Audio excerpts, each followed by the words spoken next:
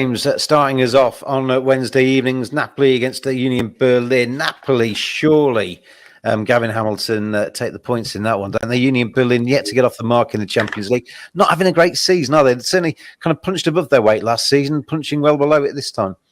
Yeah, I mean, it's an extraordinary story, and we've talked about it a lot about how they've risen up the divisions in Germany. They've got this really tight little stadium in Berlin that they played their home league games in, and the crowd have played their part in that. It's a big community club and everything else.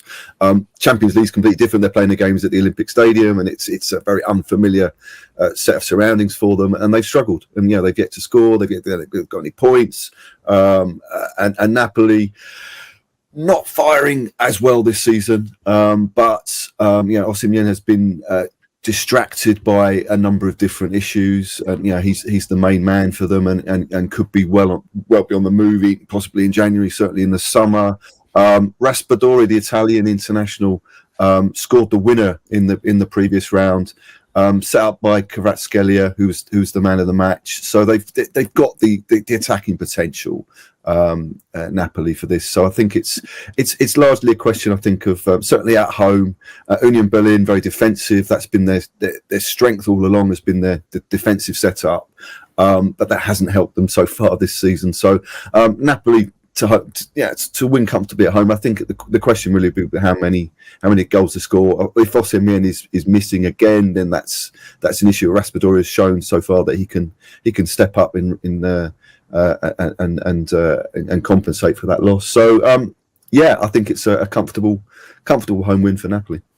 Giacomo Raspadori scored 3 and 3, 2.8 anytime for him. Looks like a decent price. John Driscoll, but Napoli, they're a short price to win this, 1.33, but you'd expect them to do it, as Gavin says, pretty comfortably, wouldn't you? I don't know about comfortably, because all of Union's defeats have been by a single goal, and I know they sort of got a bit of a hammering against Eintracht Frankfurt. It's a run of 12 defeats, so it's hard to make a case for them, isn't it? But Napoli won there 1-0, didn't they? So it wasn't. Yeah, and the XG for that game was Union 0.4, Napoli 0.2.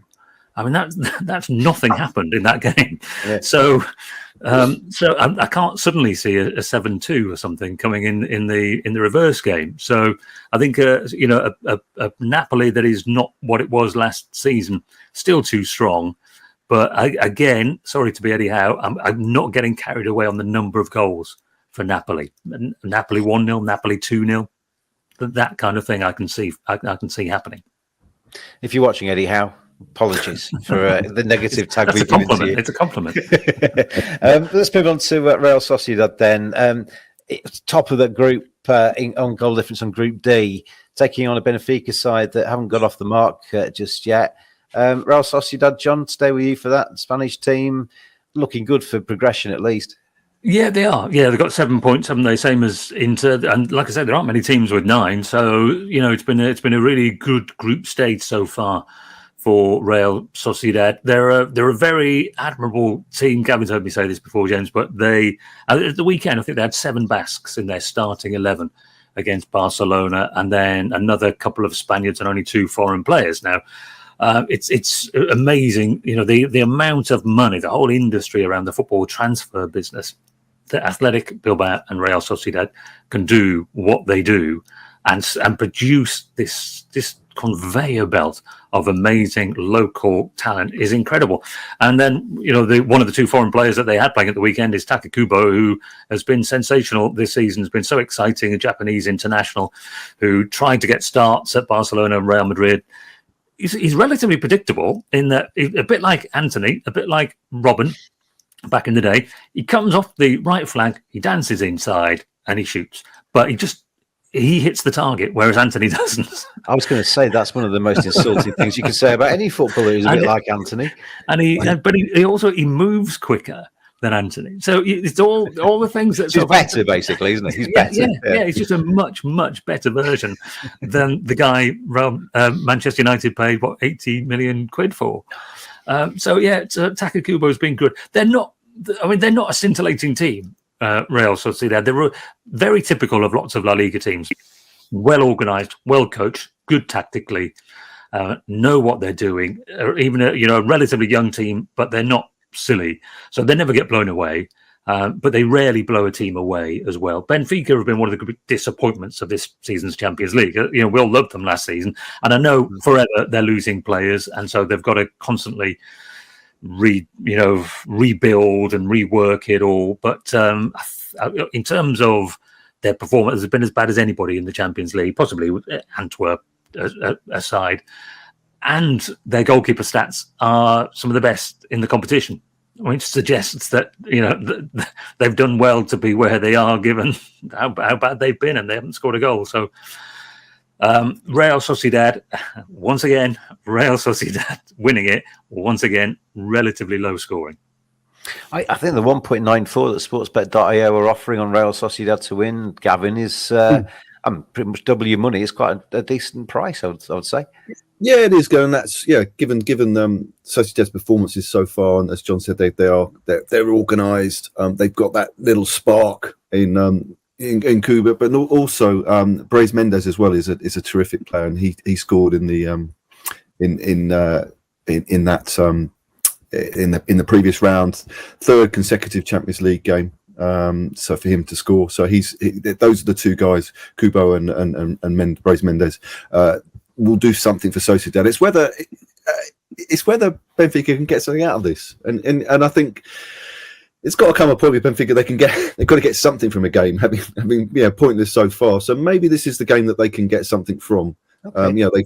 They've got the measure of Sociedad, having played them in the previous round, so in the previous game. So maybe there's something for Benfica in this. Draw Benfica 1.81, Gavin, for them not to lose, basically. Yeah, I think a draw would be an interesting one. I know that's a pretty dull prediction, but I think that Benfica could get something at some point from this, because they're not a terrible team. They've still got quite a few players from last season's run in the Champions League. So, and I think Sociedad, they're not predictable, but there are limitations to their game. So I think possibly I can see. I'd be erring on a Sociedad low scoring win, but I think I'd consider Benfica to maybe get something from this game. I hear you, but I think Napoli, Real Sociedad, if you put them in a double, it gets you 2.8 to kickstart your Wednesday evening. I think you could probably do worse than that as you get the Champions League Wednesday underway.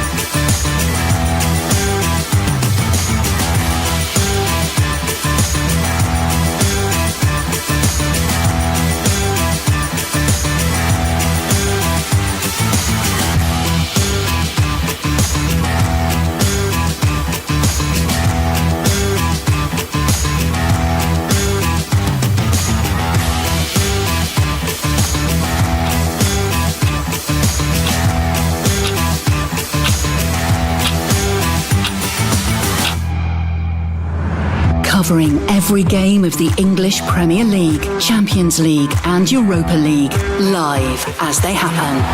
For the best live bets, this is Clubhouse TV with sportsbet.io. Please gamble responsibly. How are you doing, Clubhouse creatures around the world? It is Champions League Wednesday, and it's very good to see you, Clubhouse TV, with sportsbet.io. Fun, fast, ferociously fair, taking you through 8 games in the Champions League tonight. We start off with 2 early kickoffs, which kick off in around about 12 and a half minutes' time. Real Sociedad against Benfica and Napoli against Union Berlin. And then later on, 8 o'clock kickoffs UK time, we see Arsenal taking on Sevilla, Bayern Munich taking on Galatasaray, FC Copenhagen against Manchester United, FC Salzburg take on Inter Milan, PSV Eindhoven against Lens, and then Real Madrid take on Braga. So very good to have you with us. It is nice to see you, and it's also nice to see this man. Here he is. Look at that little face. Hello. Dave Tyndall of this parish. How are you? I'm good, thank you. Yes, big night. Looking forward to it. Lots of games. Yeah. And, we'll start off, shall we? Actually, we'll say hello to the people who have already said hello. Shelby, I don't know, take it up with people above my station. Viv says, at least say hello, Shelby, before you ask your queries. We are here, says Lolo Jones. Hello, Lolo. And Viv says, James is a happy man today. England finally won a game of cricket. Far too late, though, Viv, isn't it? It's too late. After the Lord Mayor's show. And hi, James, says Lolo. Hello, Lolo. Viv sent him his picture of his favourite picture of me sitting back reclining in a chair. And he also says, hello, Professor. Hello. So good to have you with us, one and all. But let's get into the football action because we've got 2 games to play. First and foremost, Real Sociedad taking on Benfica is maybe the first one to have a look at. 1.82 for Real Sociedad, Dave T. 3.55 for the tie and 4.6 for Benfica. How do you see it? How do you see it? Yeah, I was watching the preview there. With me on it, yeah. With you guys. Yeah. Kind of agreed. Handsome man in the top left-hand corner, wasn't there? John Driscoll. He was top right. Yeah, I kind of agreed with what you were saying. Sociedad probably win this game. One stat that I don't know if you mentioned, but which I was surprised at, because you're thinking Benfica get to this competition, get to this kind of level a lot. And Sociedad maybe don't so much. But you think Benfica down the years, they've maybe got to the quarters a bit. They've done quite well. Portuguese teams against Spanish teams, a bit of Iberian rivalry. And yeah, look at this for a stat. They've only won. Benfica have won just 2 of their last 20 against Spanish teams. That's surprisingly bad, isn't it? It's terrible. Terrible. It's not good. I was like, really? Yeah. You would have thought. You'd expect the Spanish teams because it's going to be Barcelona and Real Madrid a lot of the time, but you'd think it'd be better than that. But yeah, they've got a poor record. So Sociedad at home, they did win the first game 1-0, Sociedad, so they're looking for that double that Dortmund did on Newcastle, where you win the away game and then you bring them back to yours and kind of assert your superiority. So I think they'll probably win. They've done well, 7 points from their first 3 fixtures, which is a really good start. Benfica, not so good. I suppose that the thing with Benfica, again, is what's it worth, the domestic form?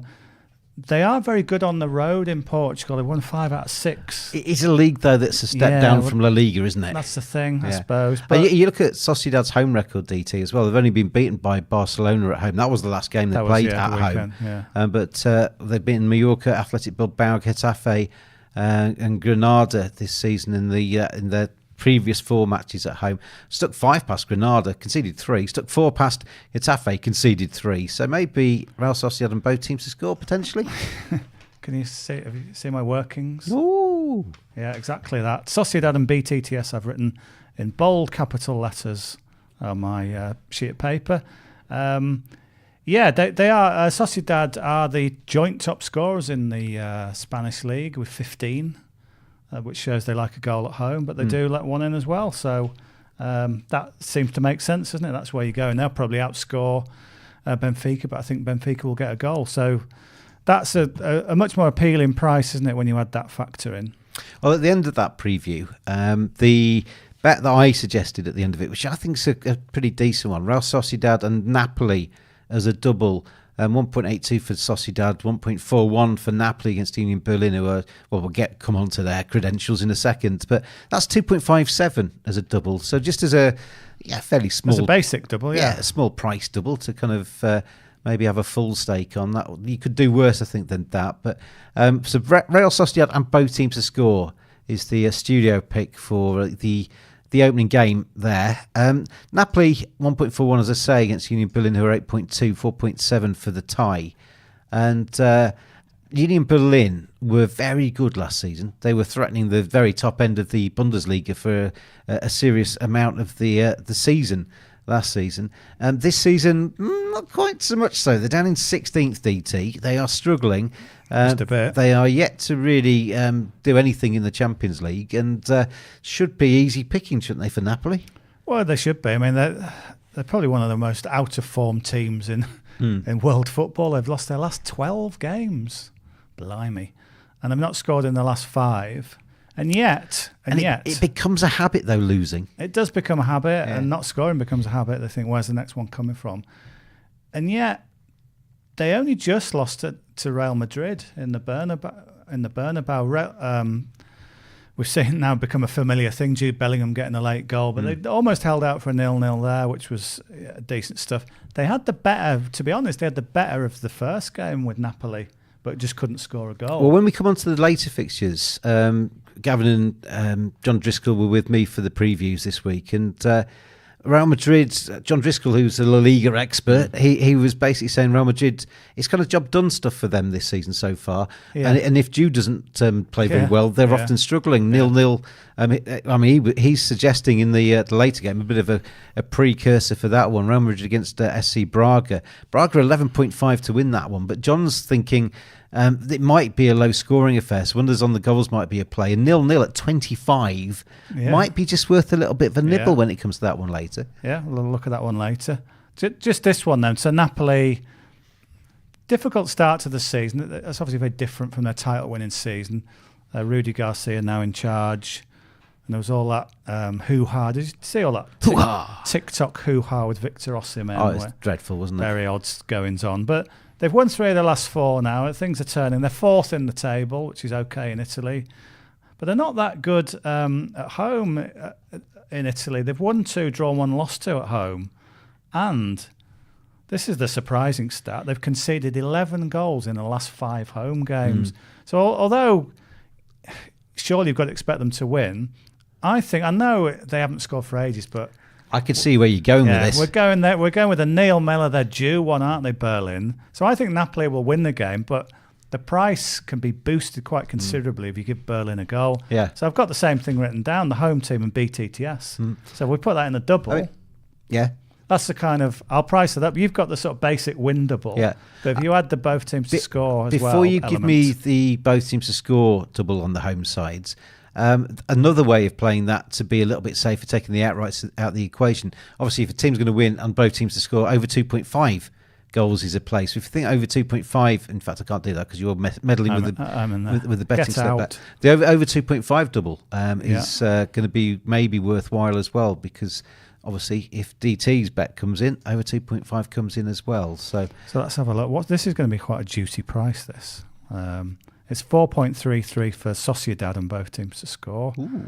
And for Napoli and both teams to score, a bit less, 3.6. But you double that up, 15.5. That's not shabby, is it? So good luck with that if you follow DT, and he'll share that on the Clubhouse TV chat.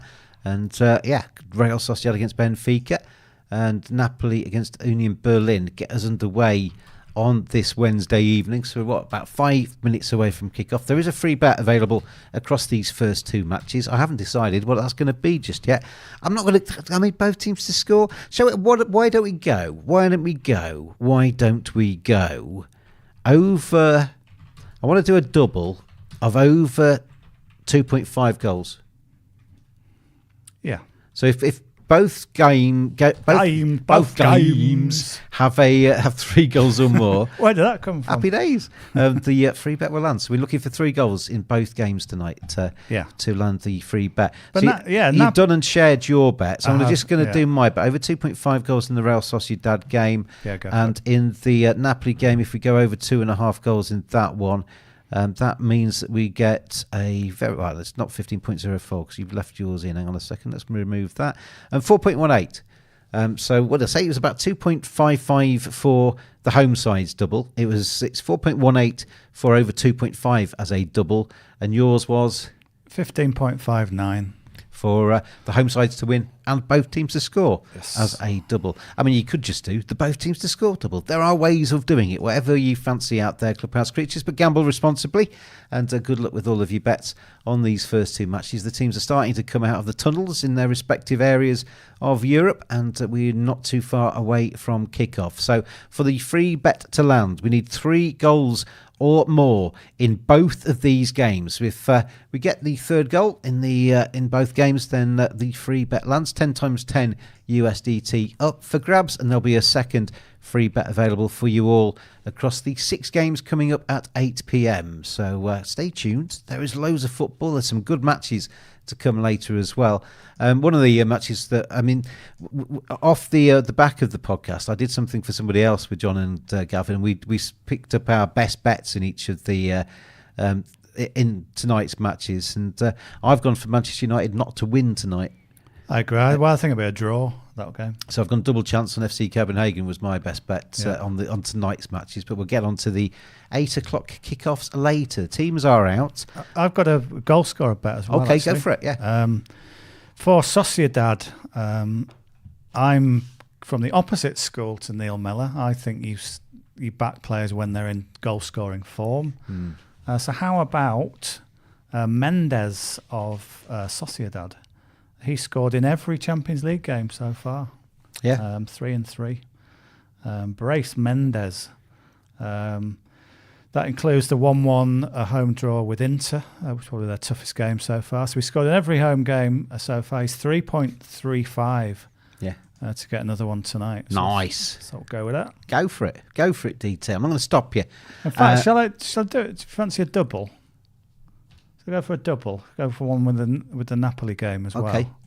Who are you going to pick? Gaspadori. Okay. Yeah, I mean, he scored in each of his last 3 matches. Yeah, so he's another Giacomo Raspadori, isn't he? Another player in really good form. So he, anytime, is 2.5.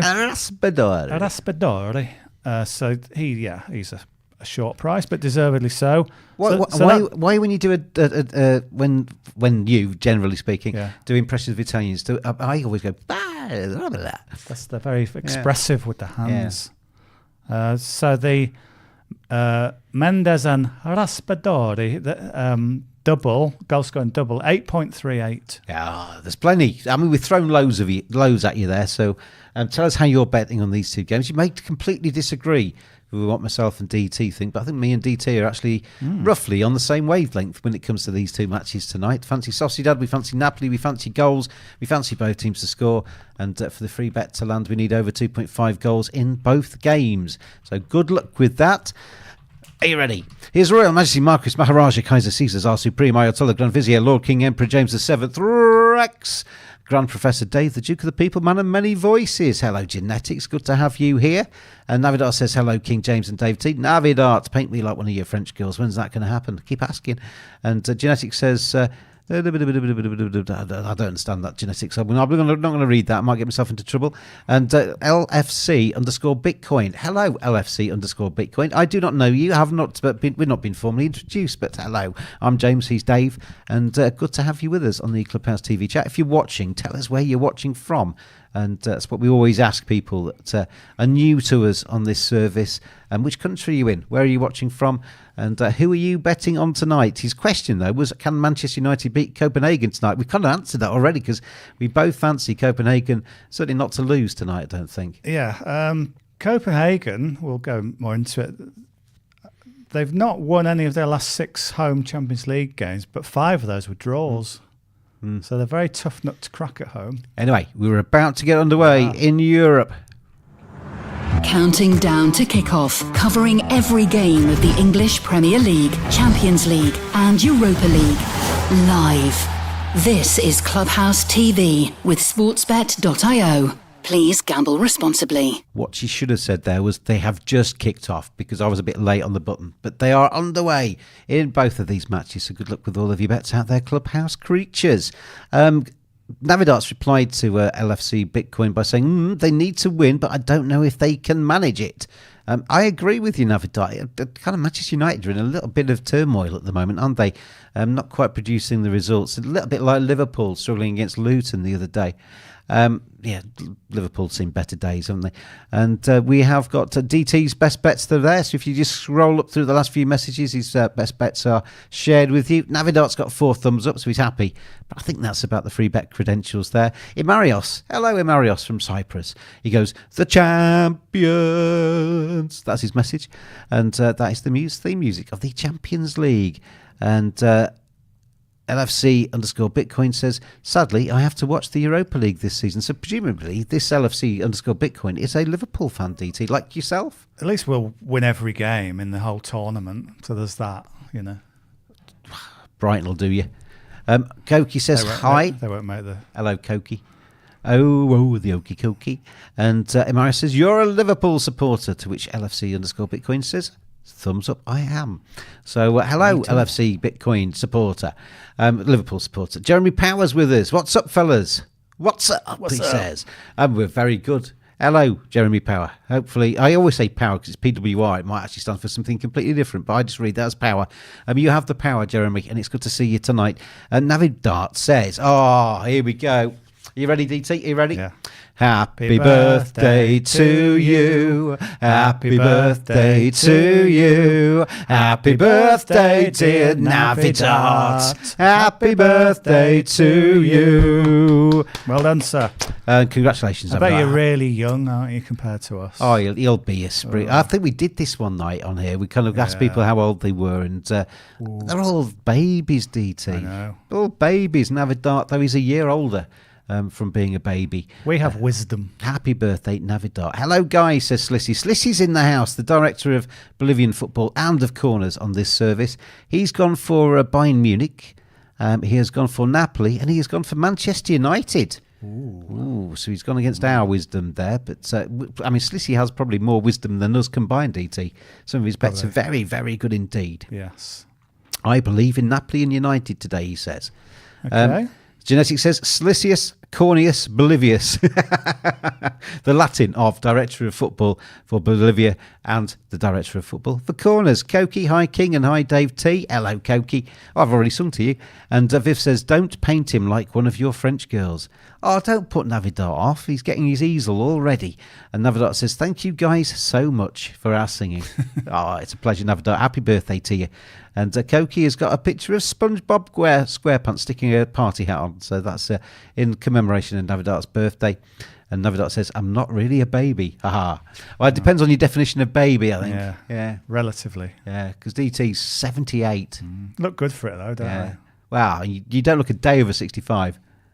Yeah. You don't know how old he is, but that was actually an insult. But we are underway in both of these matches. Where did we get the first goal? Clubhouse Creatures 1.91 for Real Sociedad, 3.5 the tie, 4.4 for Benfica. Napoli 1.42, 4.4 for the tie, and 9.2 for Union Berlin. We have other matches as well around the rest of the world. We got a big match in the Scottish Prem, St Mirren against Hibernian, kicking off at 7:45 later on, and currently live on the old system. We got matches in Mariosland in Cypriot Cup.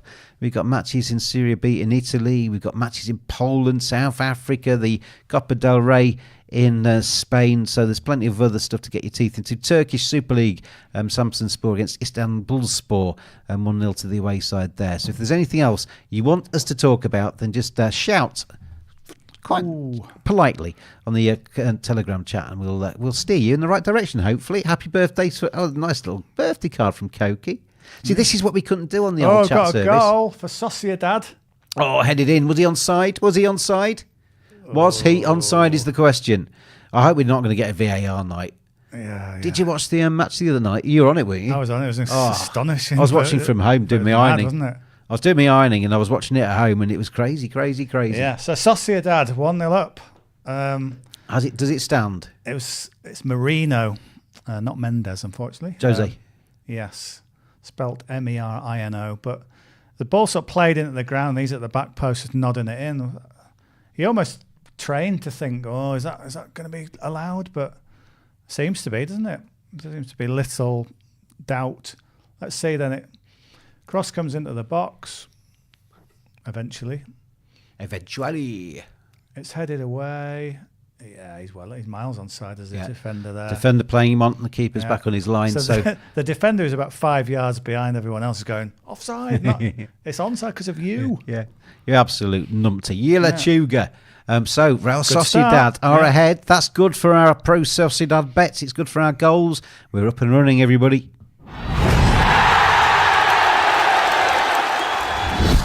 So that changes things. I mean, do we go another goal in the first half there? I think Sociedad are going to find it quite easy tonight. I mean, you fancy Benfica to score as well, so you've got Benfica playing for you. They're actually just waiting to confirm this goal, by the way, but the goal check, I think it will stand. It's Anthony Taylor of I think the Premier League. He's so conditioned to checking goals for VAR that he's probably... I think he's got a loose left ear. He's having to hold it in place, isn't he? Well, what are they checking there? It's not the Premier League now, Anthony.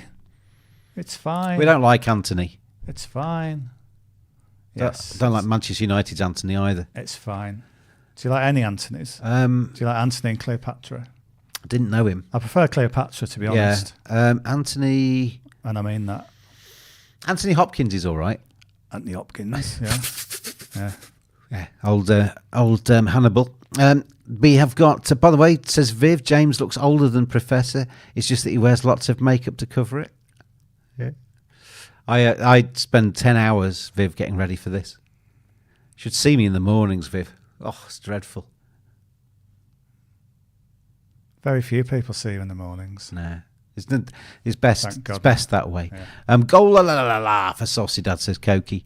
And I had Real Sociedad to score in the first half. First bet of the Clubhouse Creatures lands tonight. Koki is up and running, done and dusted, as Viv would say. He is back for City versus Chelsea game, Professor. Oh, right. Anthony Taylor shot from Benfica. That's easily saved. Who's your favourite Anthony? Tell us on the Telegram chat. Anthony...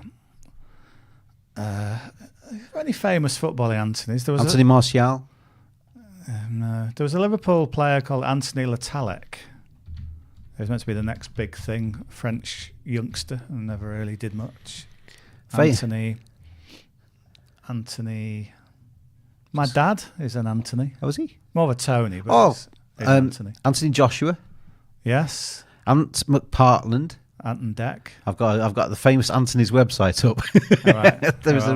There is a famous Anthony's website. Anton Deck, Anthony Hopkins, as we mentioned. Anthony Kiedis, the rock singer, lead singer of the Red Hot Chili Peppers, right. Who's now 61. Blimey. And we have got, who else is there? Anthony Edwards, basketball player. Anthony Perkins, is that? Who's he? I don't know. Who is Anthony Perkins? You just made him up. And there's a lot of American people that I don't recognise here. Anthony Perkins, movie actor. Yeah. Psycho. Yeah, that's all it was. Psycho, yeah. In the shower. Yeah, and all that kind of malarkey. So there are a few famous Anthonys out there. Anthony Head, the TV actor. Yes. Remember him? Yeah. In a story that Anthony Perkins... I don't know why I'm saying this. I probably shouldn't go there. I don't know where you're going, so I can't stop you. Viv says, come to rapid betting, guys. Yes. Are you going to go do some rapid betting tonight, DT? Yeah, rather than Anthony Perkins. There's some link. Anthony Perkins, was he married to Victoria Principal from Dallas? It was one of my sort of childhood crushes. Oh, honestly, you've had a crush on everybody, haven't you? No, I'm very select, but she was.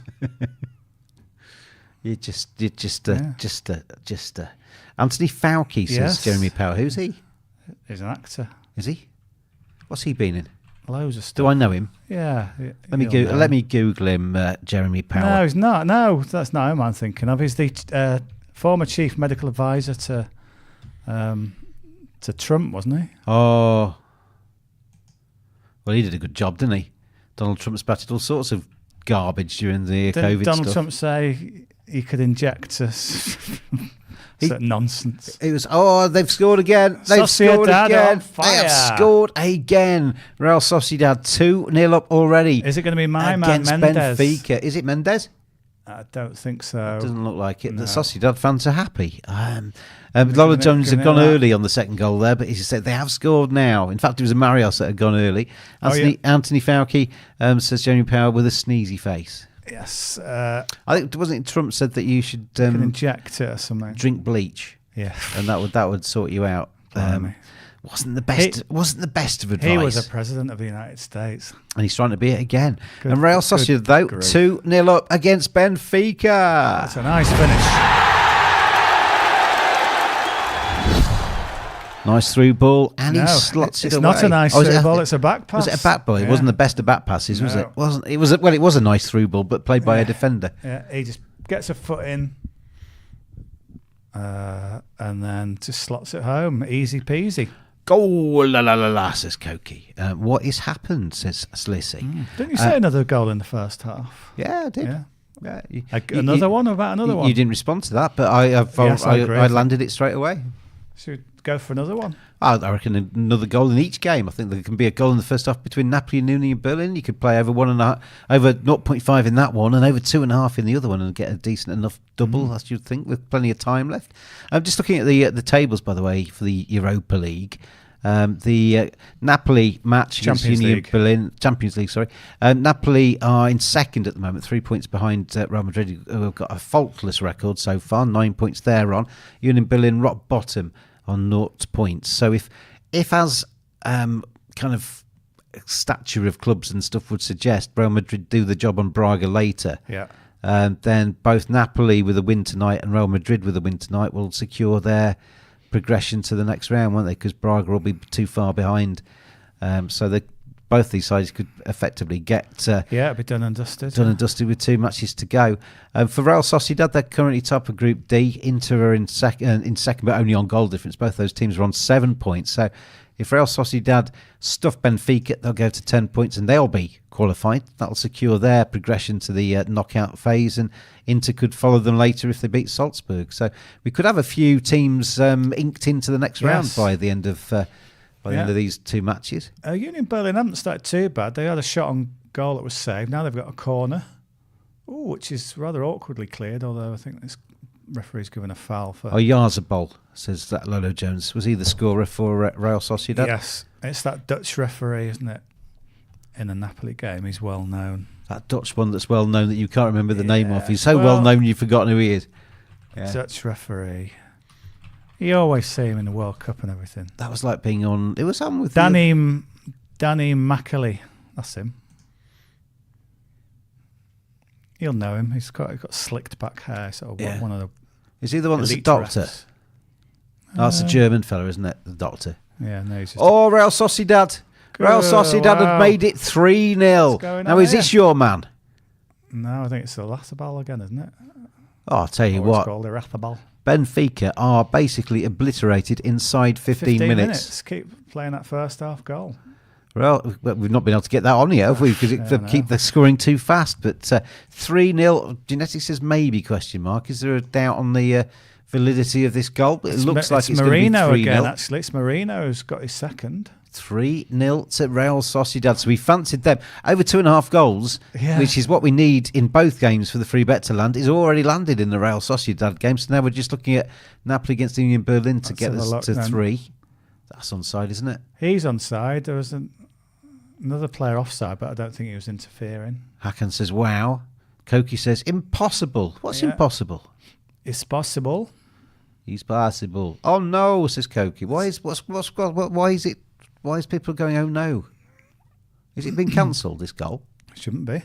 Crazy, says Koki. It comes back off him, but not off his hand. It comes back off his knee, doesn't it? 3-0 OMG, says Slissy.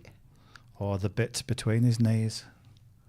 Dave, you filthy man. Just anatomy, isn't it? Oh, this is bad. I mean, we can't high-class service this. Clubhouse TV. As you know, I am on a higher plane. Dave Tyndall just drags us back down into the gutter. How do you describe if it comes off his... They're saying it's cancelled. 2-0. No, it's not. It's 3-0. 3-0. They've kicked off. It's fine. Nothing wrong with it. It's fine. Everything's all right. 3-0. It's a third goal. It's a third chance for me to press this.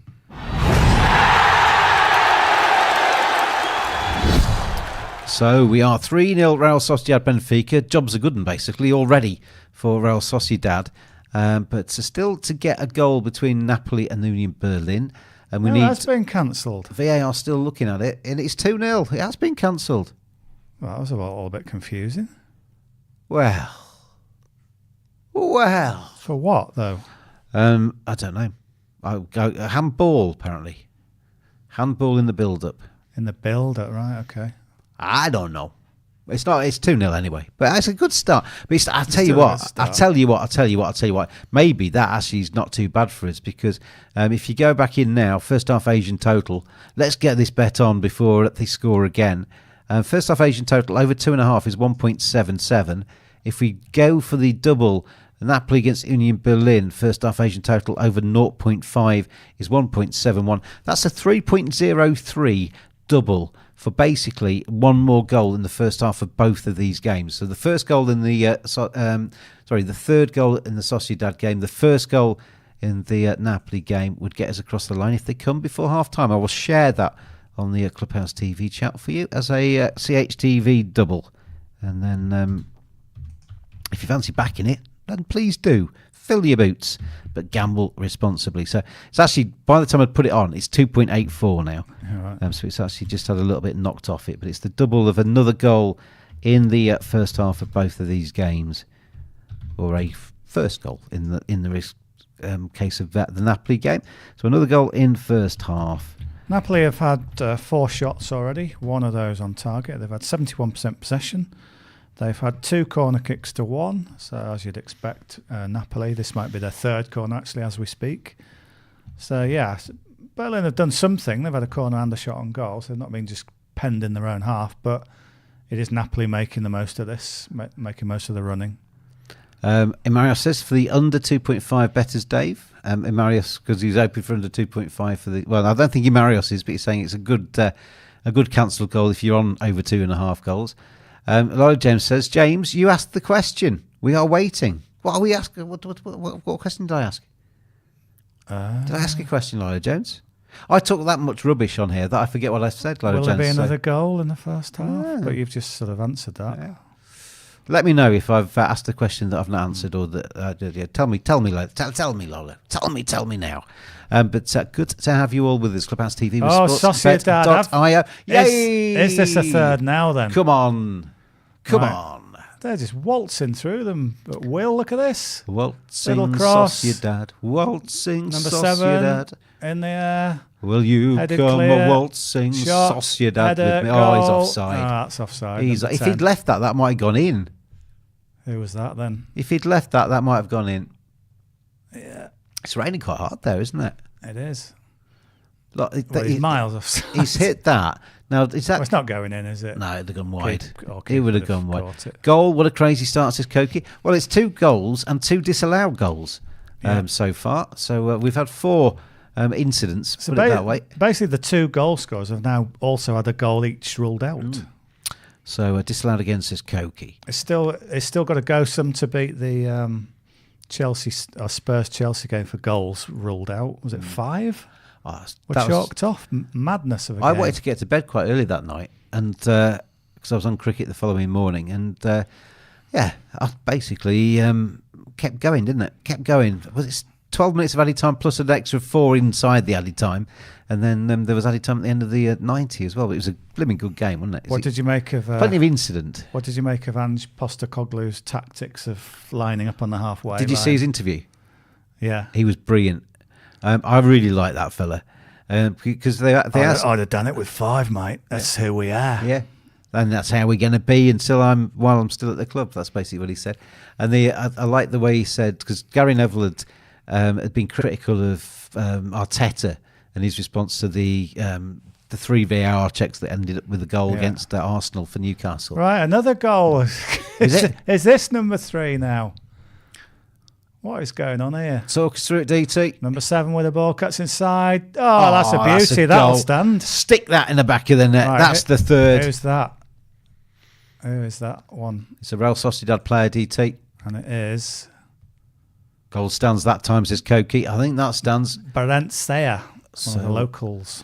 Goal number 3 for Real Sociedad. They could have had 5. Amazing. Well, they have had the ball in the back of the net 5 times. It's now 3-0 inside 22 minutes. 3-0 to Real Sociedad.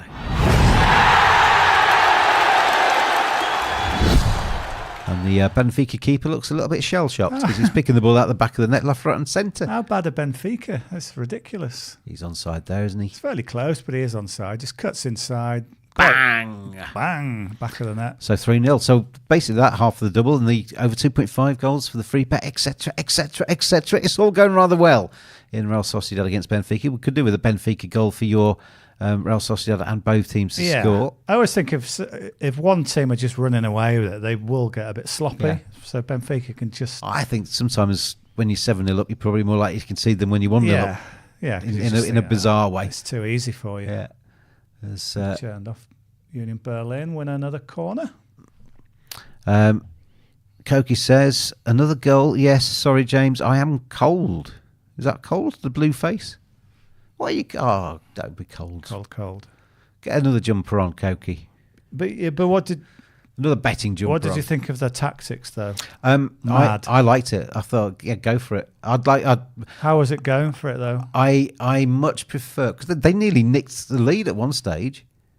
But I'd much prefer to be a manager or see my team managed by somebody that gives it a good crack and ultimately ends up losing, but you can be really proud of your team, than a team that tries to be part of the bus and still gets picked off. At least they're giving it a go. I like his philosophy. But when you've got 9, though, yeah, then they were still causing Chelsea problems because Chelsea are rubbish.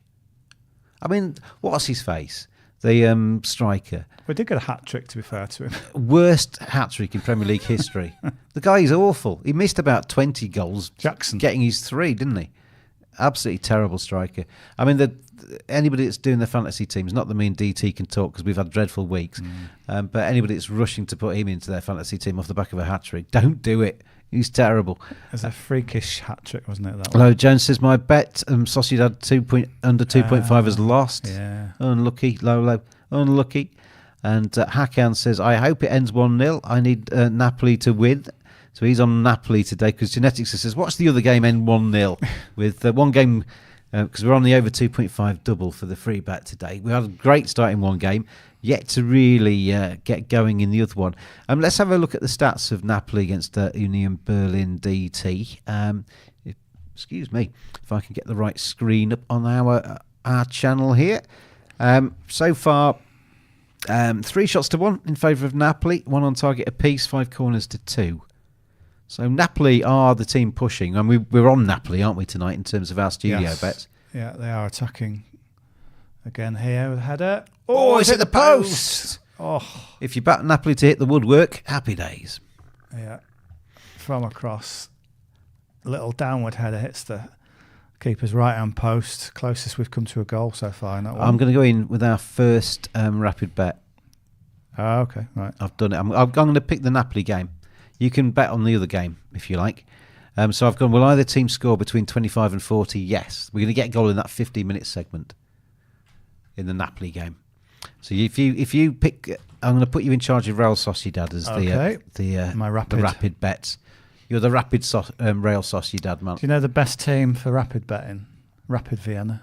Imagine if they were playing.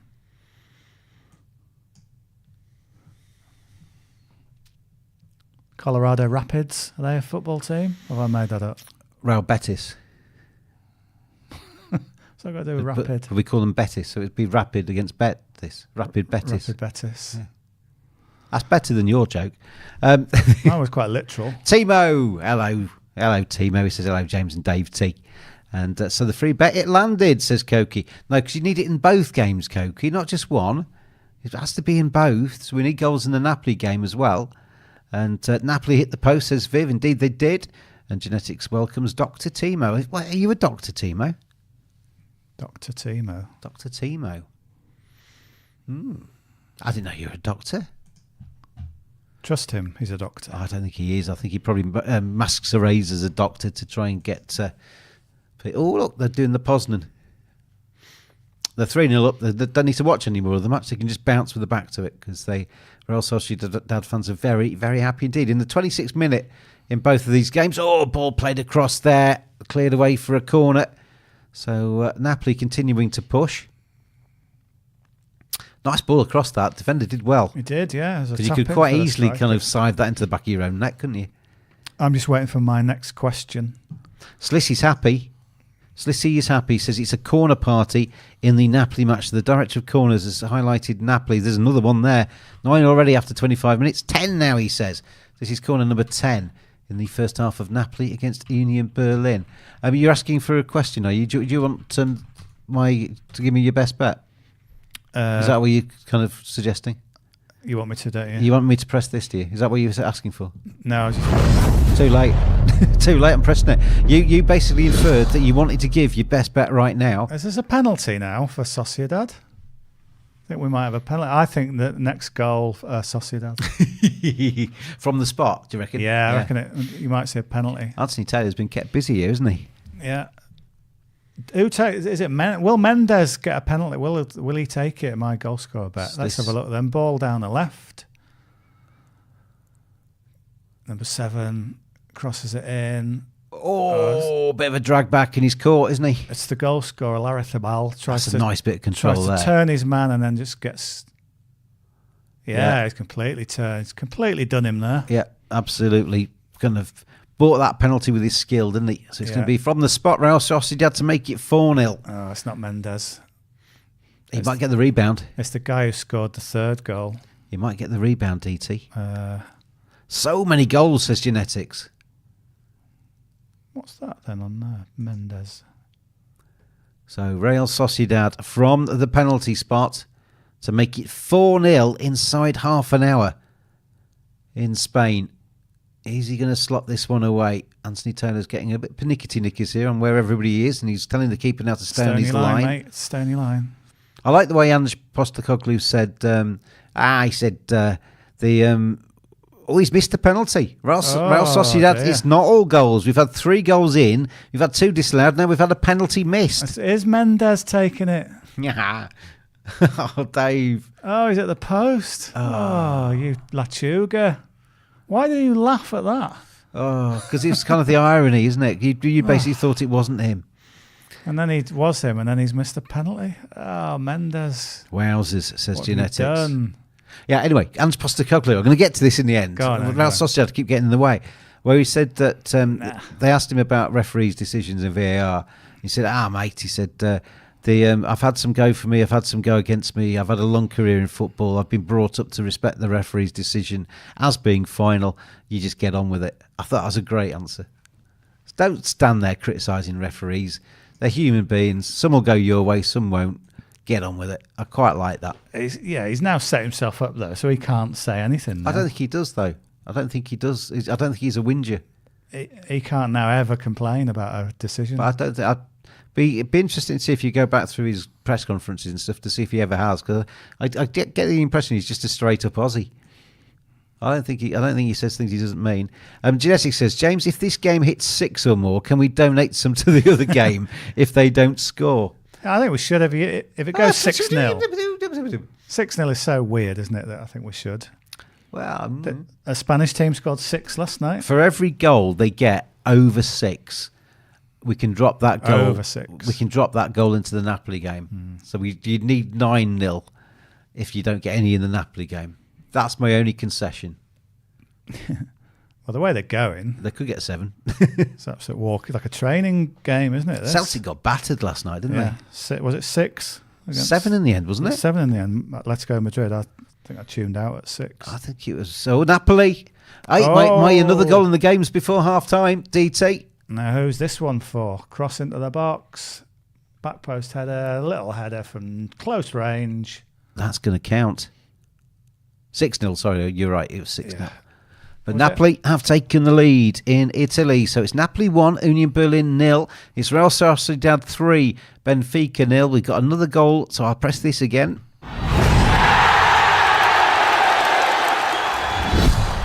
And in terms of the free bet tonight, we are absolutely racing. We're rollicking along, aren't we?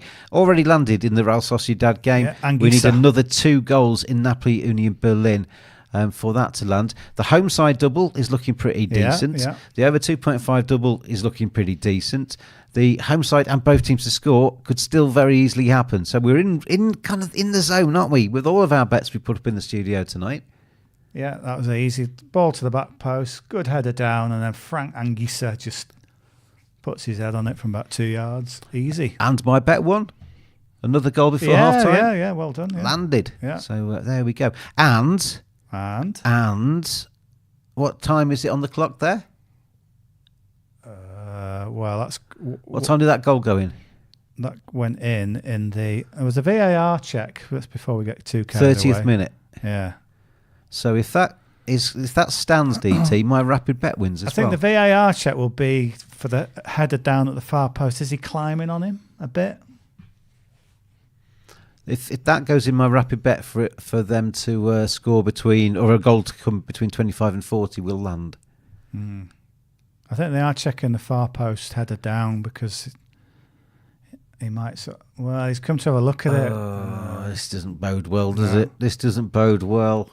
He's a strong bodes ref. badly, in fact. He's a strong ref. He's the sort of ref who'll go... what are you talking about? All right.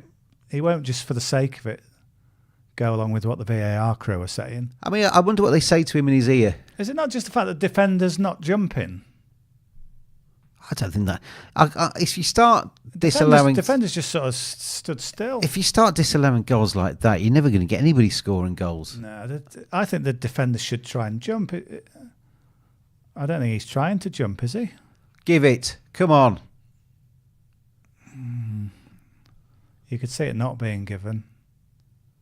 I mean, he's got his hands on his he's back. Sort of using him as a lever.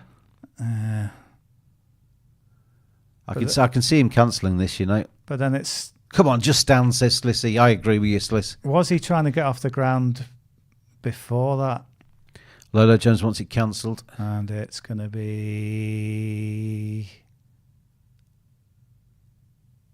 Oh, he's given it, I think.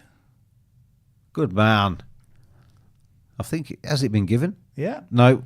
Cancelled VAR. Goal, foul. Yeah, foul. I can't read the signs yet. They come on and they always do something different, don't they? I thought he'd gone goal. Yeah. But yeah, cancelled goal for Napoli. So that basically robs me of 2 winning bets there. That goal had gone in, I'd have won my rapid bet and I'd have won another goal in the first half. You absolute lechugas. Hate VAR, says you. I get the... I know... I like VAR. I like the premise of VAR. I want to see fair results. I want to see people who are offside not being allowed to score. I want to see people that are onside being allowed to score. I want to see people that are diving being sent off. I want to see it happen the right way. I think sometimes, though, we're getting to a stage now where any contact, somebody running their hand across somebody's arm as if they're the girlfriend of them, and they go down as if they've been shot, ends up being a penalty. That's wrong. And there has to be some kind of contact. It's football, for goodness sake. There's going to be some kind of contact. If every time there's contact you blow a whistle, there's never going to be any football played. I think as well, if you've got to look at it 7 times, it's not a clear and obvious error, is it? I think that's a rule of thumb they should use. Yeah, how much? There was a thing in the cricket today where the third umpire who was looking at a DRS review basically didn't know and ultimately just left it to the on-field decision and just says, he didn't actually say, I don't know, but he basically, there's too much doubt, so I'm not going to overrule this. Yeah. I mean, the ref there's looked at that for a long time, so he clearly wasn't going, I don't know. I think that should have been given myself. I'd have been, put it this way, if that had been Leeds scoring that goal, I'd have been very disappointed. If it had been Leeds conceding that goal, I'd have been thinking, yes, it's been disallowed, but I'd been thinking we've been very lucky there. Yeah. So, anyway, we are 3-0 for Real Sociedad. We are 0-0 still between Napoli and Union Berlin, but not for want of trying. And in terms of the current prices available in both of these games, you can't get a price on Real Sociedad. The sportsbet.io boffins think that's job done for them. 38 for the tie, 65 for Benfica. And for Napoli, it's 1.52 for them to win. Still think they do. 3.6 the tie, 9.4 for Union Berlin. Do we still think Napoli do? When can we... when that 1.52 gets to 1.92, are we just going to go in on a single bet on Napoli? How high does that have to go? Why don't we back them to lead at half time? Because you're going to get... Well, tell me. You've got 10 minutes. I'm sort of talking through the logic of it. We've got 10 minutes actual time. The VAR check must add 3 or 4. So I reckon you've got 14 minutes to land that. So, yeah, I'm going to go for that. Napoli to lead at half time. The price is 2.24. Well, they're piling forward again, DT. Yeah. Get it on quick, I think. I agree with you. There's a shot. It's deflected. There's another corner for Slissi. No, it's actually a goal kick, Sliss. But I didn't believe Benfica are so poor, says Imarios. I just think that, it's like we said, Imarios, when we first came on air here, Benfica have got a good away record in the Portuguese league, but the Portuguese league, I don't know where it would fit into the Spanish kind of, where it would be. Would it be second tier in Spain, the Portuguese league?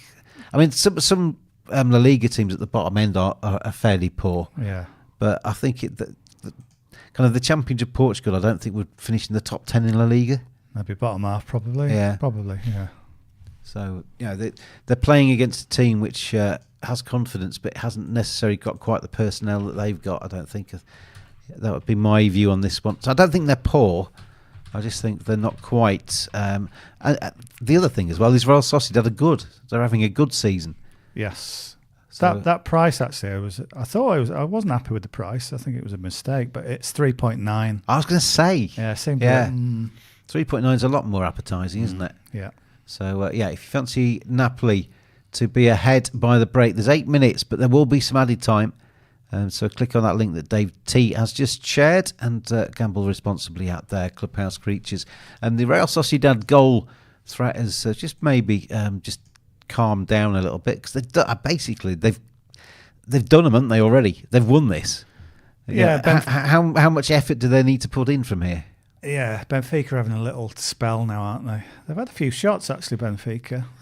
Real Sociedad would go to 10 points with this win. They'd be 3 clear of Inter, and they would be 7 clear of Salzburg. Obviously, Inter and Salzburg have to play later. Yeah. But just a 3-0 win, we'll see Real Sociedad, as near as damn it, be qualified. 2 matches to go. They'll only need one more good performance. So they don't have to break their neck. Won't that give them 10 points? Yeah. But if Salzburg get something out of Inter later, they could still technically be in the hunt, couldn't they?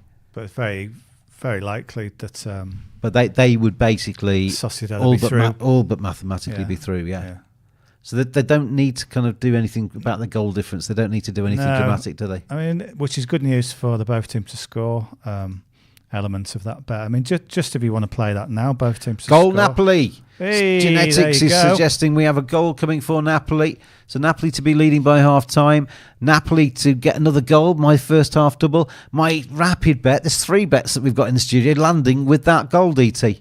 And is that... Politano has got the goal. Goal, says Viv. Leonardo da Vinci, Leonardo da Politano. So that's a good goal for us in the studio there, because it lands 3 bets in 1 goal. Yeah. That's all right, isn't it? Confirmed goal already, says Genetics. It's already sorted. Right. So goal for Napoli, and we are... Well, we've had it before, but we've got it again, and this time it will stand. Napoli are 1-0 up. It's come off his chest, hasn't it? Sort of like hit him as like that. Who cares? You'll take it. Yeah. He's kept his arms. No hands. Kept his no hands. No hands. So a goal for Napoli, 1-0.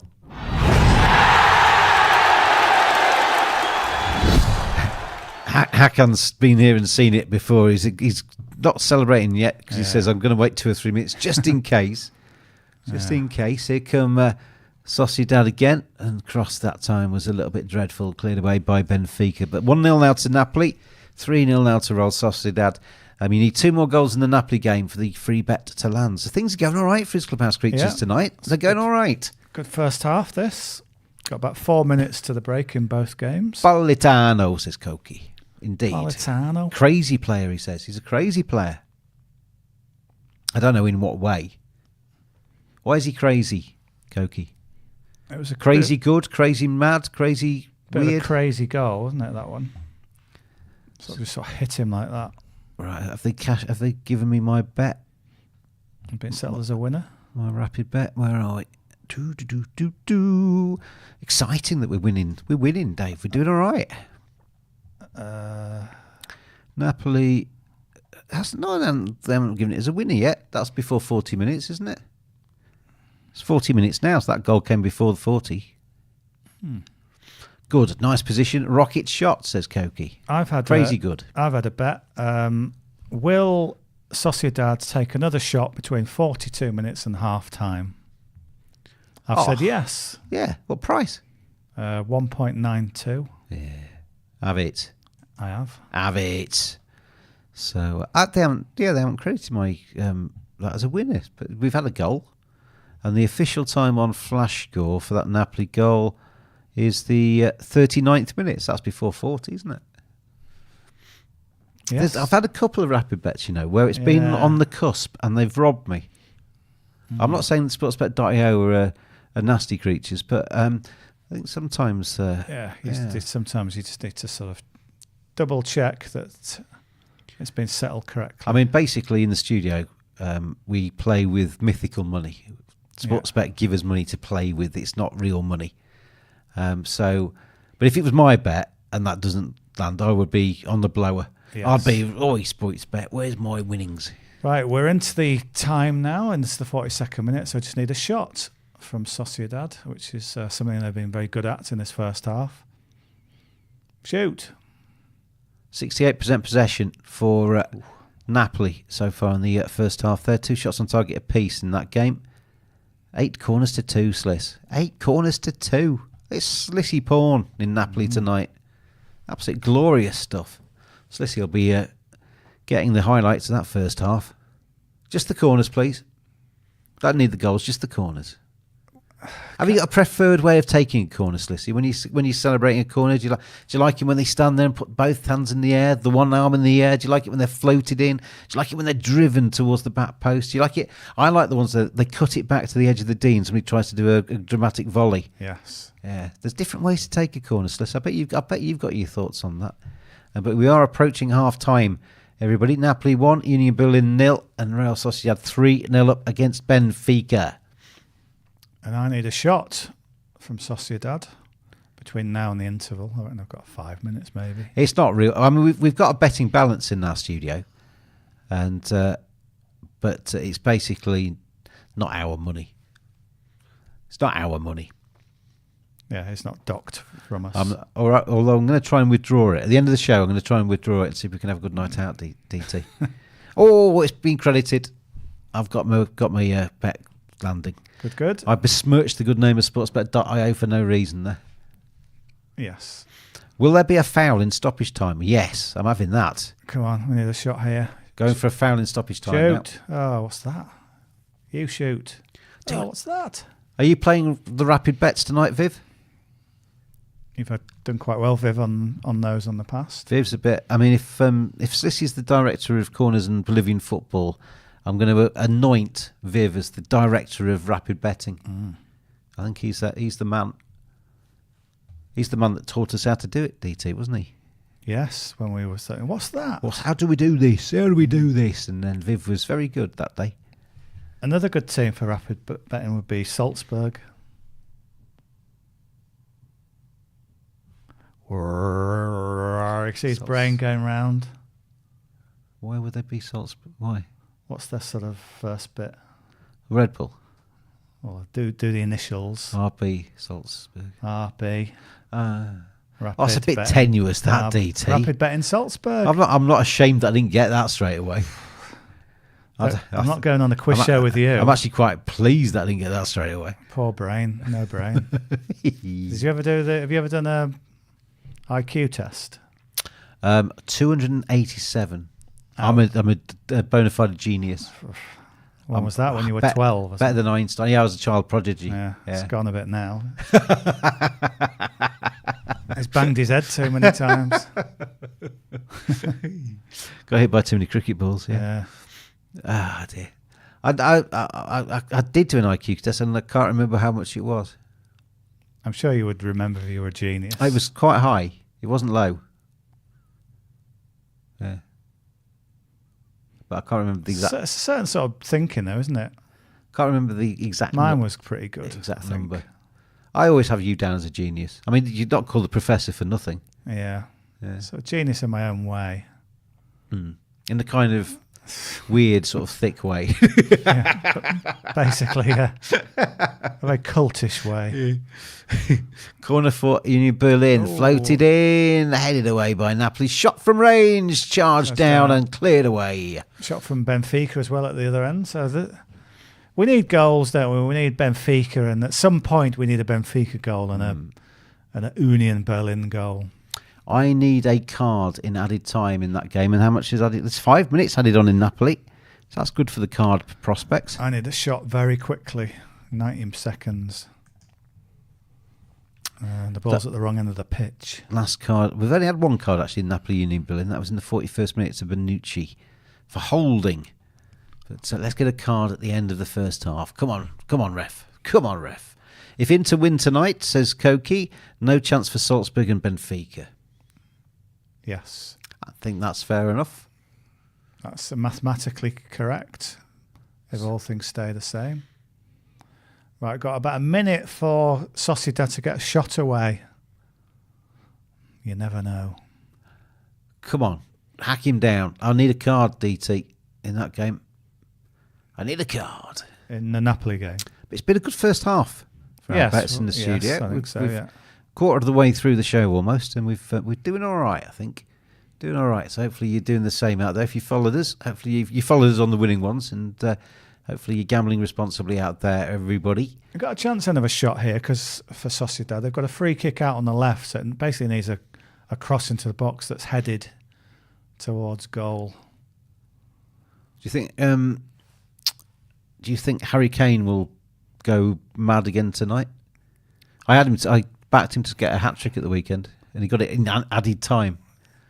Is that a shot? Does that count as a shot? It was more of a cross, wasn't it? I don't think that was a shot.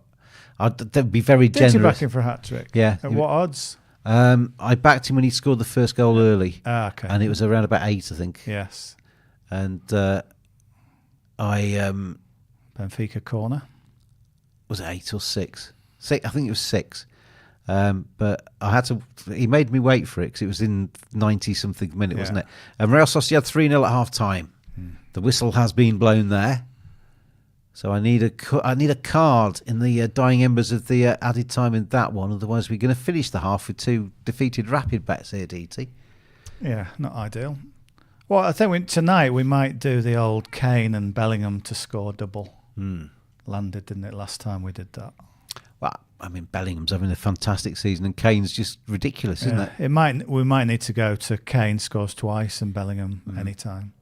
Here come Napoli. Come on, somebody hack him down. Hack him down. Come on. Wild 2-footed challenge. It doesn't have to be that wild. Just throw the ball away. Do something stupid. They're just playing out the first half at the moment. Napoli is kind of match managing the situation. 1-0, making sure they stay 1-0 ahead by half time. But ball out on the right-hand side. So into the final minute of added time at the end of the first half. Ball played through. Nice ball to the byline. Cuts it back as he get it back to the edge of the area. Another nice ball through. Oh, hack him. Oh, it's not coming, is it? No. It's not coming. Anyway, we will look ahead to... in fact, we probably can't do that. It's probably too long. We'll look ahead to the later matches. Before the later matches, we'll have a chat to Carnu at half time. If you've seen that before, which I'm sure many of you have, chance to go and make a cup of coffee, isn't it? A cup of tea. Go and make a sandwich. Do whatever you like. Nearly half time. Just seconds now. Oh, referee! Referee, card him. There's a foul there, wasn't there? But, card him. I don't think he's going to show. Oh, he should. That was a dreadful challenge. It wasn't really. It's actually not that bad, was it? It wasn't that bad. I don't feel too hard done to there because it was just a bad. It was a bad tackle, but it wasn't a bad tackle. Well, we had Napoli to be leading at half time at 3.9, so we don't want Union Berlin scoring from this free kick. Basically, thank you. Ball played in by Union Berlin. Headed on. Still with Union Berlin in the penalty area. We need them to score for both teams to score. The shot blocked. Oh, referee, card him. There's a big trip on the edge of the box. Oh, come on, card him. That's worth the card, isn't it? Danny Makalele, is he going to... Come on, ref. Card him. He's got to be a referee on the... He's getting it out, isn't he? He's getting it out. No, he's getting his shaving foam out. Oh. I thought he was getting his card out of his pocket, but it was fancies a shave instead. Oh. Does he even... I think that's worth the card. He's just kicked him. Can't just go around kicking people, Dave. You certainly can't. I don't want this free kick to go in. No, it wouldn't be good. It's a good position there, just on the sort of edge of the D. In fact, actually, we will look ahead to tomorrow night's Europa League at half-time instead. Carnu can wait. So Union Berlin have got a chance to score their first football goal for 6 matches from this free kick. They're not going to do it, are they? You wouldn't have thought so. Seeing all the highlights of the Real Sociedad game, plenty of them. Yeah. Whoever's had to edit them together has been busy in the first half. The ball in the goal about 5-6 times. Come on, get on with it. We're into the 7th minute of 5 added on. We've got other things to do, Clubhouse Creatures, haven't we? Got food to eat. Let's go and make another... it's half time. Napoli 1, Union Berlin 0, Real Sociedad 3, Benfica the free kick, though, hit the post, at the bottom of the post. I don't care, it didn't go in.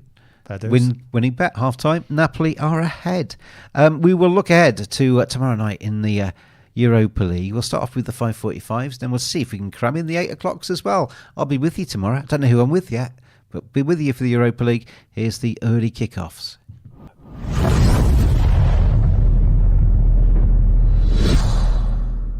Into the Europa League then, chaps, and we'll whiz through these because my notes have run out now because I didn't have enough time to do the Europa League after a busy weekend on Clubhouse TV. But John Driscoll, Gavin Hamilton joining me to look ahead to Thursday night. Ajax against Brighton. Let's start quickly with that one. Brighton have struggled a little bit, Gavin, in Europe, making their debut. Seem to have been found out by a few European teams, and maybe some Premier League sides have emulated the tactics a little bit this season. But they did get the win in the last game against Ajax. You'd expect them to win again, wouldn't you? Yeah, you would. Although Ajax, we talked about Ajax having this disastrous season, and they dropped at one point to the bottom of the Dutch league. They won. They've recovered a little bit. They've changed coach this last week or so. So they are in a better position, and I think maybe there's signs of a revival at Ajax, and maybe Brighton.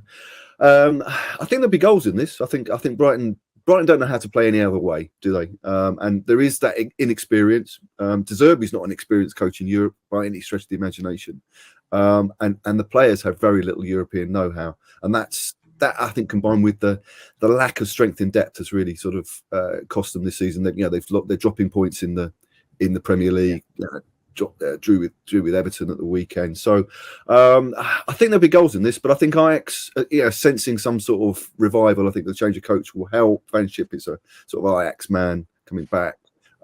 So I think a high-scoring draw would be interesting. I think because Ajax have got something in them to sort of mount some sort of recovery, and Brighton will always score goals, but unfortunately they'll always concede them as well. So I think there'll be goals in this one. High-scoring draw. I mean, the tie itself is 4.2. And if we go into the correct scores and look for, say, a 2-2 in that game would get you a price of 12. So there is value there. Go on the high-scoring draw. I mean, Brighton themselves, John, are kind of odds-on to win this one, which, considering they are making their bow and haven't necessarily been that impressive in Europe so far, is maybe a bit skinny on them. They've been strange in Europe, haven't they? They're again going back to the underlying stats. Their XG differential is really good. They've messed up opportunities. Really, is what they've done. But the very strong positive Brighton odds might be underestimating the Ajax revival that Gavin was describing. They were in a mess. They've made a change. There's no way they should have been where they were. It was a ludicrous downward spiral that they've managed to stop. Tuber Akpom's come in, man of the match, and a win against Heerenveen. They're up into mid-table already. Brighton could be unlucky in that they could be the first team, to play, a rejuvenated Ajax in the Europa League. Should be really good. I agree with goals. Always go goals with Brighton. Never keep a clean sheet, do they? I know they did against Ajax, but they never do in the Premier League. So yeah, 2-2. I'm with Gavin. I'm looking for. I think I can't really call it, and I think there are going to be goals. We'll take a Desmond 2-2 then in the Ajax-Brighton game. Toulouse gets Liverpool is another one to look forward to on Thursday evening. Liverpool 3 from 3 so far. Toulouse are in third on 4th points. They're not out of it just yet, Gavin, but Liverpool on the road. Disappointment at the weekend, but they should bounce back, I think, in midweek. Yeah, you would think so. I think it's also down to Klopp's selection. Does he rest and rotate, which he does like to do? And there's obviously lots of issues off the pitch as well with Diaz and his father's situation. So an interesting one. I think one to look at the team sheet. I think for potential goal scorers for Liverpool, but you would think they will come through this. They've got enough to come through the group. I mean, they can even afford to lose this one and still come through because they're comfortable in the group. But you would expect Liverpool to come through. But it'd be interesting to see the team sheet. Nice to see Diaz scoring, wasn't it? I mean, it was only to get a draw against Luton, but it was nice to see him getting a goal and unveiling his T-shirt and showing solidarity for his dad at the weekend. Moving on to the other games, anything stand out for you, John? It'd be always good to have a look at Leverkusen. They're playing Karabag, so they should be too strong when again at the weekend. I mean, the top of the league, fantastic. The best, I think, along with Liverpool, probably the best performing team in this competition so far. So it's been really impressive. They play lovely football. Florian Wirtz gets a load of credit. He scored this Messi-like goal last weekend in the Bundesliga. Grimaldo, the Spanish left back, always hugely underrated player in my book. A long time at Benfica, never understood why a richer club never came and got him. And it's so what they've done well. Leverkusen is managed to be impressive in this competition and also domestically as well, as opposed to just sort of throwing this one off, which you'd sort of forgive them in the circumstances.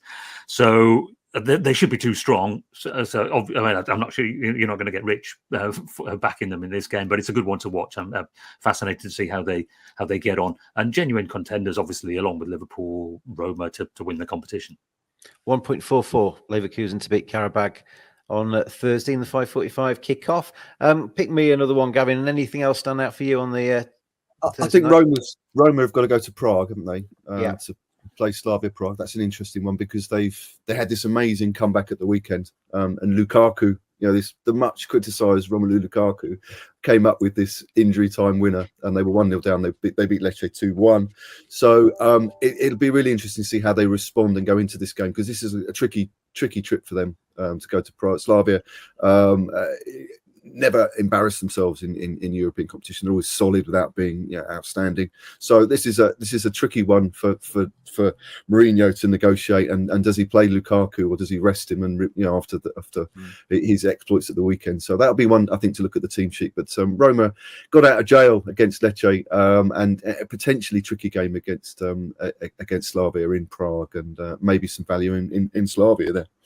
Would you take the home side there? I think I'd be interested to see what the prices are for that. Well, Roma are priced at 2.36. Slavia Prague, the outsiders, at 3.1. Yeah, so maybe there's some value there. Yeah, after Roma's a sort of difficult result of the weekend, but that would be interesting.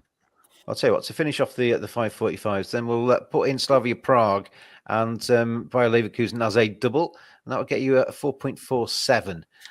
For a Thursday early evening Europa League double there.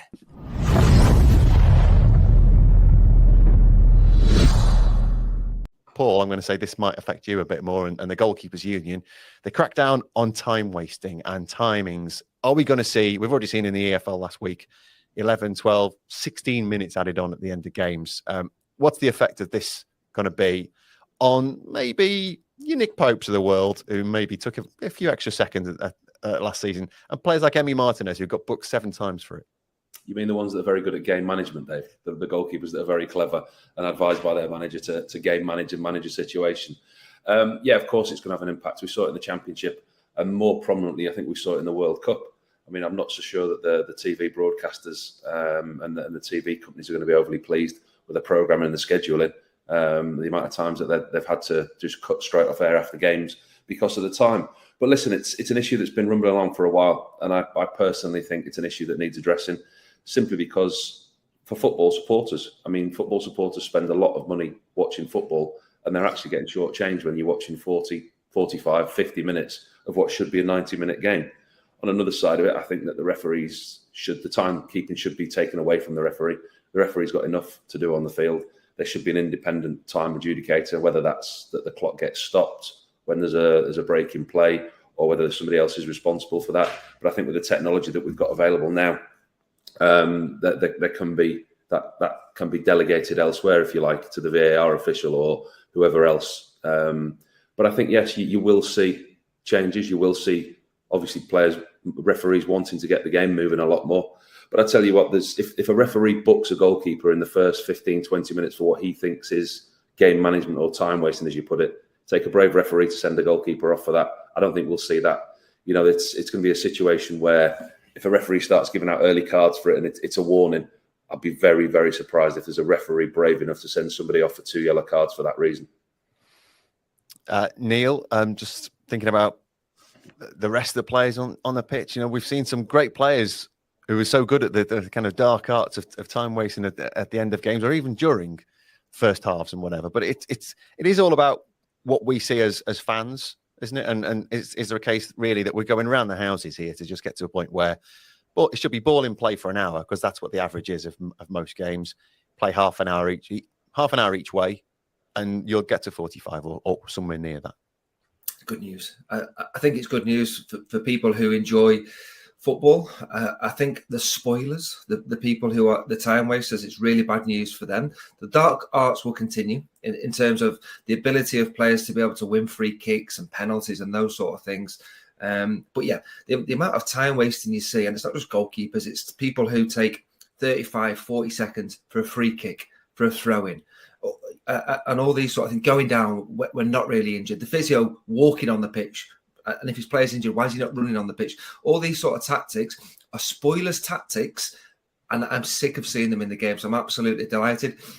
I don't want to be seeing 10, 11 minutes put up, but if these teams are going to come and have those sort of tactics, then they're going to have to deal with that. And where I don't agree with it is when you look at City and Arsenal last weekend, there's two teams that want to play football. There's two teams that are not wanting to time delay.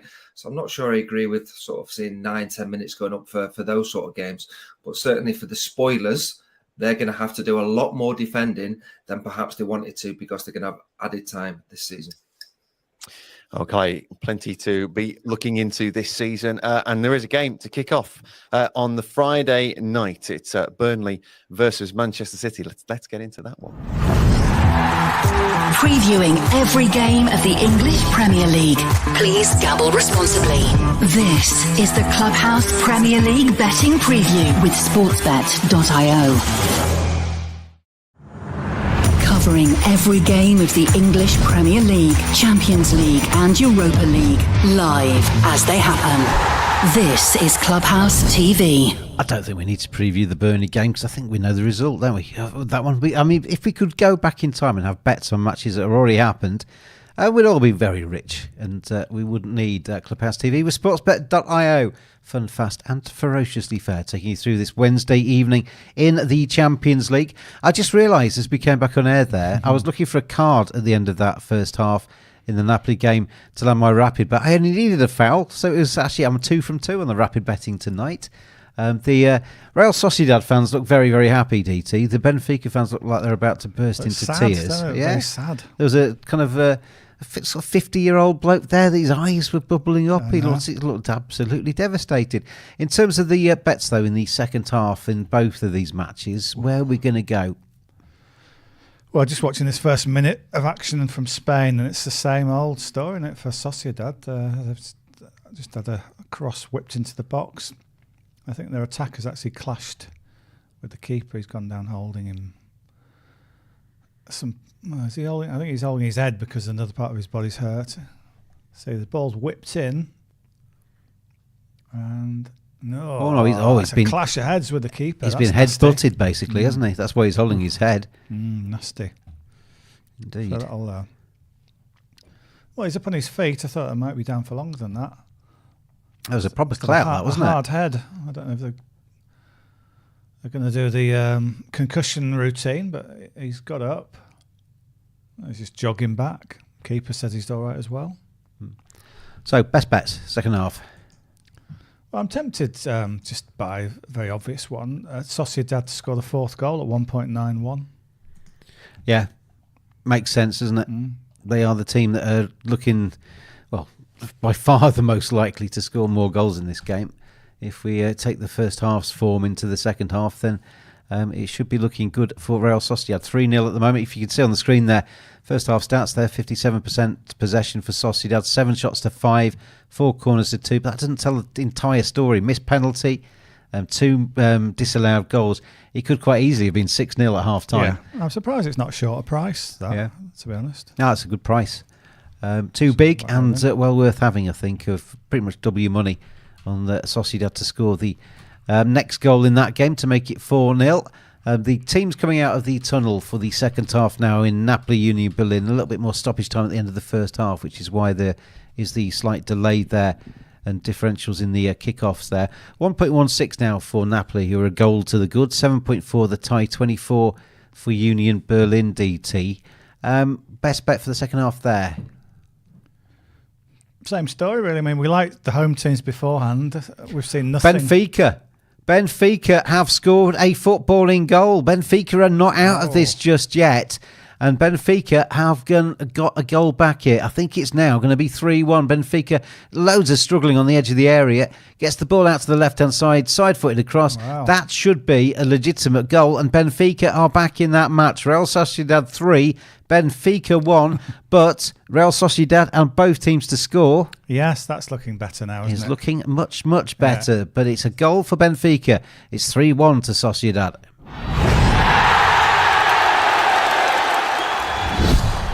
That is not the match, though. We need the goals in because we need over 2.5 as a double tonight across these 2 early games. We've obviously landed and some in the Real Sociedad game. We're back up and running for the second half now in Napoli against Union Berlin. We need over 2.5 goals in that match for the free bet to land and for the chance for 10 of you to win 10 USDT in terms of free bets. This evening there will be another free bet opportunity in the 8 o'clock kickoff. 6 matches kicking off at 8 o'clock. Both teams to score, yes, says Lolo Jones. And goal stands, says Slissy. Yeah, it's checked inevitably, but the check is over and the goal is good. So 3-1. I mean, they're all going to be checked. It's just a matter of course these days, isn't it? It was sort of worth checking because it wasn't that far onside, but it was onside. But they'll, even if it's a completely obviously legitimate goal, they will check it just to make sure. Napoli got a corner. Slissy, the corners are still coming for Napoli against Union Berlin. But where are we going to go for the best bet there? Well, last time we came to me, I put a bet that lost within about a minute. Surely these things happen. Yes, I know. Surely Napoli will score the next goal. I've gone for, on the rapid bet, my half-time rapid bet was for another goal to come before the 60th minute. At? That's a good question. It's at 2.08. Yeah, that's good, isn't it? Take that. So I reckon, just talking about the free bet there, the over 2.5 double, I think Napoli against Union Berlin will finish over 2.5. I think in terms of the free bet, Clubhouse Creatures, I think we're okay tonight in these early matches. I'll be surprised if we don't get at least another goal for Napoli anyway. Who do we reckon will get it? I've got the who will score the next goal prices in front of me. We've got the mad crazy Politano 8.6. Piotr Zielinski. Apparently he was crazy good. It was clarified. He's crazy good. Crazy good. He's 8.7 to score the next goal. Raspadori's 6. 6, yeah. I'll take him. He was your pick at the start. We mentioned him on the preview as well. He's in form at the moment. On him. Let's do it. Let's go Raspadori. Raspadori is going to go onto the Clubhouse TV betting slip for the next goal to be scored in that match. Don't forget, we have got those matches. In fact, it's greyed out at the moment. In fact, it's greyed straight on out again because it's back again. Okay. But we have got 6 matches kicking off at 8 p.m.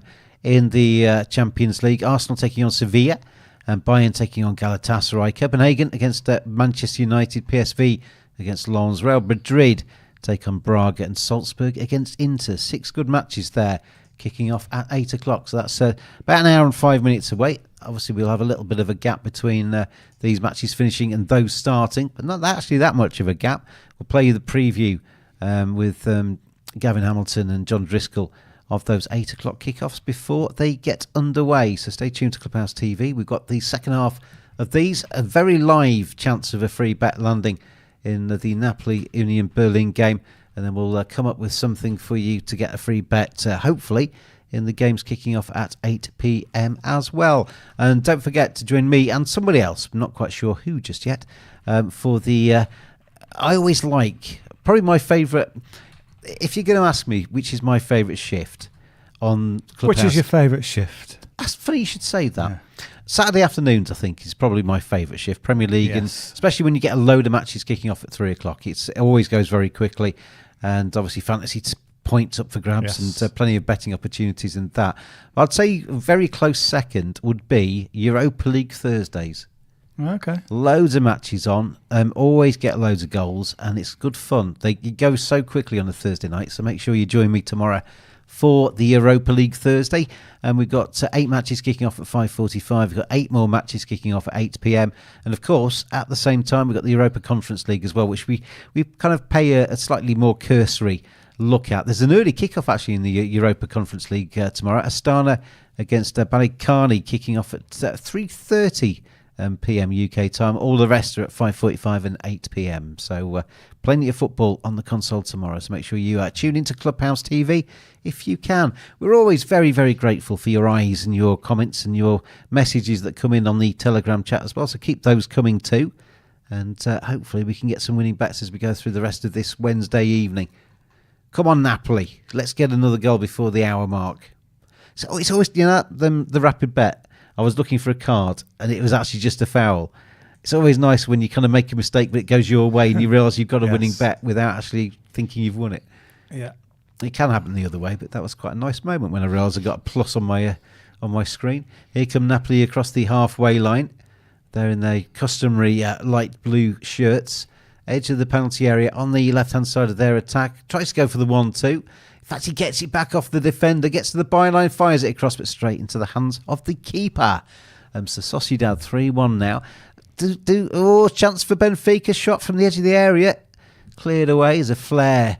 There's got some smoke in the towards the corner flag on that ground. But Real Sociedad 3-0 at half-time. Would have gone in thinking, hey, this is quite cool. We're romping this, lads. It could be 6-0, but we'll settle for 3-0. But that early goal in the second half for Benfica just gives them a little bit of, kind of increases the jeopardy a little bit, doesn't it? It's the old Liverpool Champions League final scenario, isn't it?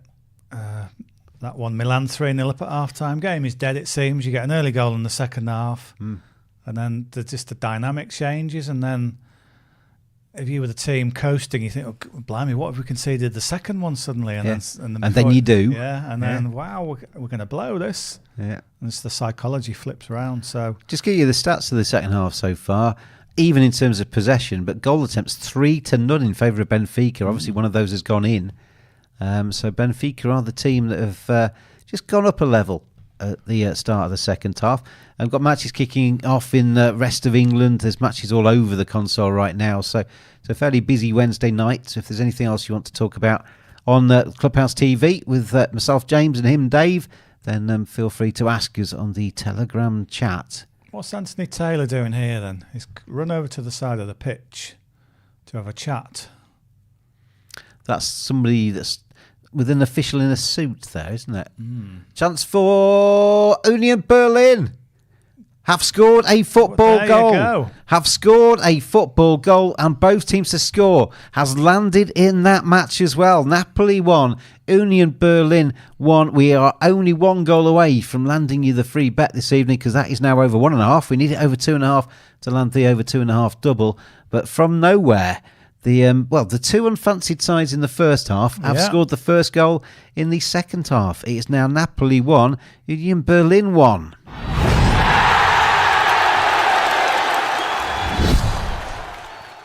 First shot stretches the keeper out to the left-hand side, but he can only parry it, and then it's turned in. And Yes, Becker with the shot, and then the follow-up was from David Fofana. Isn't he on loan from Chelsea? Fofana. And, Fofana. Yeah, well, they've got their own little goal celebration Well, they've routine. had plenty of time to rehearse that, haven't they? In their non-scoring days. But game on again. Napoli 1, Union Berlin 1. Prices change, obviously. Napoli now 1.81 to win that match. That's not a bad enough. That's not a bad price in itself, I don't think. At 1.81 for Napoli to win. The tie is 2.68, 8.4 for Union Berlin. So it's almost back to as you were at the start of this match, but obviously with a little bit less time to go.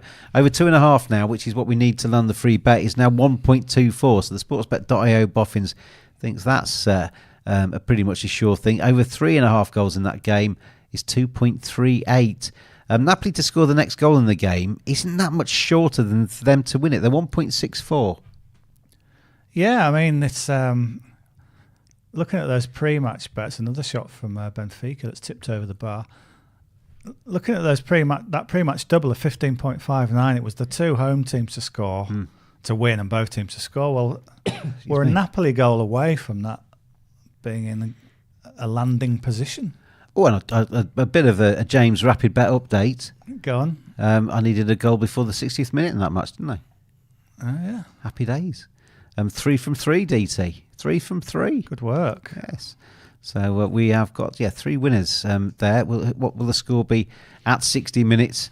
It was either to stay the same or to change, and I went for it to change at 2.08. So another winning Rapid Bet for yours truly. What a genius I am. Corner for Napoli, though. The corners aren't diminishing here, Slissy. So if Slissy's basically banging his corners bets in this evening on the Napoli game, he's a happy little Sliss tonight. Header from the cross straight into the arms of the keeper. I don't know if Slissy is little, to be fair. Might be enormous, man. Huge. Yeah, could be like the Incredible Hulk, Slissy could be. Apart from he's probably not green. No, unless he gets very angry. I'm going to have a rapid bet. You wouldn't like me when I'm angry. Which team gets the next shot after the 61st minute? This is in the Sociedad game, isn't it? Sociedad. Well, yeah, but... Yeah. Although Benfica, they're 2.22, they're big underdogs. And they've had the only shots of the second half. That's what I'm thinking. But I'm just thinking, will it sway back by the time that bet kicks in? And by the time you thought about it, it'll have disappeared off your I'm screen. going to do it. I've done it. Yeah, he's done it. He's done it. Your pick was received. Tap the icon to send 25 cheers. Don't need to do that. 25 cheers? There's a little message that came up. What are 25 cheers? Yeah. Do you gain anything from doing that? A little dopamine hit. Oh, dear. Yeah. That's nice. I guess. I've 3 winning bets in my system. So I'm going to go again, DT. If you're on a roll, you might as well carry on. Gamble responsibly. Keep the same stakes. Union's shot. How many shots will they have between 57 and 72? Keep the same stakes. That's ironic. Not to 1, 2. Will Union Berlin have 2 or more shots in the next 15 minutes? Possibly not. No, I'll go no. Uni are pressing hard. Will they take 1 shot between 57 and... I'm going to steer clear of Union Berlin shots. Will Kvaratskhelia or Becker take a shot on goal after 57? Yes. What, after 57? Yeah, for the rest of the match after 57. For the rest of time? Yeah. Yeah, I mean, I don't think it goes into their next match. Yeah. Yeah. They take a shot in 2028 and you suddenly get a notification saying you won a bet from 2023. Remember that bet you had? Yeah. I mean, people do that though, don't they? They have. I mean, obviously, the in-play markets we tend to concentrate on Clubhouse TV. We do obviously the previews of the matches as well, but there will be people that bet on things that are going to not be resolved for 5 years. Well, there's people that who might have done, I don't know, don't have any evidence of this, who might have done something like, say you're a Birmingham fan, you might have done, will Jude Bellingham appear in a World Cup final before the age of 25? Will he win the Ballon d'Or? Will he? Yeah, something like that. And those sort of, it's a bit of a laugh at the time. You think, well, this kid's got a massive future. Why not? Well, they recognised it at Birmingham when they let him go because they retired his shirt, didn't they, straight away? But who was the keeper's dad that said he's going to play for England? Yeah. And got a big bet on his son to play for England. Chris, Liverpool goalkeeper. Kirkwood. Chris Kirkland. Kirkland, yes, that's it. What did I say? Well, who's Kirkwood? There's Carol Kirkwood. She's a weather girl.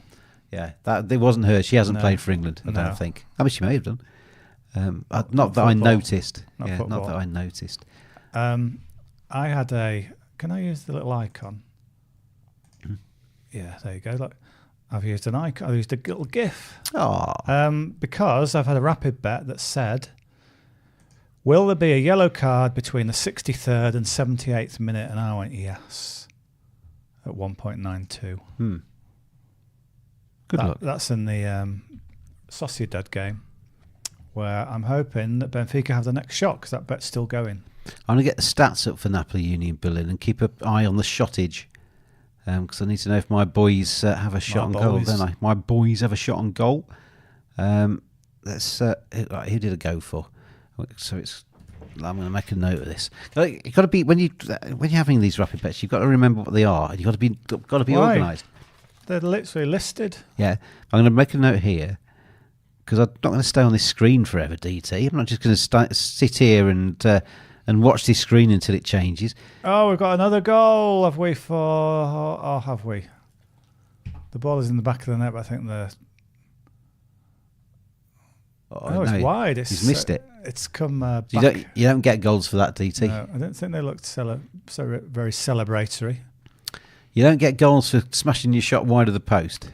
No, but it's call me old-fashioned, but the thing is that it was a shot. I'm afraid it was not for Benfica, so that rapid bet has lost. Oh, you should take a leaf out of my book and try and pick winners. Dave. I had 9 in a row in rapid bets a few weeks ago. Happy days. Yeah. Well, I don't often get a chance to crow, do I?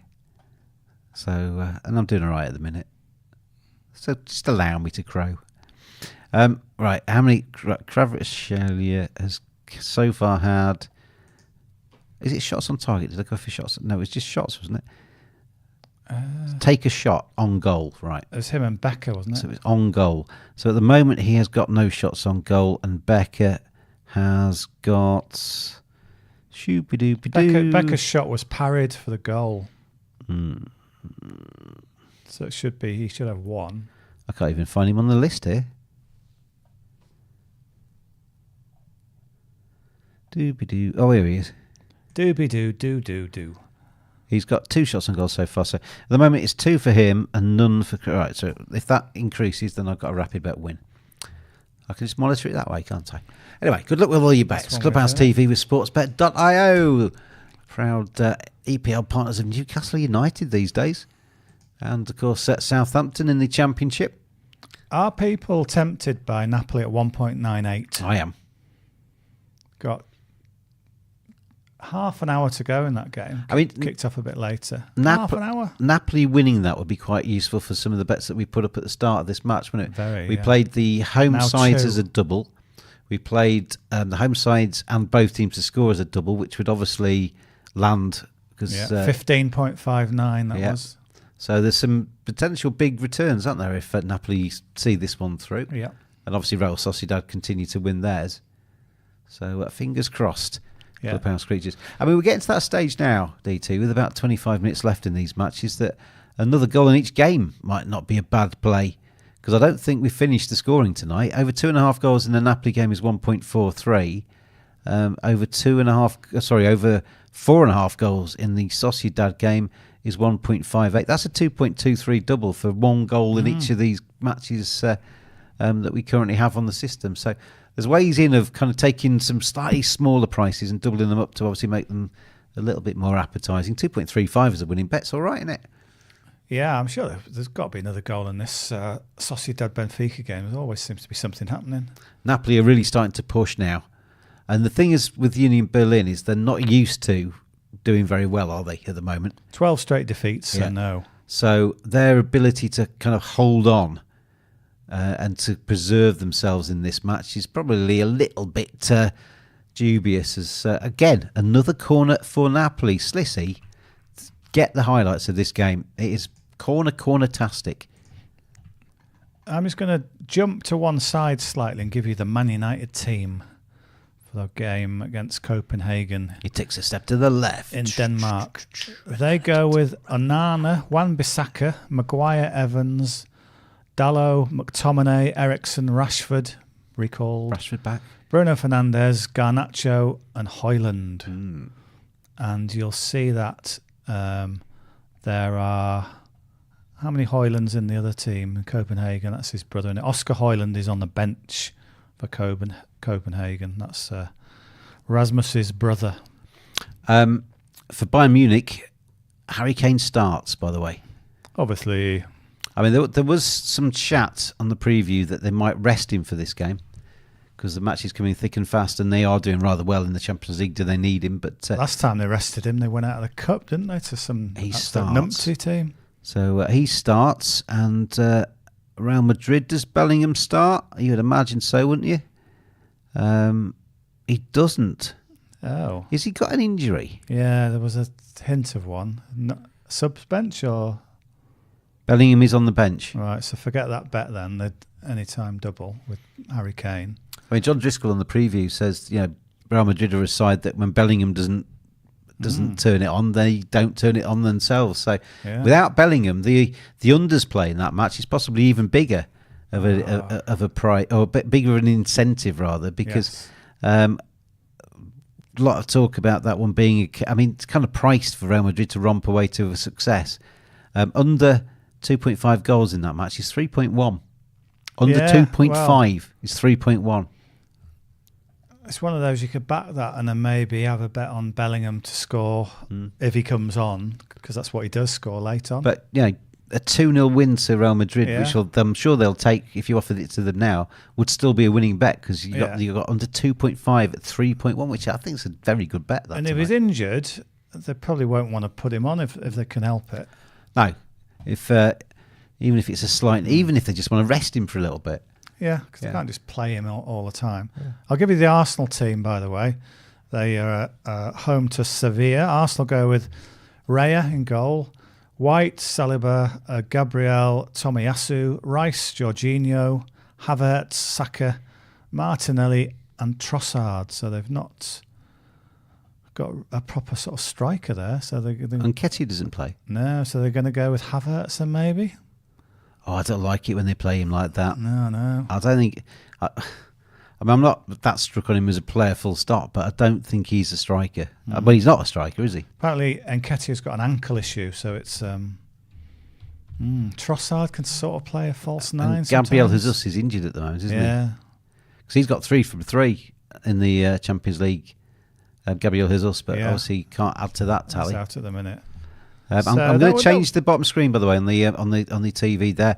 You can see the Europa League matches now ticking along the bottom. Then the prices for tomorrow. So if there's anything there that strikes your fancy, all of those prices available with sportsbet.io. My goal scorer bet on Mendes has failed because he's just come off. Wow, which is annoying because he had a penalty and missed it. I had a really good bet. You know that the crazy match the other night, Chelsea Spurs. I had one of those convoluted, when you get they're already forward for you. Yes. I needed over 2.5 goals. I needed, I think, both teams to score. I needed somebody to have get carded. I needed James Maddison to get a shot on goal, and I needed something else. All of the other 4 had pretty much come in the first half an hour because it was just crazy. Then James Maddison got injured and came off before he could get a shot away. So he was the only part missing. Yeah, it was annoying. Their season was basically had about 10 minutes there where it just fell apart, didn't it, Spurs? Mickey van der Ven pulled his hammy. Yeah, it was all a bit of a disaster. Everything went wrong, didn't it? And everything that was going to go wrong went wrong for Spurs that night. It's going to be kind of the first test of Ange, isn't it? Now, after the that defeat of kind of how he can bounce back. Yeah, That was his first kind of big difficulty. It was his first home defeat in charge of a club for some ridiculous length of time. Like 60 straight wins or something like that, I think, or 60 straight undefeated. Celtic and Spurs. Who do they play at the weekend? Do we know? Well, we do know. The fixtures are out, Dave. Do we know? They have been announced, the fixtures. Spurs play. I don't know why, but I've gone into the Championship fixtures there. Spurs play the first match of the weekend. They play away at Wolves. Oh, so that's not easy. 12:30 kickoff on Saturday. Then Wolves keep getting done by dodgy penalty decisions. Up the Wolves. We've got Wolves, Spurs. We've got Arsenal, Burnley. That should be pretty easy for Arsenal. Palace, Everton. Man United, Luton. And Bournemouth, Newcastle. That's the late Saturday game. Sunday, because it's... Would you mind just refreshing that screen on that side, please, DC? Because it's Europa League Thursday, we've got a load of Premier League games on Sunday. Yeah.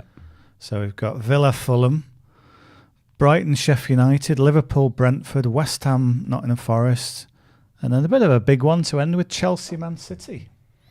Yeah, after Chelsea's win the other day, that turns into a chance for them to go there with a bit more confidence, isn't it? Or face City with a bit more confidence under the belt.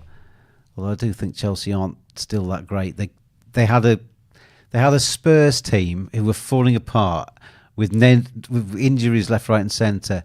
9 men on the park who still gave them a really good game. Yeah, and then it was like a practice match for the last 20 minutes. Can you beat an offside trap? But with 9 men, as they said at the end of it, Cole Palmer and the goal scorer said, the hat-trick man said... you keep forgetting his name, don't you? I can't remember his name. Just think of Michael Jackson. Ow! Jackson Pollock. They were saying, how often do you get to play against 9 men? It's a totally different kind of challenge, isn't it? It should be easier. It is easier, but you don't practice the kind of moves to actually break down 9 men. No. Although it did look like a practice match where you've got to beat an offside trap. Corner for Real Sociedad. So the corners continue to mount in both games. Look at that, 15-4 corners. Slissy. I mean, just Napoli, Union Berlin, Sliss. This is heaven. I need a corner in my game. And corners in Sociedad against Benfica. Sort of dried up a bit. Currently 10 corners in that one. So we've got good corners all over the place. Got a substitution there for Union Berlin. There's Toussaint comes on for Kadira. And actually, there's more than one change. I think there's a couple of changes. You sideshow Bob's coming on with big curly hair. Look. Yeah, it's like the David thingy of Chelsea. Yeah, former Chelsea. What's his name? Krell's coming on. So Krell's sideshow Bob. Yeah, there he is. Yeah, I can't believe Napoli are going to let us down here unless they score in the last 20 minutes. If you had big lustrous hair, would you wear it like that? If I had the option. Like really big, bushy, spirally, sideshow Bob kind of hair. Don't know. Yeah. You're sort of drawing attention to yourself a bit. Why? Oh, what do you mean, why? A strange question. I think I've always fancied having strange hair. Get a wig. Like big, sort of like bushy hair. Keaton Jennings, the cricketer, in lockdown. There were loads Some of crazy. He basically just kept his hair growing, just didn't bother cutting it, and because his hair goes naturally curly, he basically just got a fuzzy bear. He was like huge. It's like Neil Robertson, the snooker player. He's always got this sort of nice parted hair, and then it just went into a big sort of boof. Keaton Jennings comes down a similar route. Just didn't care. But. Rapid bet. Benfica are being outplayed. Can they make it 3-2? It's a bit of a contrasting sentence. Well, the answer is yes, they can. It's massive, 5.26 for yes. That would mean that's basically them to score the next goal, though, isn't it? Yes. Yeah. Because it's well worked out. It's not them to score again. It's them to make it 3-2. Yeah. Yeah. But at the moment, it's all Sociedad again. Raspadori's not had a shot on target in this match, despite the fact that we fancied him. Shot from Sociedad is pulled wide. Drifting towards the last 15 minutes in that game. Well, past the last 15 minutes. Benfica had a good little rally with that goal, but I think all it's done is just remind Sociedad to keep the foot on the gas a little bit. I'm just checking on my boys' progress in terms of their shottage. I don't think that bet's come in just yet. Napoli 2.44 to win that game now. They want to do it. They want to do it. They don't want to be messing about drawing games like this. I'd forgotten that Brendan Aronson had gone to Union Berlin. Oh, really? Yeah. Leeds player. American. Changes galore now. Real Sociedad are changing their team. Substitutions coming on. It is that kind of time, isn't it, where you start to change things and either shore up or put attackers on to try and get back into matches. Yeah, still got next goal prices on Napoli. Can they pull one out? Politano 9.8 to score the third goal of the game. We'll keep going on about Raspadori. Are we going to see a Raspadori blank today? Yet to get a shot. 6.9. You're sort of going off that a bit. As soon as we turn off it, he'll score, won't he? It's like when we say, "Oh, Haaland, is he that good?" And then bang. Oh, he's rubbish, and then he scores 3 goals in the space of 80 minutes and 90. Here come Real Sociedad trying to add a fourth to their tally. I said at half time, didn't I, that 3-0, it's kind of like job done for Sociedad. It's just all about getting the 3 points. They've conceded, so they've kind of maybe got a little bit less adventurous and just quite happy to see this match through now, aren't they, I think? Although if you think they will score another goal, the fifth goal, Sociedad 3.2, not the worst price. Benfica 5.8. What we need, though, Clubhouse Creatures, is another goal in the Napoli Union Berlin game. We sure do. A Gaspadori goal for Napoli would be a wonderful thing. We need over 2.5 goals in the Napoli game. So it could be a Union Berlin goal. It could be a Napoli goal. We'd prefer it to be a Napoli goal because that lands a load of other bets in the studio tonight. But if we get another goal, then free bet lands. But we need to get that goal first. So does it come? Does that goal come? I hope so. I think a lot of people would have been on Napoli. I think a lot of people would have been on the home double as well with Napoli and Sociedad. Laura Jones says, come on, Napoli, come on. Yes. Navidot says, Napoli pressing. Yeah. And Slissy, I did bet on Napoli and not corners in this match.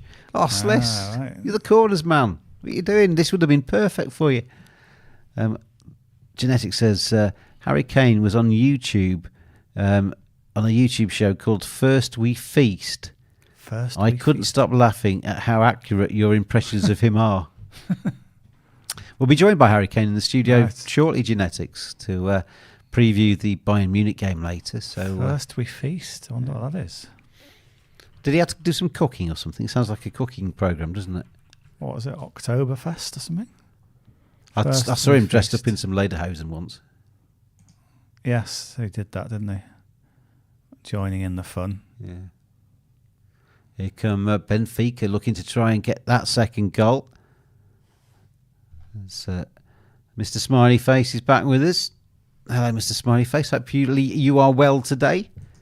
And good luck with all of your bets out there, everybody. Clubhouse TV with sportsbet.io. Fun, fast, and ferociously fair. So, como están, says Daffinley. Keep it to English, please, on the Telegram chat, if you wouldn't mind. I still need a shot for either Kvaratskhelia or Becker.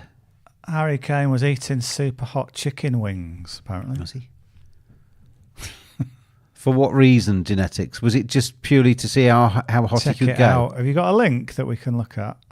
I want to see Harry Kane eating. Obviously, they were super hot and they were chicken wings.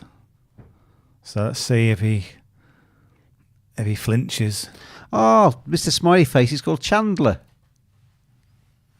Matthew Perry, may you rest in peace. Yeah. Any Friends fans will know what I'm talking about there. But welcome, Chandler, Mr. Smiley Face, as I'm going to continue to probably call you. But Chandler is his name. And we are getting towards the end of these two games. And Napoli are still pushing I for found victory. They are still pushing for victory here. Do Napoli win this, DT? Do Napoli get the win? 2.62 now for Napoli to win this. Do you know, right at the start I said their home form in Serie A wasn't that good. I'll read it out again. Home form in the league, 1-2, drawn 1, lost 2. Not great, is it? Not great. Normally you think... They're playing Union Berlin. Yeah, but they only just beat them last time. Union Berlin 15 can't lose every 4. match ever. I put the link to Harry Kane eating spicy wings up. Genetics has linked it as well. Oh, you both both linked it. Holy Matt, that was quick. Navidot says, guys, not football related. What car is better to use, a manual transmission car or an automatic? Well, you drive an automatic, DT, don't you? I drive an automatic, and I can't for the life of me think why anyone else wouldn't drive one. I used to have an automatic. Yeah. I had one car that was an automatic. I don't. It's very easy, isn't it? It's completely easy, and I don't. Why we still persist? I mean, in America they all drive automatic. Yeah. Do they in your countries? Do they? I don't know what rest of the world, but yeah, it is a bit lazy, but I don't see. But why not be lazy? Yeah, you've got enough things to do driving, looking around. Why not just make it easy? I mean, there are advantages with the accelerating and stuff. With the manual thing is that you can kind of use the gears to help yourself, can't you? Yeah, in slowing down or whatever. But I think automatics take a little bit more petrol, don't they? Because they cost a bit more to buy because there's less of them in the UK. But I swear by them. I've been driving them for about 20 years. So here come Sociedad. Sociedad are on the front foot. Anybody thinking Benfica are going to come back and do something here? I think maybe clutching at straws because Sociedad have kind of ridden that storm. They conceded early in the second half, but that kind of thought of Benfica charging back in this one's gone now, I think. Yeah, great. If you think Sociedad can ice the cake with a fifth goal, they're 4 to score the fifth goal of the game. It's 7 that Benfica set up a exciting finish. Yeah, come on the goals. Becker's still got 2 shots on target. Kvaratskhelia has still got no shots on target. Go on the rapid bets. Anybody else apart from me, DT, and Viv actually having a go on the rapid betting? Anybody else giving it a go? Even if it's just fleetingly, what did you think? Have you had any success on it? Let us know, because we're big fans of rapid betting in here, aren't we? Yeah. We like it. We like it as well. You know, like the other markets too, but we like rapid betting. I'm going to play one now. Will there be a booking between 86 and the end of the match? Which I think always going to give you like 8 or 9 minutes. And bookings do occur right at the end of the match when people are tired. Yeah, well, I always say you get either goals at the end of the match, you get corners at the end of the match, or you get bookings, or sometimes you get 2 of those together. And bookings is a very common occurrence. How often do you look at screens where it's got hardly any cards and all of a sudden there's a cluster right at the end where it just kicks off a little bit maybe, or somebody time wastes, or anything could happen. I've also gone for will there be a corner kick between 86 and the end of the match in this Sociedad game. Things happen late on in matches. See, Navidar relied on me to learn English, and now he's asking for driving lessons off me. Navidar, I am here to serve you. I am your lifestyle guru. UK manual cars are so cheap. I don't know. I've not really compared them to in other countries. I don't think automatics are that much more expensive. A little bit, just because there's less of them, so they're more. But it's kind of marginally, but it's not huge, is it? It's not like it's twice the price. No. Another corner for Napoli. This is just ridiculous. I think I have the world record for the number of corners taken in one match. Corner is in left-footed. Oh, just onto the top of the net. Keeper just stood there. He couldn't have done anything about that, but it's just not kept down enough. Oh, come on, Napoli! Come on, need a winner. Hey, is that counting? Oh, it's too early. We have got a yellow card, but I think it's come about. Is it before your cut off? Just a few seconds early, wasn't it? Just before the 86th minute. Yeah, just a few seconds. That might be a good sign, though. that he's starting to think about his cards. Yeah. So any card or any corner in this Sociedad game is good for me. Union Berlin coming forward. Can they nick it? Can Union... I mean, we need another goal here for the free bet to land. So come on, it doesn't matter if it's the German team or the Italian team. We just need a goal. We'd prefer it to be for Napoli because that lands a load of bets in the studio. And here come Napoli on the break. There's a chance here for Napoli. Come on, hit it, man. Hit it straight at the keeper. Who was it, though? Was that my boy? Yes. Was it? Pronounce his name. Kvaratskhelia. Yep. That was him. Was it? Yep. Excellent. Very much so. Hasn't registered on this site yet. And do you need one for Becker? No, it's or. So it just needed to be one of them. Yeah, that was him charging forward, yeah. Get on. Get in. Doesn't seem to have settled many of my That could be. bets. Well, that one's not settled yet. That was Kvaratskhelia, wasn't it? That's just shown his back. Yes, get in. Another 4 from 4, DT. 4 from 4. Oh, rapid betting. It's the future, everybody. It is the future. Yeah, well done. So now we need a rapid goal. Napoli, come on, says Navidart. Yeah, come on, Napoli. What are you doing? So what we got left here? We got about 3 minutes in that game. We got about 7 minutes in the Napoli game, because the Napoli game is about 3 minutes behind. Yes. And the Real Sociedad one, they came out for the second half a little bit later. So there's a little bit more time for a Napoli goal. So fingers crossed for you out there, or even a Union Berlin goal. It just needs to be over 2.5 goals in that game for the free bet to stand. So hopefully, fingers crossed, Clubhouse Creatures will be able to do the free bet for you. If it doesn't land, then we'll be... I'll try and be generous with the credentials for the 8 o'clock kickoffs. I want to give you at least one free bet tonight, or one opportunity tonight. Yeah. They've just showed Victor Osimhen in the crowd. I bet he would have scored had he been playing tonight. But he's out at the moment. That social media stuff with him was just... odd. It was just downright horrible, wasn't it? What they were I mean, as somebody that's worked in a sports club and done the social media for a sports club, you do not take the mickey out of your own players. If you do, you'll have a knock on the door straight away with that player coming to see you. Napoli really pushing here for this winner. Your job at the club is to big up your players, not make them look like idiots. Napoli trying to create the perfect goal. Come on. Your man again wins a corner. Well, I didn't have him for that. Rapid bet. Kvaratskhelia to win a corner. To win a corner. Yeah. Right. I might have one last rapid bet now because I've got 4 from 4. That was a good price as well, that Kvaratskhelia one. Both teams need a goal, but will there be a goal between 86 and the end of the second time? I'm going to go for a late goal in this game. I reckon Napoli do it. I'm going to come in. We're putting all our chips onto Napoli. I mean, that could be Union Berlin could do that for me as well. Yes, I guess in that case. Will there be a corner kick between the 86 and the end? Oh, yes, there's going to be a corner kick as well. Always go for that. Right, I'm going to have 2 bets there. 2 late bets, corner kicks and a goal. A corner leading to a goal would be manna from heaven. Here come Napoli again. Everybody from Union Berlin is back defending here. Napoli, if anybody's going to score, it's going to be Napoli that's going to score. We need a goal over 2.5. Come on. 5 minutes later, goal waiting. Napoli, says Lolo Jones. We need a goal, everybody. We need a goal, and it needs to come in Italy.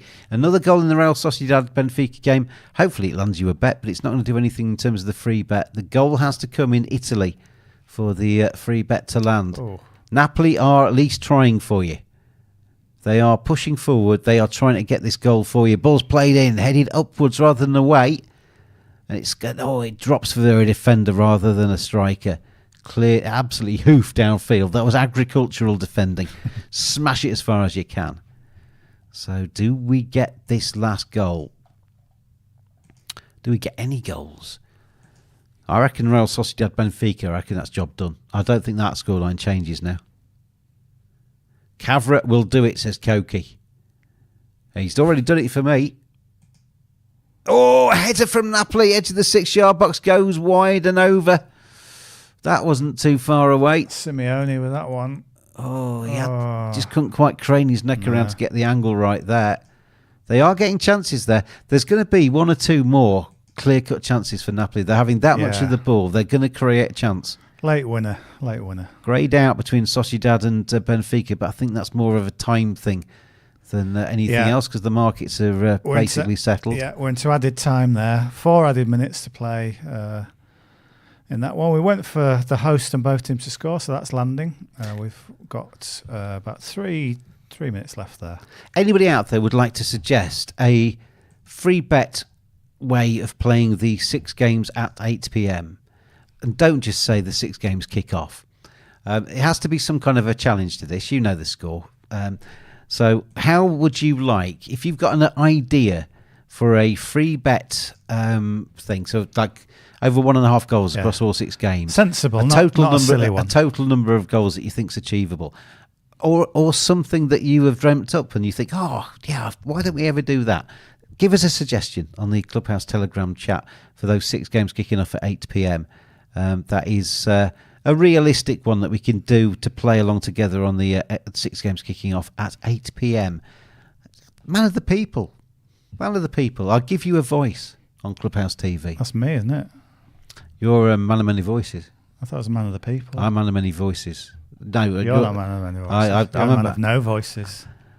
I'm from Wolverhampton Wanderers. And let's not forget Donald Duck. Can you do Donald Duck? Donald Duck from Wolverhampton. After a long holiday in Wolverhampton. Sort of. Can't quite do it. Napoli are really starting to crowd. Come on, Napoli, what are you They're doing? really starting to crowd this penalty area. Can they get a late goal that would be good for everybody? Apart from if you're a Union Berlin fan. Yeah. Union Berlin have lost the last 12 games. Come on. They're rickety at the back. They don't know how to see a game through. Napoli, push their buttons. Do the job for us. We've yet to see how much added time there's going to be as well. Yeah. I mean, in a way, we hope it's going to be a big number, don't we? Oh, that'll be a booking. No, he's played on. I reckon it might get called. But have you gone for a booking in your game? What did I go for? Good question. I've gone for a corner. Well, there's a corner there. Hey. A booking. Well, I don't know if you played that one. No, I didn't. So the corner lands. So that's 5 out of 5. I just need a goal before the end of this match to land 6 out of 6 in that game. Yeah, Simeone just a blatant tug. Got booked. So we are, I don't think the corner one was a big price, was it? It was 1.72. So that's all right. But it's 1.72 is better in my pocket than theirs, isn't it? Yeah. All over, Sociedad have beaten Benfica 3-1. First 22 minutes or so absolutely wrecked Benfica's night, didn't it? Yeah. Completely annihilated them in the first set. They put it to bed. Yeah, 3-0 up by half an hour, weren't they? So and could have been 5-0 up. Oh, Union Berlin have the ball robbed off them now. Now he's on his own here. He needs some support. It's your guy. Here we go. He's got 4 men in support. Napoli. You can get the ball to him. Oh, he's good defending, actually. Should have done better, though. How many added minutes have we got? I don't know. Well, 6. I'm going to go for 6. I'm going to go for 4. What do you reckon out there? Anybody watching this Napoli game? How much added time is it going to be? We're going to get 28. No, 2,824. Oh, no, that's a substitution. Come on. You imagine if they suddenly put up at 10 hours. Yeah. As long as it takes to get a goal. Yeah. For Clubhouse TV, we're going to play on until we get over 2.5. Well, they've not actually shown it, have they? No. They haven't quite got there yet, have they? Yeah. We're only 20 seconds in, aren't we? So have we got a time added on here? 7 minutes, DT. 7 minutes is the time. We've got 7 minutes for another goal in the game to land the free bet. 7 minutes for hopefully to be a Napoli goal for us to land a whole host of bets, including your, was it 15? 15.59. Yeah, so that would be all right, wouldn't it? Yeah. Navidite guessed at +5, but Laura Jones was right with 7. It's Union Berlin coming forward, though, to the byline. It's end-to-end stuff of Union Berlin trying to hit them on the break. Hasn't got anybody in support, has now, but they rob each other of the ball. They almost tackled each other there on the edge of the penalty area. I mean, the tough bit of that bet... They needed a big call of, leave it, it's mine. Yeah. The tough part of that bet was Union Berlin scoring. They did. Yeah, we've got both the wayside scoring. But Napoli... The Neapolitans are letting us down as things stand right now. Come on. Napoli, this is your moment. 5 more minutes. Well, this is your 6 minutes, isn't it? We're into the 92nd minute. So can we get a goal for Napoli? They are pushing, or that ball's been played out. It's going to be a throw into Union Berlin because the control was dreadful on the far side. Do we get a goal? Don't forget, we'll hear the preview from Gavin Hamilton and John Driscoll and my good self before 8 p.m. kickoff. So we'll come back just before for DT's best bets as well. I think we'll have a big acca tonight. Are we? Will you formulate it while Driscoll and Hamilton are speaking, the mighty European experts? And then hopefully we'll have some success across the games kicking off at 8 p.m. Anybody had any ideas in terms of how you want the free bet? Or are you going to just leave it to me? I reckon they're going to... Oh, Koki's gone for 15 goals. 15. Goals, James. Easy peasy, says Genetics. 1, 2, 3, 4. In 6 games, 15. That's a bit low, isn't it? Well, usually on European nights, I go 3 times the number of games. So that would be 18. And then maybe take one off to be generous to make it 17. Yeah. 16? No. Don't know. You're a man of the people. I'm a man of strict disciplinarian roots. Okay. Who are you then? Are you Eric Ten Hag? 17. We're going to go 17 Eric goals. Ten Hag, no fun at all. Genetics says, oh yeah, goals James. Oh yeah, goals James. Can't do a Canadian accent, Genetics. Can't do any accents, Genetics. What's it all about? Something like that. Koki says yes, 16. Well, but what are you agreeing? Yes, 16. We're going 17. All right. He said 16. 17 goals is what's needed in the 8 p.m. kickoffs. And, I mean, if we get a Celtic kind of game where one of them gets 6 goals in it, then... which is that one? Bayern Galatasaray laughing, have goals. Copenhagen Man United might be horrible and 0-0. Real Madrid, when they're suggesting that's an unders. PSV are ridiculously good at scoring goals. Koki says, yes, 16 like yesterday. Well, this is a different team. Did it land yesterday, Koki? Be honest with me. Be honest with me. Be honest with me. I think 16 might be all right. I think there's a couple you of... start with your nasty... basically, how is it nasty? I mean, nice. With your nasty rubbishing my 17 suggestion. 16, I think it's fair. It's supposed to be a team, DT. Oh, we're like 1 goal out. 16 and a half. I'm going to count them up from last night.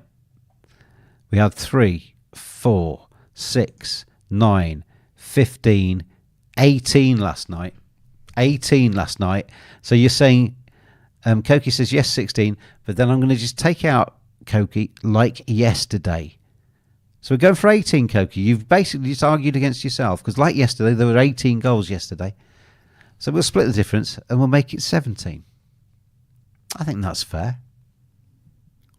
When we're hanging on 16 with a minute left in the final game. Tension, jeopardy. That's what it's all about on Clubhouse TV, DT. Don't just give the free bets away, Dave. We make them work for them. You've got the magic button, so yeah, 16 and a half. So you'd have to say over 16. Okay, 16.5 goals. If there's half a goal, that counts. 16.5 goals, yeah, half a goal. If we get if for the first time in Champions League history, Koki, there's half a goal awarded, we will give you the free bet just purely on that. Oh, that was a great chance at the end for Napoli. Good save by the Berlin keeper. I think that might be it, nearly. Half a goal lands the free bet in itself. If there's half a goal awarded, yeah, it lands the free bet in itself. I mean, how generous can you be? 2 chances of winning. I think Napoli are going to scupper us on many levels. Black Dog saying Bayern get an easy 5 goals. Well, I think Bayern. I think that game is good. Oh, you need Berlin with a shot. I think Galatasaray might score as well in that game. Go on, do we get a goal? Do we get one last chance? Is there a golden opportunity? We're in the 7th minute of 7 added on. There may be another minute to play because they often add another one on to the end of the... Come on, Napoli. To the end of the number. Is there one last chance? Is there one last chance? 17 goals in the 8 o'clock kickoffs is what is required. Referee got in the way then. I need the full-time whistle to go, otherwise we're not going to get time to play you the previews. Surely now. As soon as this is full-time, I'm pressing the button. We're not going to have any pleasantries here. We need to get the preview out. But here we go. Union Berlin shoots. It goes into row. Probably not. Is there anything more than row Z? What's above row Z? Row Z, 0.1. Yeah. It's not been. We're not going to quite get there, are we? Maybe one last chance. Come on, Napoli. Come on, Napoli. Push, push, push. What's Italian for push? Pussese, I don't know. Push, yeah. Push, yeah. Push, yeah. Push, yeah. Push, yeah. Push, yeah. Here we go. Here we go. Napoli into the area. No. Cleared away by Union Berlin. Went to the 8th added minute now. Go on, a goal off full time. Come on. Come on. Hit it. You're going sideways, man. You're going backwards. Oh. The Tugas, the lot of them. Ball played in. It's come off this corner for... Right, this is the last act, isn't it? Come on, get the keeper up. This is the last act. What's he doing? No, he's saying, I shall decide when it finishes, thank you. Yeah, I'm the referee. Yeah. And quite rightly so. And on it goes. Good on you, lad. Get up. Yeah, as a Union Berlin player. Last chance from this corner. Taken from this near side. That is corner number 18, I think, for Napoli. Raspadori's going to take it. 23 corners in this match. If at the start tonight I'd said, right, let's forget the Real Sociedad game. We're going to go. We need 20 corners in the Napoli game. You'd have all gone, I'm turning off now. We're not having that. But it would have landed. Corner comes in, headed away. Is there a chance here? Can he get a shot away? Go on, son. Another corner. Scoops it around for a corner. Yeah. It's finished. It's finished. One apiece. Both teams to score double lands. We got close, didn't we? We got very, very close indeed. Anyway, we have 8 p.m. games in the Champions League tonight. Let's have a listen to Gavin Hamilton and John Driscoll on the 6 games coming up.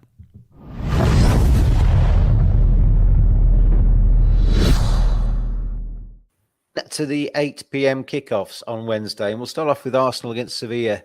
John Driscoll. I mean, Sevilla struggling really. I mean, considering that their pedigree in the Europa League, we should just transport them straight to that, shouldn't we? I mean, what's the point in messing up the Champions League with Sevilla when they're going to end up in the Europa League anyway and do very well? But they're winless in 14 European away games. How have they managed to actually lift silverware and get to the last competitions with that dreadful record? It's one of the great mysteries of European football over the last couple of decades, isn't it, Sevilla? How can one team win the Europa League 5 times? Because, how can you not progress into being a regular Champions League contender, but keep on winning the Europa League? Last season, they were in a relegation battle. They were an absolute shambles of a team.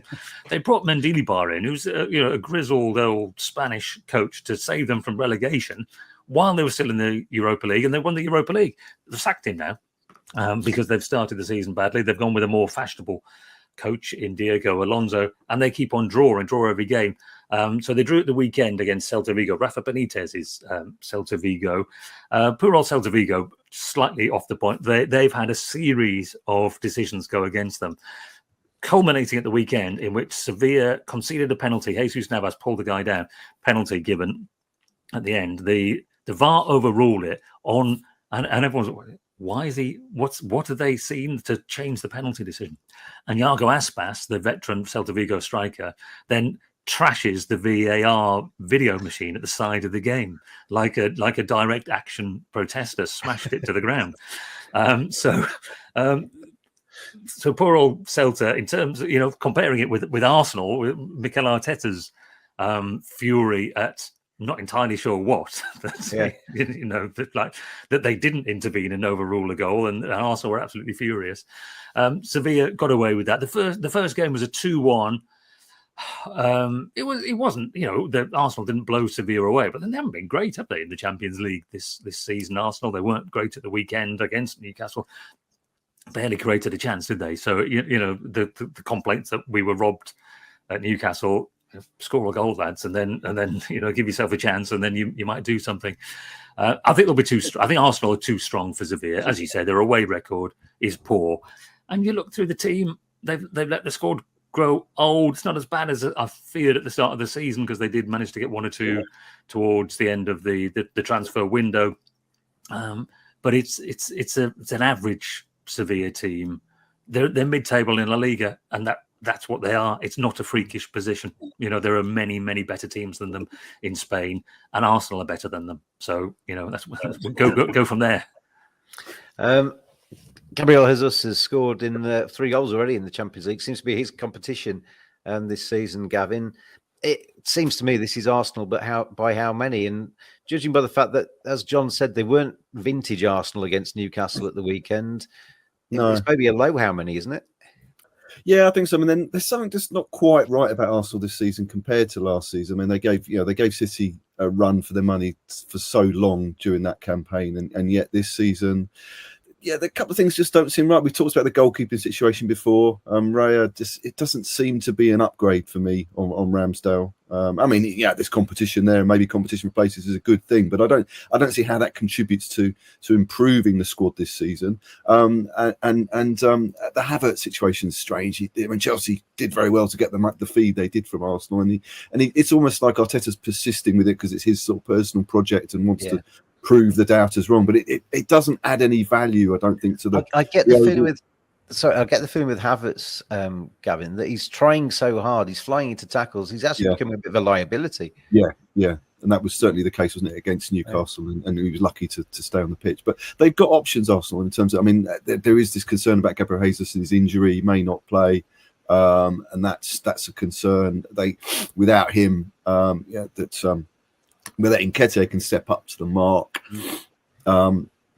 Not sure, but they've got, and there's a doubt about Odegaard. He didn't play against Newcastle.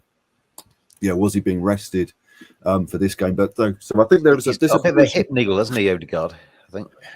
Yeah, there's certainly some issues there, and they've got enough to get through this group stage, Arsenal. You know, but they don't scream contenders in the way that City are, obviously, and I don't think. I mean, I think Newcastle probably could go further in the competition than Arsenal. I just don't think they've got enough about them to really go far in the competition. But they will get through this group stage, and they will beat Sevilla in this game. But it will, as you suggest, I think be quite a low scoring game, and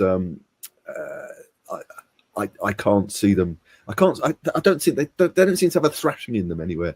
Arsenal, they to be a team that thrashes other teams in the way that the City would rise to the occasion and really give a team a beating. They do just about enough. The interesting thing I think with Arteta is that the bizarre rant against the decisions was strange, but maybe it will have a galvanising effect on the squad. He's trying to instill a sort of us and them mentality a la Ferguson or whatever.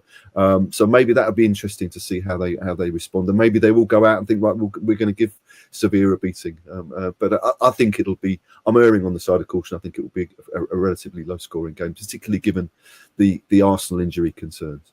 You either take Arsenal and unders, or you just put Arsenal at 1.33 in an ACCA, don't you, and just boost your ACCA up a little bit. I think with Arsenal, I mean the Arteta thing's crazy, isn't it? Because if it had been on the other foot, he would have been quite happy with that VAR, wouldn't it? It's kind of the height of hypocrisy, really. It just didn't quite work out for him, and he was frustrated anyway.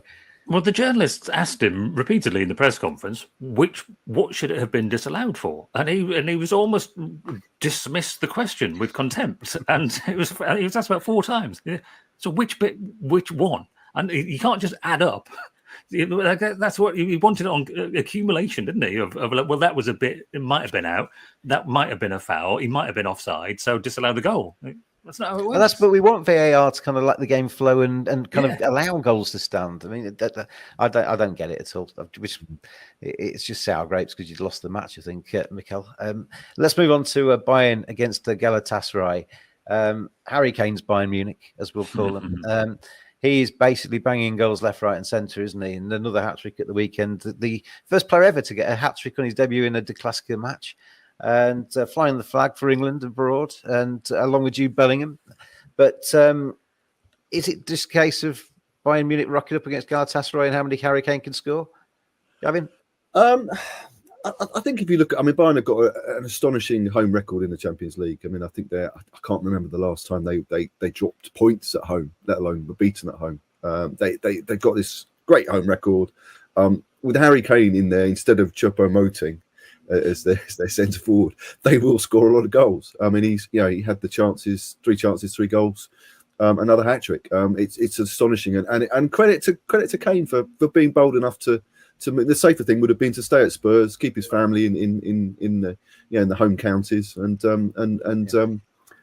stay stay with England and pursue his England goal scoring. So fair play for him for pursuing that ambition in Europe, and he's reaping the rewards now. And I think there's a very strong chance he will be the top scorer across Europe's leagues at the end of the season if he carries on, injuries permitting. I think that's always the concern with Kane, that he at some point he will suffer some sort of muscular strain. But Bayern are strong.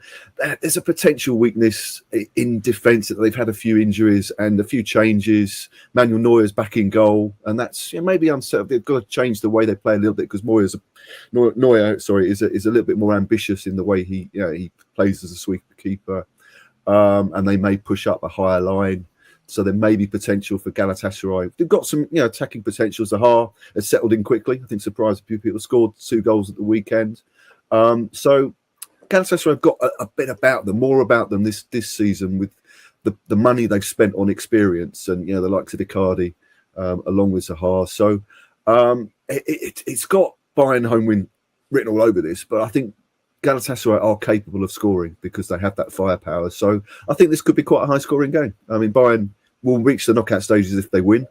If they draw, then they're virtually guaranteed a place in the last 16. So, I think this will be an entertaining game all round. I think there will be goals.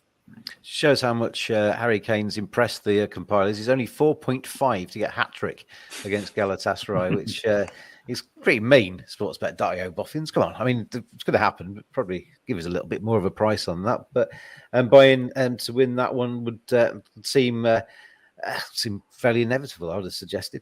Real Madrid against Braga, John. Real Madrid, Jude Bellingham's Real Madrid, as we'll call them. He's had an incredible start there, hasn't he? But they're 3 wins from 3.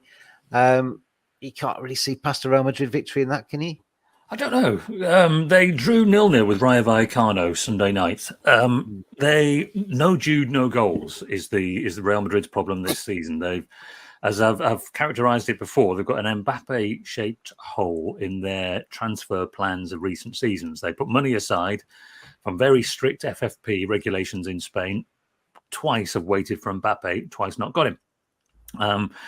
The goal output for the 2 Brazilians, Vinicius and Rodrigo, has been really poor this season. Goal involvements is half where they were at this point of last season. Rodrigo, in particular, has been wasting chances. He scored against Braga in the first game, to his credit. So they've got a real problem and a lack of identity. Not quite sure. There's always a problem with an Ancelotti team. They find a way of doing stuff when things are going well. This is the pragmatist coach problem, isn't it? But they at other times when things are not firing, you look at them and you think, I don't get it. How are they trying to win the game? What are they about? What's their style? And their style this season has been that Jude Bellingham has bailed them out. Now, we've all loved Jude Bellingham. I've been a massive advocate as his in throughout his very short career.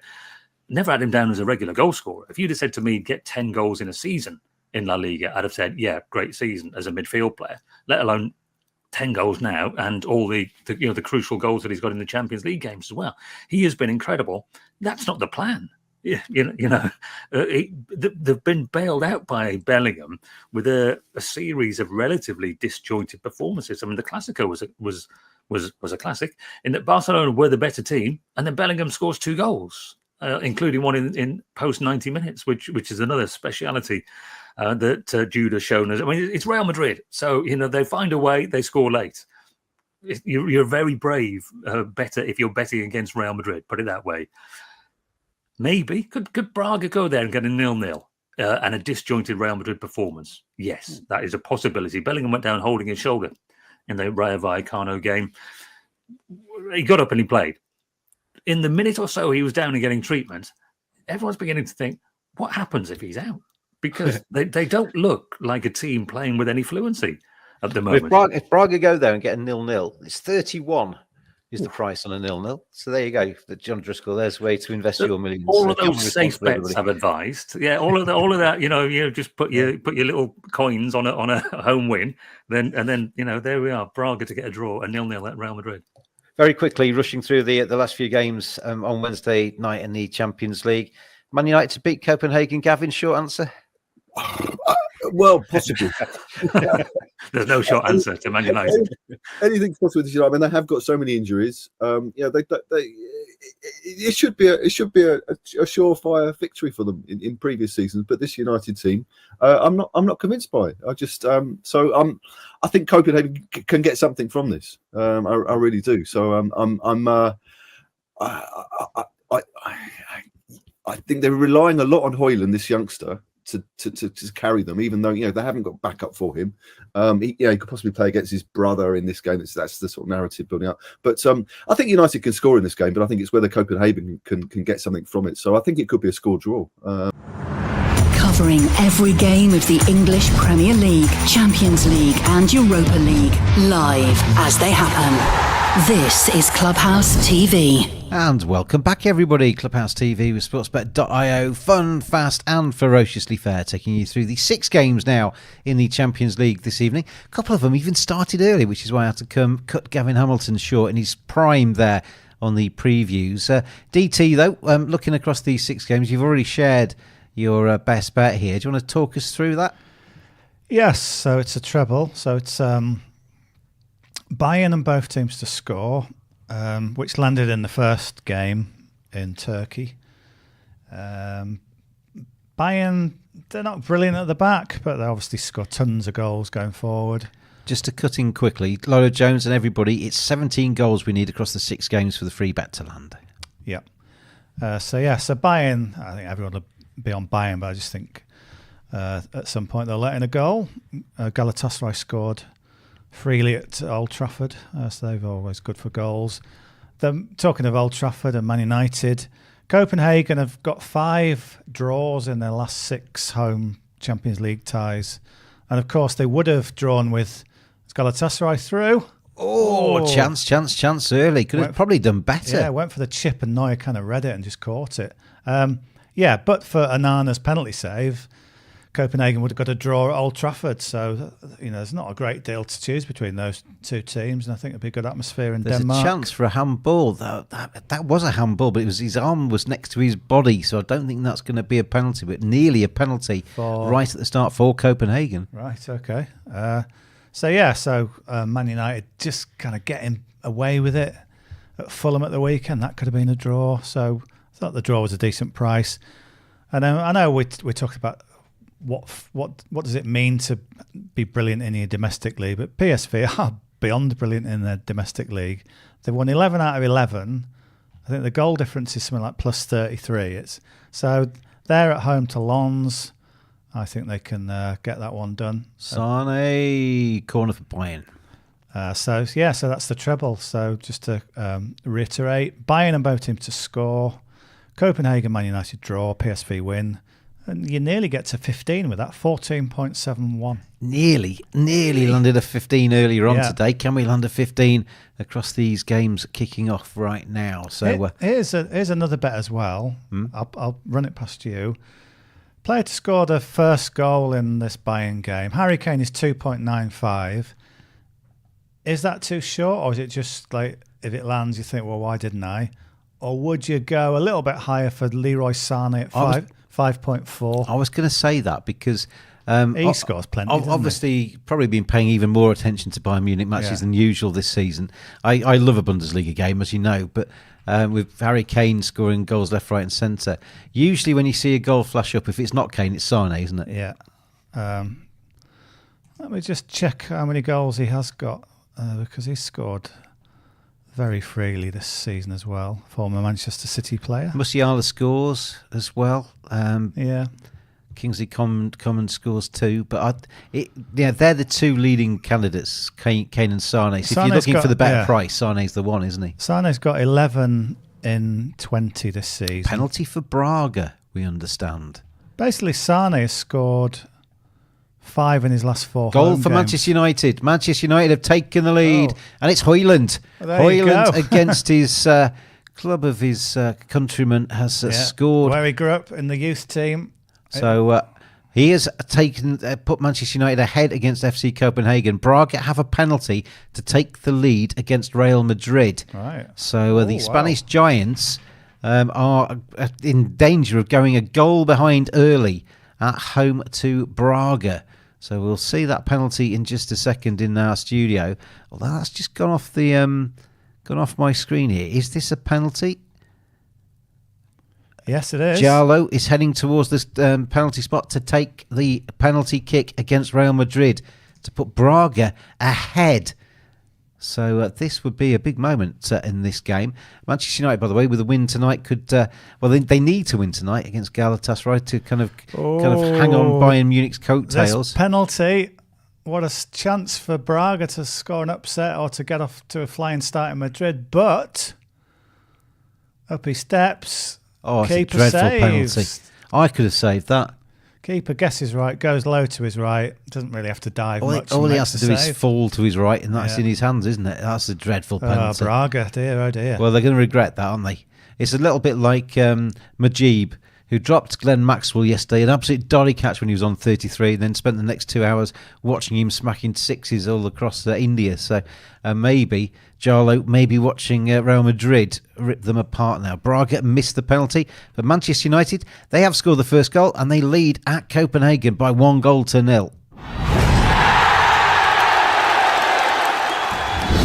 The first of hopefully 17 goals for you Clubhouse creatures out there to get us a free bet opportunity tonight. So FC Copenhagen, a goal down at home. We fancied Copenhagen to potentially scupper Manchester United tonight, DT. Copenhagen are now 10 to win, 6 the tie, 1.29 for Manchester United. But does that goal just settle the Red Devils' nerves a bit?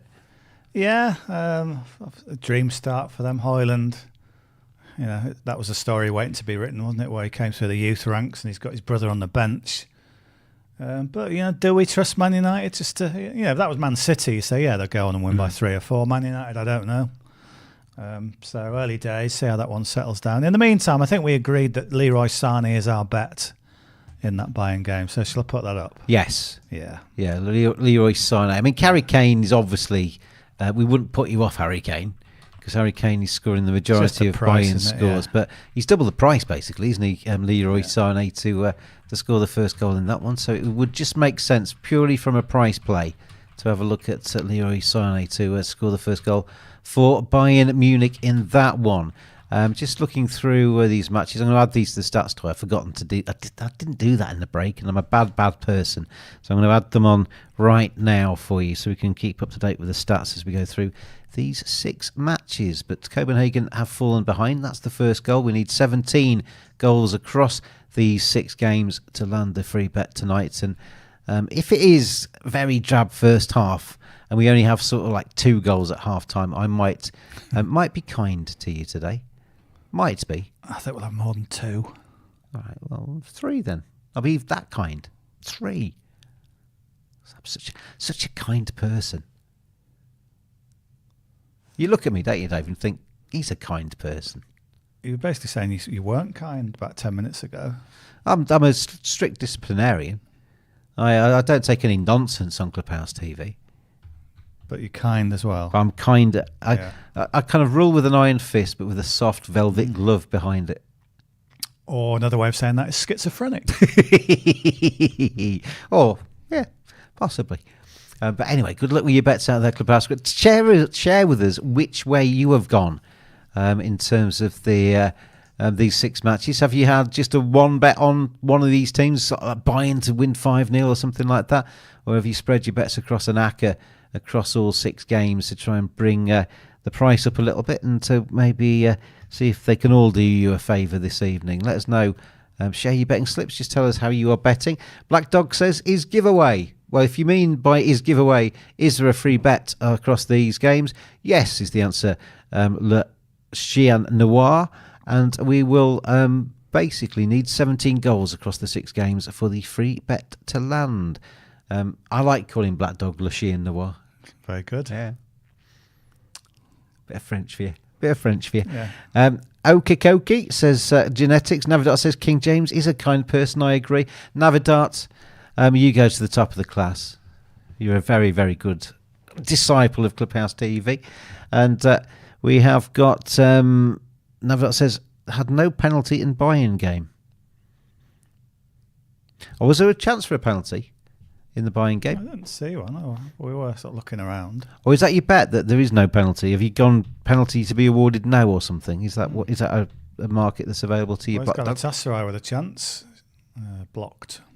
I mean, they do get quite a few penalties because Harry Kane slips them in. Yeah, he's scored quite a lot this season, hasn't he? Yeah, so we will see how they all go as we go through the next an hour and a half or whatever of football, and probably plenty more as well with the amount of added time we get. There's probably closer to 2 hours of football, but we are up and running, and the crowds are.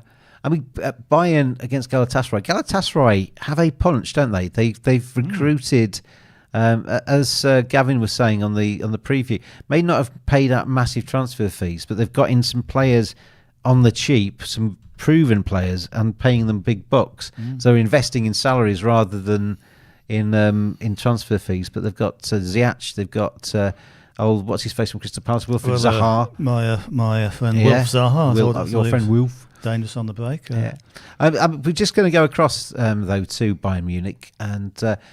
If his earpiece is in, we may get a bit of panting as he's running around. But Harry Kane joining us from Germany. Harry, how have you seen the first few minutes of this match?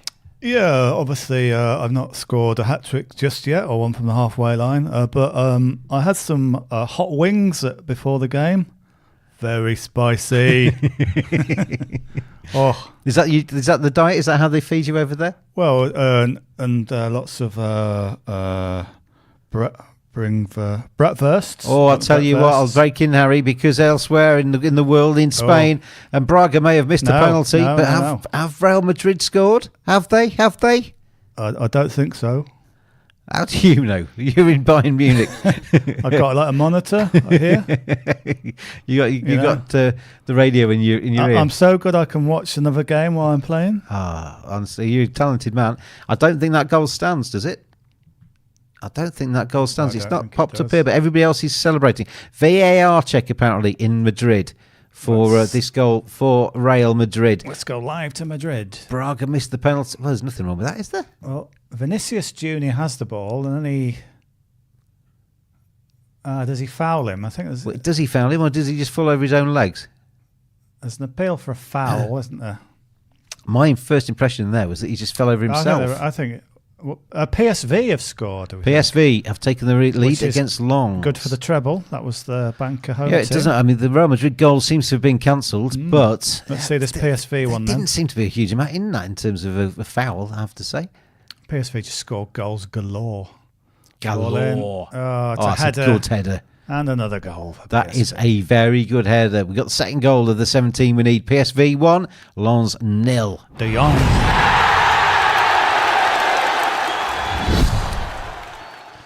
You know by now that when I go 0 and then I press the button, that's when the thing's going to be playing. Luke De Jong has scored with his head. And we'll have to let Harry Kane get back to playing, won't we? Because the goals are coming in thick and fast. We can't keep him on the sidelines. He's needed in the middle.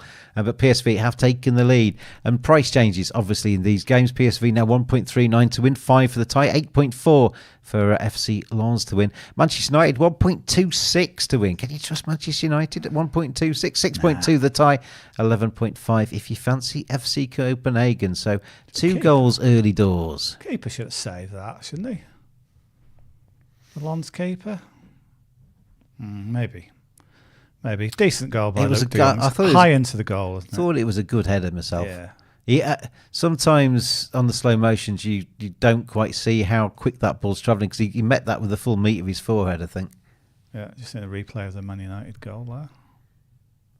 A tap in. Yeah. Højlund's thinking, why can't you set me up like that in the Premier League where I've yet to score a goal? I think Højlund's actually a very good signing for Manchester United. I think he's a good player. You forget how he's only a kid, basically. Still, he's only a youngster. He's got a lot to learn, but I think he's got the foundations of a very, very good game. If they can keep him happy and kind of mature him as a player, then I think they've got a lot to get out of him. Sane almost in there, tried to round the keeper, but the keeper got a hand on it. Bayern have got a corner. He's the only Manchester United player I would take at Leeds United. Just you wouldn't have Bruno Fernandes at Man I United. can't stand him. Just there's a bit of a break in this match. The Johnny Evans, the home side there, Copenhagen, are all in a circle with the manager giving him a real pep talk, whilst Johnny Evans is getting some treatment and walking to the edge of the pitch there. So I don't think I've ever seen midway through a half in a kind of a stoppage for an injury, a team getting a bit of a dressing down or a bit of advice. Johnny Evans, is that the sort of face of a man who knows his game is up? I think so. I think he's saying like something's gone. Yeah. He's walking off. Yeah, but he knows something's. They're going to make a change there, aren't they? He's played a lot more than I expected. They signed him as a backup, basically, an experienced backup and a good voice in the dressing room, and he's basically played. He's been ever present in their team in recent weeks. Well, Alessandro Martinez, apparently he's going to be out till Christmas, as is Casemiro, so they've got injury problems. What we're going to do, Dave? Varane coming on. We're going to go through the stats, the early stats of these games on the screen here. Bayern against Galatasaray, 3-1 for Bayern. And 1 shot on target apiece, 4 corners to none. So Bayern Munich have had slightly the better start there, as you would expect. Copenhagen against Manchester United. Obviously, Manchester United have scored the first goal of that game. That's their only shot of the match so far, though. And one's coming from Copenhagen. That was also on target. Yet to get anything else in terms of corners or cards in that game. So the goal's really the only thing that's happened in that match just yet. Arsenal taking on Sevilla, who do not travel. Their away record in Europe is dreadful. We were saying on the preview how they have won silverware in Europe when they can't win away from home is beyond reality, really. But 2 shots so far for Arsenal, yet to get a shot on target. They've had the only corner of the game as well. And PSV against Lens sees the 1-0 to the home side. The header just a few moments ago, 1 shot apiece in that game. 2 corners have both come to the away side there, yet to see any cardage in that game. Real Madrid against Braga. Lots of incident. Missed penalty for Braga. Real Madrid coming close. A disallowed goal there. Even in terms of possession, only 1 shot in the match so far was on target from Braga. 1 corner has come to Braga. So Real Madrid not exactly out of the traps. And we talked earlier on about that maybe being a match that you look at and think there's going to be loads of goals. Maybe not. Loads of goals in that one tonight. Maybe an unders play. Salzburg against Inter has had just the 1 shot so far that was off target from Salzburg. Nothing else has happened in that game. Yeah, pretty quiet overall, you'd say, wouldn't you? Just 2 goals. I mean, the Manchester United game doesn't look as if it deserves a goal. It's the only time that anything has happened in that match. So, it hasn't been a stonking start when it comes to action in this one. Can we get both teams to score in the Arsenal game, says Navidart. The thing with Sevilla away from home, Navidart, is that they are awful. I'll just bring up their recent record if I can find the Champions League. Here we go. On the system here. But Sevilla away from home, they're currently 15th in La Liga. And I think when you get down to 15th, you're talking about fairly ordinary sides in La Liga standards. The top deck is great, but you drop down and towards the bottom end, it's not great. In La Liga, Sevilla have not won away from home in their last 7 matches. Yes, they've picked up 4 draws there, but they haven't scored that many goals in the process. They've lost 3 of them. And we're not talking about games away from home against... Only Barcelona is in that 7 of teams you'd think are really upper echelon sides. They lost 1-0 away at Barcelona, but they've been beaten by Alaves. They've been beaten by Real Sociedad, who we saw earlier, good side. And they've only taken draws. Both teams to score is possibly a play, because Sevilla have scored in 5 of their last 7 away matches, but they've not won any of those. So, I mean, Arsenal and both teams to score may be a bet. Arsenal, even last season, they always seem to be conceding a goal at home at some point. But the stat of Sevilla was, I think it's something like 16 matches, might even be more than that, where they've played but haven't taken a win in Europe away from home. So I think there's about 8 draws and 6 defeats or something in the process. So draw is a play potentially in Sevilla away games, but they certainly not a ferocious beast. They get all of their success at home. In the 2-leg European stuff, they tend to win at home and do a job away from home. They're not a great travelling side. This Copenhagen Man United game, it's got interrupted written on the flash score page. I don't know. This is one that's going to ruin our half time, James, I think. Navidart says, why has the United game stopped? Good question, Navidart. Spectator injury, says Genetics. So we're waiting for the medics to get to a spectator. So, right. I mean, fair enough. you don't want somebody suffering in the crowd. So Christian Eriksen knows all about that, doesn't he? Well, it's no coincidence they zone in on him.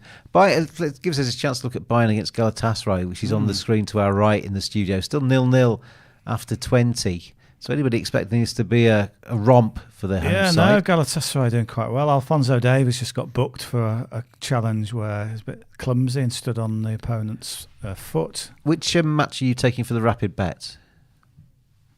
Bayern. You wanted that, didn't you? Yeah. Well, none of mine seemed to register, by the way. We're back up and running in the Manchester United game, by the way. Could I? Could I? Do you mind if I put the Arsenal game on that left-hand screen? Would that be Man United? Yeah. Yeah. Would that be all right? They're playing again at Man United, by the way. Yeah, they're back up and running. Back on now. Says Genetics confirmed. We can see with that with our eyes as well, Genetics. But thanks for keeping us updated. In Group A, by the way, Bayern top, and the win tonight would see it 4 from 4 for Bayern, and would basically put them through to the next round. Manchester United though and Galatasaray, who are obviously in action as well. Manchester United, with the 3 points that they're currently on in the live table, would go to 6 points. Galatasaray have got 1 point tonight in the live table for the draw 0-0 at Bayern. They would be on 5 points. So with 2 games to go, a win tonight for Manchester United and a draw or a defeat for Galatasaray would see Manchester United into second, but not job done just yet, because Galatasaray would still be very much in with a shout. And obviously it gets to this time of the competition, DT, that you start looking at third place as being the Europa League slot. Sane just had a shot for Bayern. So you get to the stage now where teams where third and fourth are fairly close together. It's not dead because they're fighting for a Europa League place, and often a team dropping out the Champions League into the Europa League ends up being one of the favourites to win the Europa League. Yeah. So because in those sort of, well, say in Newcastle's group, where you've got Newcastle, Dortmund, PSG, and AC Milan, whoever drops out of that, it could be one of the big boys, aren't they? It'll be a favourite. I mean, you one of the favourites. You got Sevilla currently in 4th place in Group B. If they could get into Europa League, they win the thing. Yeah, they're crazy. They're ridiculously successful in that league. So you wouldn't write them off lifting silverware in Europe just yet. So I'm going to take Arsenal's game as my rapid bet game. Okay. So I'm going to monitor that one and see if we can get any success there. Six from 6 in the early kickoffs. We need 17 goals for the free bet. We've got 2 so far. Early days. Don't panic. Yeah. Well, I said 2, didn't I, at half time? And you said, no, we're going to get more than that. You said it as a joke, didn't you? What if we only get 2? Yeah. We're halfway through these first halves. I suggest we shall. There'll be more success yet. Yeah. Right. Will there be a shot on goal by either team between 20? Yes, of course there will. Yes, of course. I'm not going to take it. This is too short a price. Foul or throw in first? I don't like that. I like the one where it's which end the ball's going to be, but I don't seem to get that so much these days. I saw it before. Will there be a shot on goal by either team? I'm going to go for. I'm going to take that shot on goal. I'm going to go for 7 out of 7. That's going to be my 7th rapid bet of the night. So shot on goal in between 24 and 34 in the Arsenal game. You've got my streak of 9 to beat, so you're on. Well, I'm on course. Yeah. Well, I'm going to take some really short prices then and get across the line. Why not? Why not? We're all about raising the bar here. Arsenal coming forward down the left. Yet to get into my zone, I think, for the shots. 24. So it's 23:09 on the clock. And so just kind of pass it sideways, lads, and then get a shot on goal in about 50 seconds' time. That'd be quite good for my rapid bets. Where's the next goal going to come from? Is there going to be a next goal? Could this be it, Dave? That's it. It's a full of 0-0s and the odd 1-0. I mean, we get nights where it's a goal fest. It's like in the Premier League sometimes. You get weekends where both teams score pretty much lands and everything. There's goals everywhere. Every game seems to go over 3.5. And you get record numbers. They say, this is the biggest scoring Premier League weekend ever. There are equally Premier League weekends where it's a bit drab, isn't there? Yeah, maybe this is a drab night in Europe. Well, we had plenty of goals earlier. Sociedad had 3-1 against Benfica. Yeah, but we'd had more goals in that game. Maybe it's a both teams to score night. We had 2 both teams to score early. Do we get both teams to score across the board tonight? We've not had a goal since the 12th minute. No. Harry Kane There's just gesticulating to somebody there, frustrated. Thomas Tuchel's under a bit of pressure, by the way, despite the fact they're caning people literally in the Bundesliga. They've gone out the cup, haven't they? And apparently, Gavin was saying on the preview that Lothar Matthäus, who is now in the media, they had basically a bust up on the television. Thomas Tuchel was getting really tetchy. The pressure's starting to tell on him. He does fall out with people, doesn't he? Lothar Matthäus, I think, has been a bit of a critic, and Thomas Tuchel did not take it well. So it's a bit tetchy. Thomas Tuchel can be. Yes. Got a bit dead on the old goals in the Champions League. Probably a very good time for me to press this and get DT's best bet with around about 20 minutes left in the first half.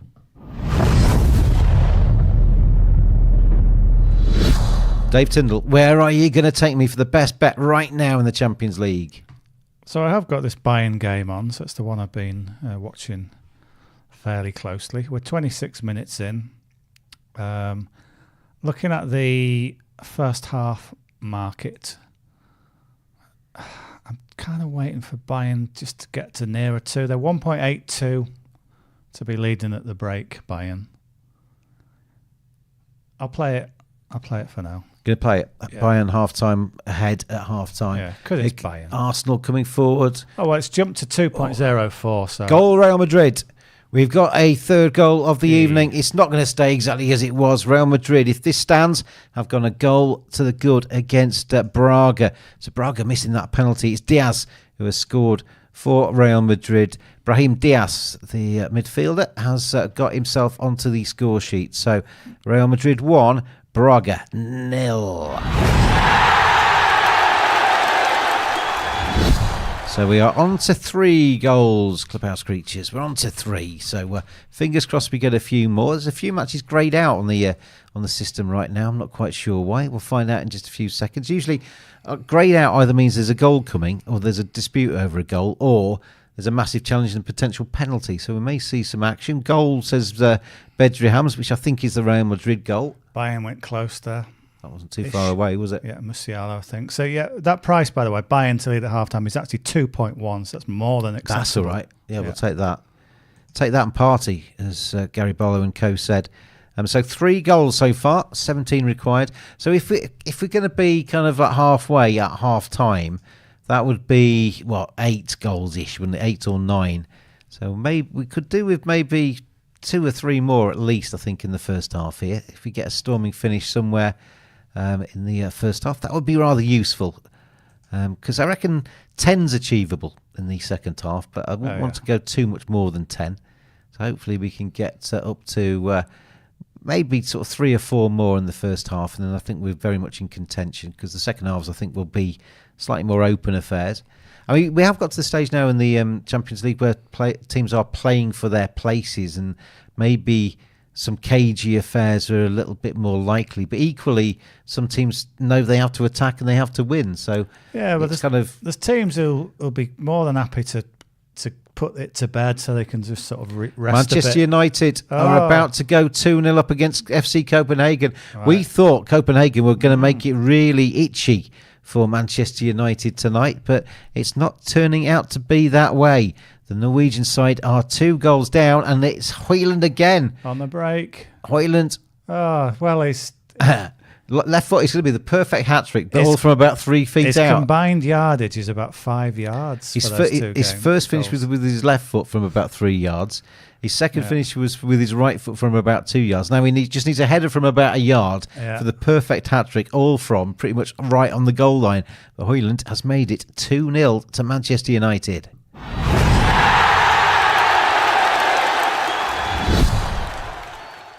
I won't repeat what you've just said, genetics, but it's not too complimentary about the way Copenhagen are playing this evening.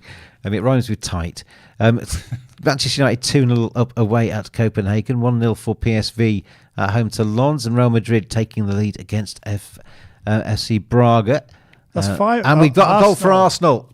So I was looking for my rapid bet, DT, for a shot on goal by either team between 24 and 34. Lovely goal. I think that qualifies. It is a shot on goal. This is from Leandro Trossard, and Arsenal have taken the lead in their game. And that's another rapid bet 1. Tick.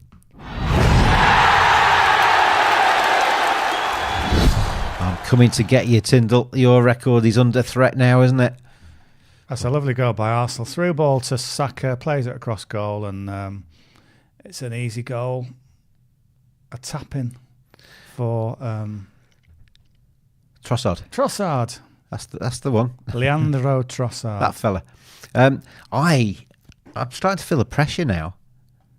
You need to pick out a good one, don't you? So I'm now 6 from 6 tonight. Is that all? Yeah. Right. Is that all? Well, you got 9 before you. 6 from 6, all at good prices. Not like your 1.1s. No, we're all. I had a 3 point something. I'm poking the beast here. I'm yet to get that one registered as a success. But 6 from 6 tonight for me, and I'm going to go back in again. 1, 2, 3, 4. We've got 5 first half goals now. Yeah. Which is good. Start to rack up a little bit. I'll update you on the prices. Arsenal gone very short, 1.07 for Arsenal now, 13.5 the tie in Sevilla, out to 34. They don't travel. They don't win away. They don't do anything away. Arsenal could score a few more. In fact, Arsenal to score again in the first half might be worth a look, as Sevilla could concede a bit of a 0-0. Bayern Munich 0-0 against Galatasaray, Bayern a 1.3, but as DT suggests, it's now better than 2 for them to be ahead by half time. FC Copenhagen 32 now to beat Manchester United, who are having a very good night. 2-0 up, 1.05 for United. Still goalless between Salzburg and Inter. 3.8 for Salzburg, 2.22 for Inter. And the draw price is 3.05. PSV, a goal up at home to Lens, a 1.38. 4.7 the tie, 9.6 for Lens. And Real Madrid, 1.1. 1-0 up against Braga, who are 24. The tie is 11. Rasmus Højlund has now got 5 goals in the Champions League and none in the Premier League. Yeah. Well, is that coincidence, or is it there's something in that? Is it the slower pace maybe in Europe? Maybe. I mean, I think we or underestimate rather the difference between the Premier League and some of the other leagues in Europe. It is fast paced, isn't it? It's quite feisty. And I mean, you only had to watch the Spurs-Chelsea game to know exactly kind of the dynamic of a Premier League game. And some players find it take a bit longer to get used to that. So at the moment, Højlund is, for whatever reason, when he plays in Europe, he's got more confidence about him. Premier League's now become a bit of a thing around his neck, hasn't it? That, right, Harry Kane is through.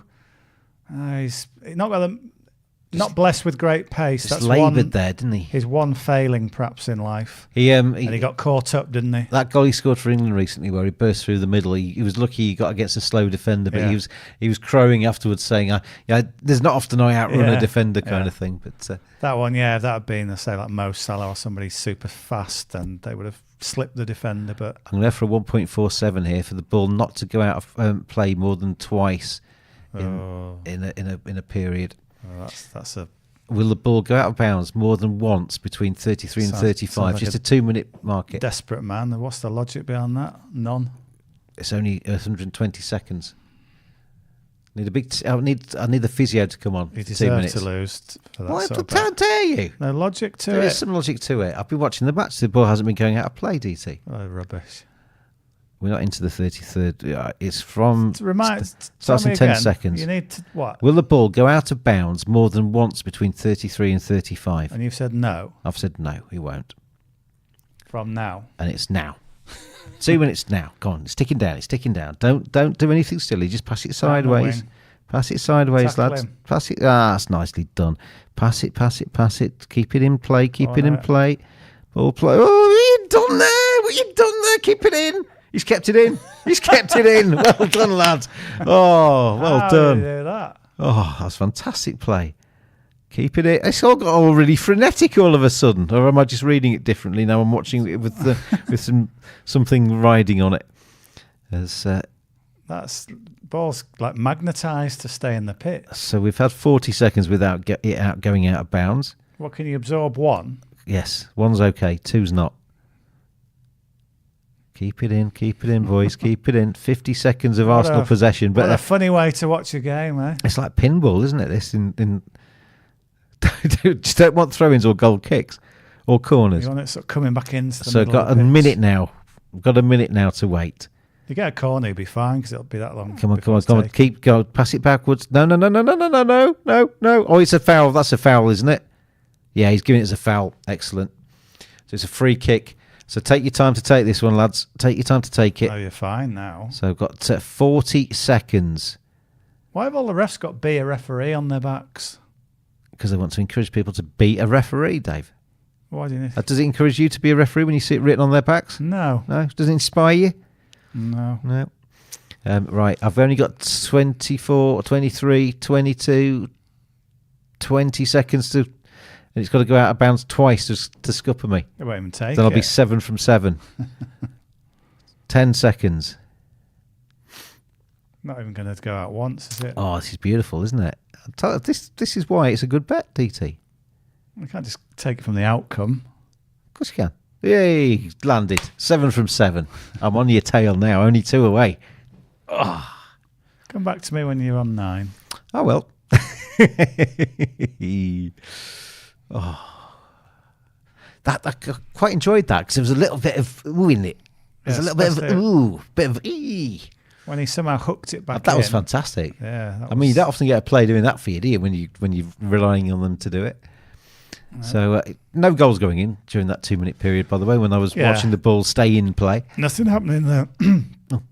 Bless you. Don't die on me, Dave. Nothing happening. Don't die on me. We've got more than half of football to play yet.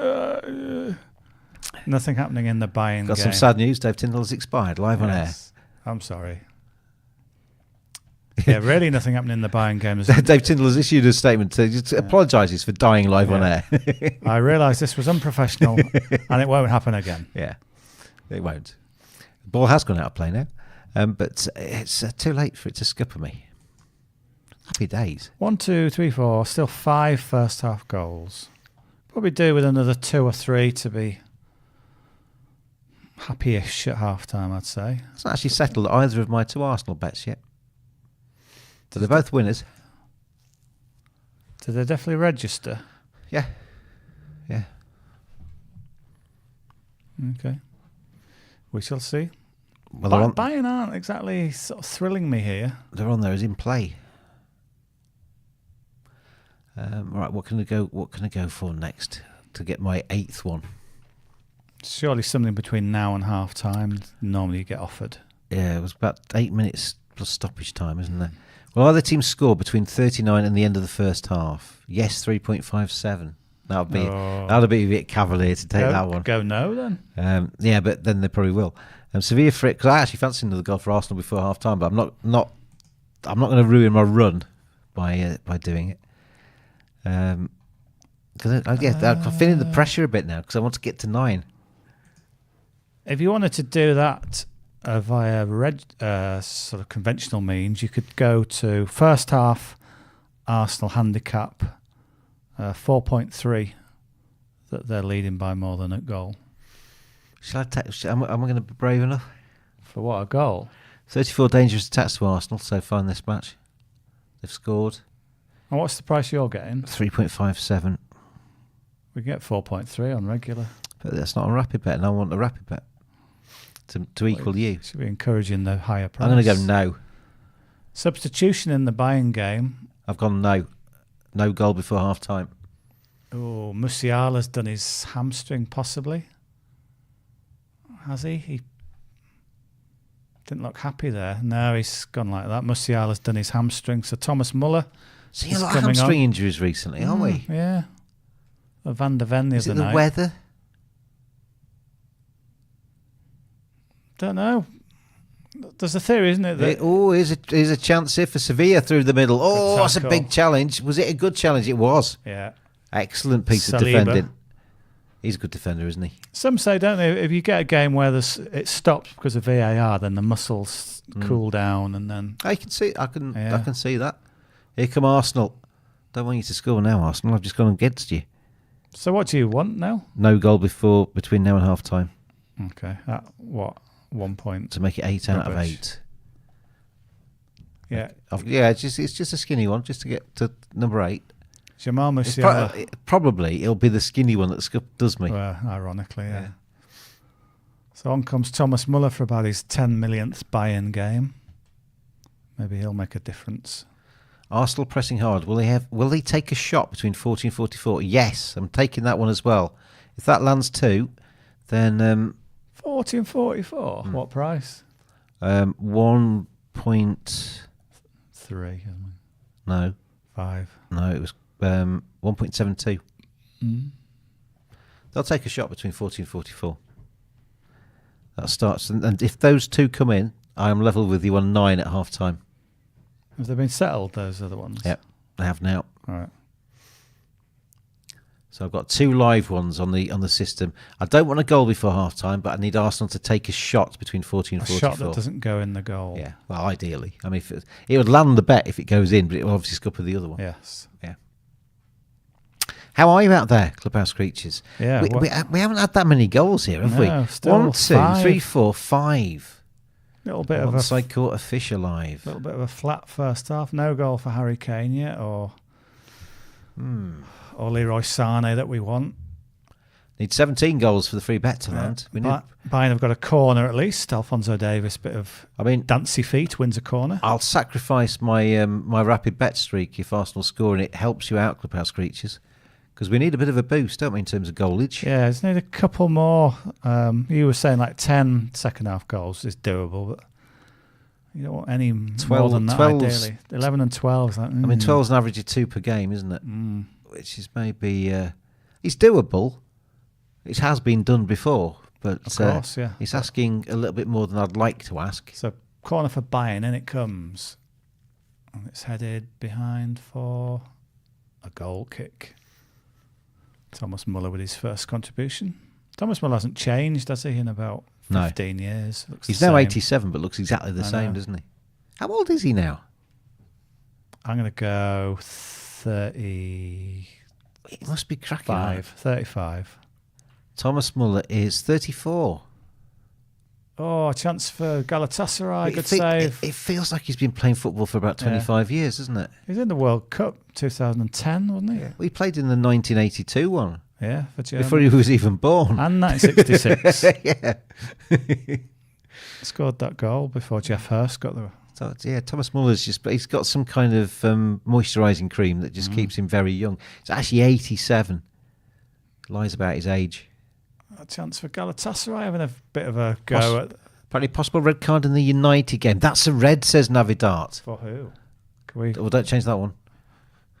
Because I'm waiting for a shot. Let's have a look. FC Barcelona will face Argentina NT in a friendly match as part of the club's 125th anniversary of its founding in 2024 at the Nou Camp for Leo Messi's farewell to Barcelona. So Messi's testimonial game, effectively. Let's have a look. Where's it for who a red? Oh, so it's... I don't know, that's a red. It's Rashford trying to sort of protect the ball, but he stamps on the player's ankle. Well, what's the ref going to do? That's a big call if he sends him off. I don't think you can say that's deliberate, can you? Oh, he's reached for another card. And it's going to be red. Rashford goes off. Are you ready, DT? Are you ready? Off.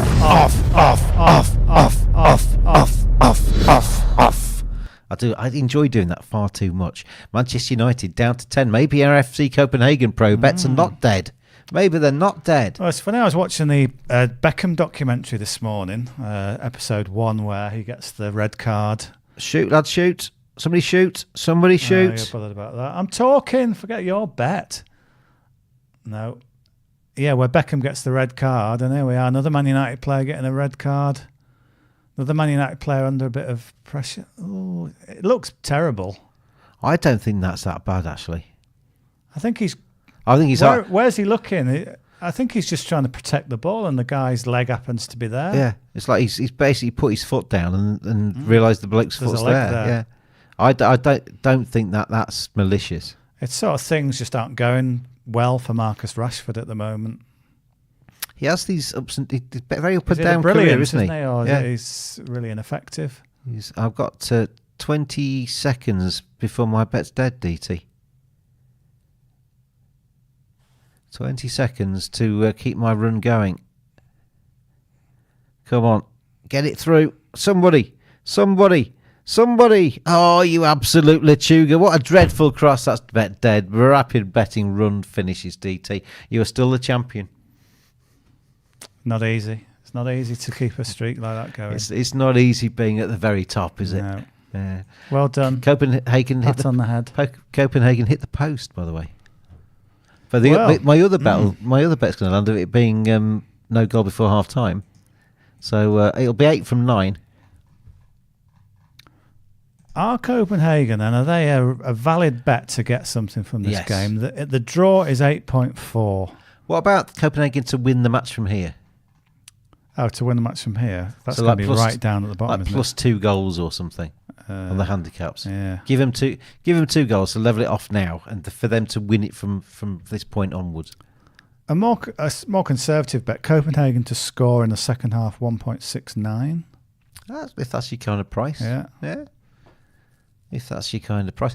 So just before we get to half-time, let's have a zip through the stats, shall we, of all the games that we've got on at the moment. Copenhagen against PSV rather, against Lens comes up first. PSV 47% possession. They are a goal up, 5 shots to 3. Just the 2 corners in that match. 3 yellow cards in the first half there. And PSV... Copenhagen have scored. Oh. Cross from the right.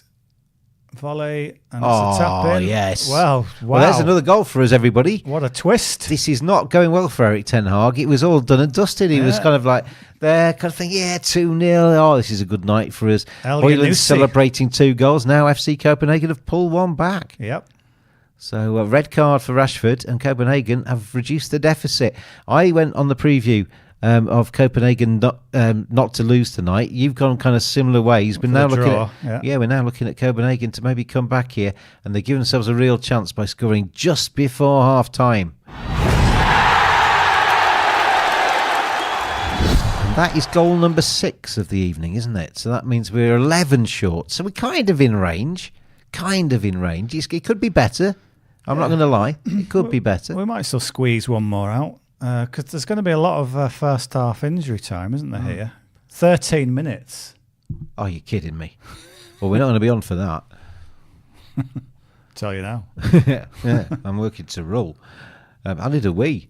We've got Arsenal. It is half-time there. Arsenal 1, Sevilla 0.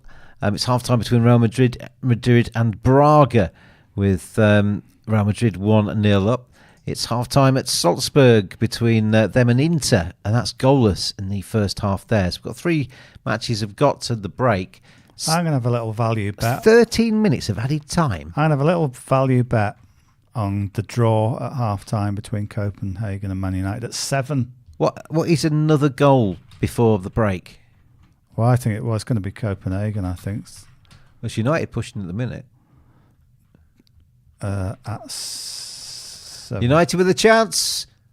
Hooked away. I won't be so confident.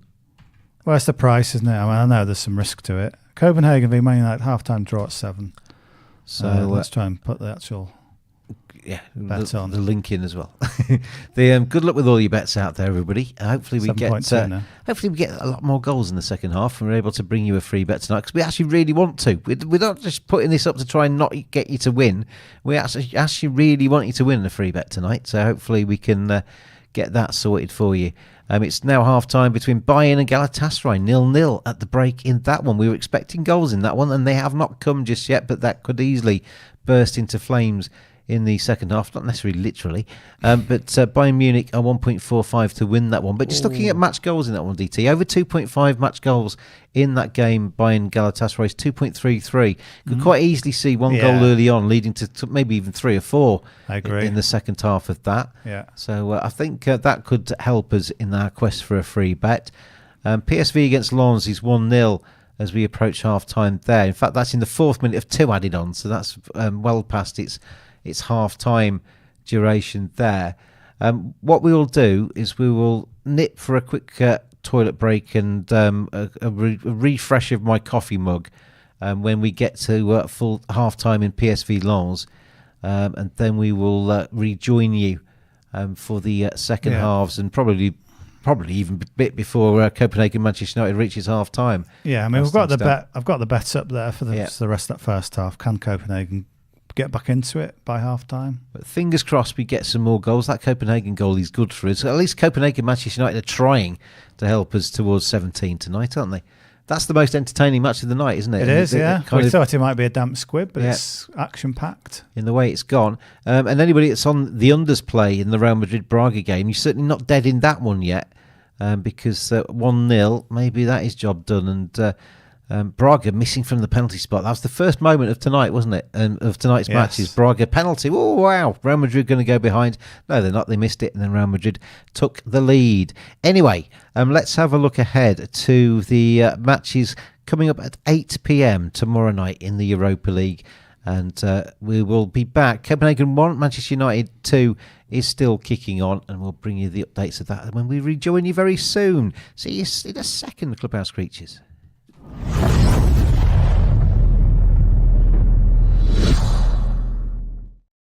He flicks his pad over quickly and moves on to the Europa League Thursday 8 p.m. games. And there's some good ones in action here. Start off with West Ham against Olympiacos. Gavin Hamilton. West Ham top on 6 points. Finding a way, aren't they, in the Europa League this season after their successes last season?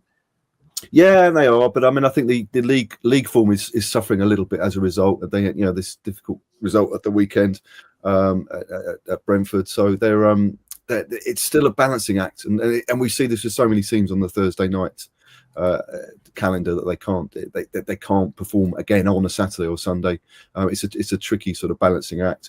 But West Ham have come through, as you say, but it was they're I think they are probably overestimated Olympiacos last time round, and they won't do this time. So I think West Ham will do all right in this. They seem to be a bit more comfortable with playing it's the London Stadium nowadays. They're selling out regularly. The stadium there was a problem a few years ago. The atmosphere was a little flat, but it seems to have improved. And those European nights are giving people, maybe giving a few of the non-season ticket holders a chance to go along, and that helps. It boosts teams like Liverpool a lot over the years, and maybe that will give them a lift. And I can see them coming through this. But Olympiacos have shown they've got something about them. So I would be interested in both sides scoring, but a West Ham victory, I think, overall. Okay, West Ham are 1.66 to win the match. Both teams to score in the game. Yes, is 1.6. I'll find you the price on West Ham to win and both teams to score. But John, would you take West Ham? Yeah, I think I would. Yeah, I know they lost the first game. And Olympiacos were a good watch, actually. Entertaining. Lots of players running with the ball, very attacking, which plays into what Gavin said about the possibility of goals again in this one. West Ham are a bit hit and miss, aren't they? They are where they are. Like I said about Sevilla, they're not a contender. They're not one of the best teams around. They're contenders to win this competition if all goes well, but not to qualify for the Champions League or anything. But yes, the short answer, James, is yes. I would take them to win this game. And I've not fulfilled my promise, Gavin, because the price isn't there for West Ham and both teams to score. But I think we maybe just edging towards the home side there. Rangers against Sparta Prague is another one. This is an important match for both sides, isn't it? Both are locked on 4 points in Group C, in second and third, respectively. Whoever wins this, if there is a winner, takes a giant leap forward, John, don't they? A real chance for Rangers at home. Yes, because the first game was a draw, wasn't it? 0-0 draw, so obviously it gives you the advantage, the head-to-head. Rangers are doing okay, isn't it? The 3 wins in a row, beat Hearts at the weekend. They've got to check everything at this, haven't they? Because realistically, are they catching Celtic in the Scottish Premiership? I sort of doubt it. They had the worst of the game against Sparta Prague first time out. No reason, though, back in front of their own fans, good atmosphere, strong team. So, again, I think I'd go with Rangers. And then it puts them in a good position in the group, especially if Betis beat Aris, which I think you'd err on the side of being the case. And then you're looking in a strong position for those two teams. I went positively there on Rangers, Gavin, but if you kind of use the Eddie Howe angle and look more negatively at it, if they lose this one, they're chasing in the group, aren't they? So it's a massive game for Rangers.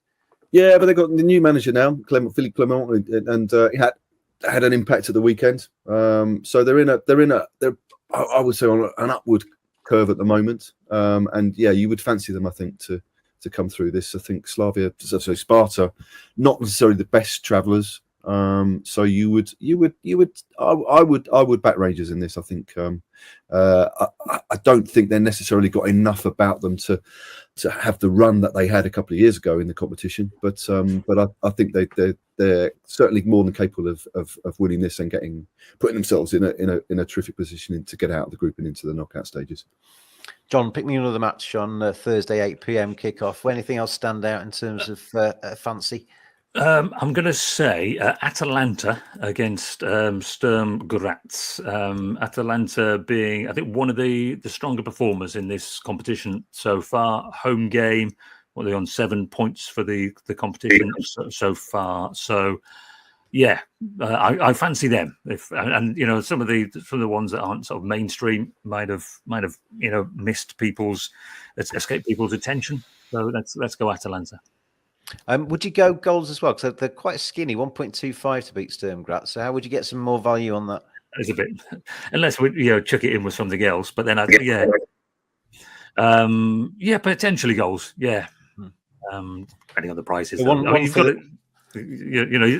always say, be sensible about it. If you might fancy a team, and if the price isn't there, look somewhere else. Well, one for a Thursday night acca anyway. Yeah, and that's Atalanta selection there to stick in with other stuff. Gavin, what about you for another match on the 8 p.m. kickoffs on the Europa League? I'm looking at Villa. So we're looking at the Europa, aren't we? So sorry. Yeah. Sporting, I think, are in very good shape at the moment in the Portuguese league. They're top of the table in sports in Portugal. So I would be looking to see if there's any value there.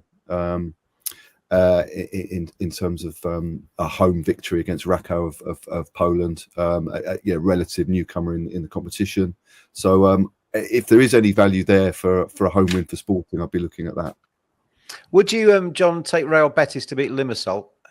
Yes, I would. Yeah. They're coming back into form. Earlier in the season, I expressed doubts about Betis. They're not top club. They're not top quality. They are a bit frustrating. They kept breaking down attacks. They look nice. And then sometimes you analyse them and think, how many actual chances did they create in that game? Did they actually put a team to bed that you thought they were dominating against?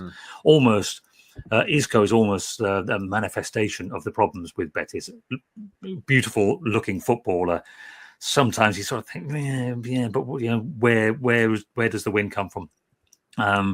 But they're up into the top 6 in La Liga at the moment. They're top of this group. I don't think there's anything in Aris that suggests that they should be able to overturn Betis. Nabil Fekir is coming back as well, which will be great news because he's another fabulous footballer. They're an easy team to like, Betis. They've got this massive fan base. And yet they never win anything, which makes them likable.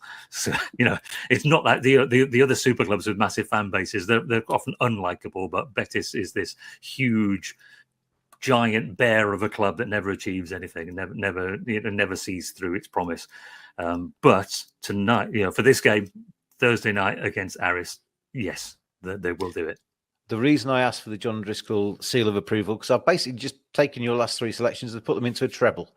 So Real Betis at 1.3, Atalanta at 1.25, Sporting at 1.25. If you stick them all together, it's not massive, 2.04, but I think it's as safe as you can get in terms of betting terms. I think that's a reasonably decent treble and a way to look at the Europa League on Thursday at 8 p.m.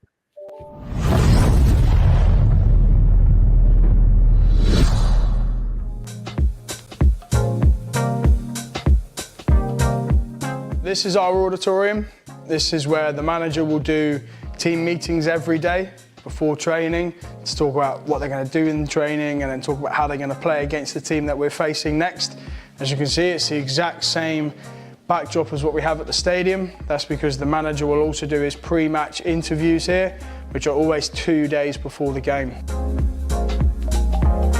Okay, so now we're in our recruitment and analysis area. So it's split into 2 separate areas. So the scouting and recruitment is here. These guys are the ones who are watching football around the world, trying to spot the next best player that we can sign. And then we have the playing first team analysts who sit here. Their job is to analyse how we're playing, how our players are training, how the away team is playing, and how we can aim to try and beat the away team by looking at those tactics between the two, and that's their job here. And then, as I said, outside you saw the cameras by the pitch, and you'll see why soon, but we have one of these. You can see some in the background over there as well. We have 2 of these cameras on every single pitch we have around here at the training ground, and I'll show you why when we get into the main building. The reason we have them is for this team here. This whole bank of desks are set to watch training outside. So whenever there is someone training on a pitch, on any of all 12 of them, they're constantly being recorded for analysis and feedback from coaches. So if there's certain things in training a player needs to improve on, the guys here in the analyst team will be able to pick that up and take it recorded and shown to the player, and hopefully that helps their development. But as you can see, there's joysticks on all the desks. That's there to control the cameras.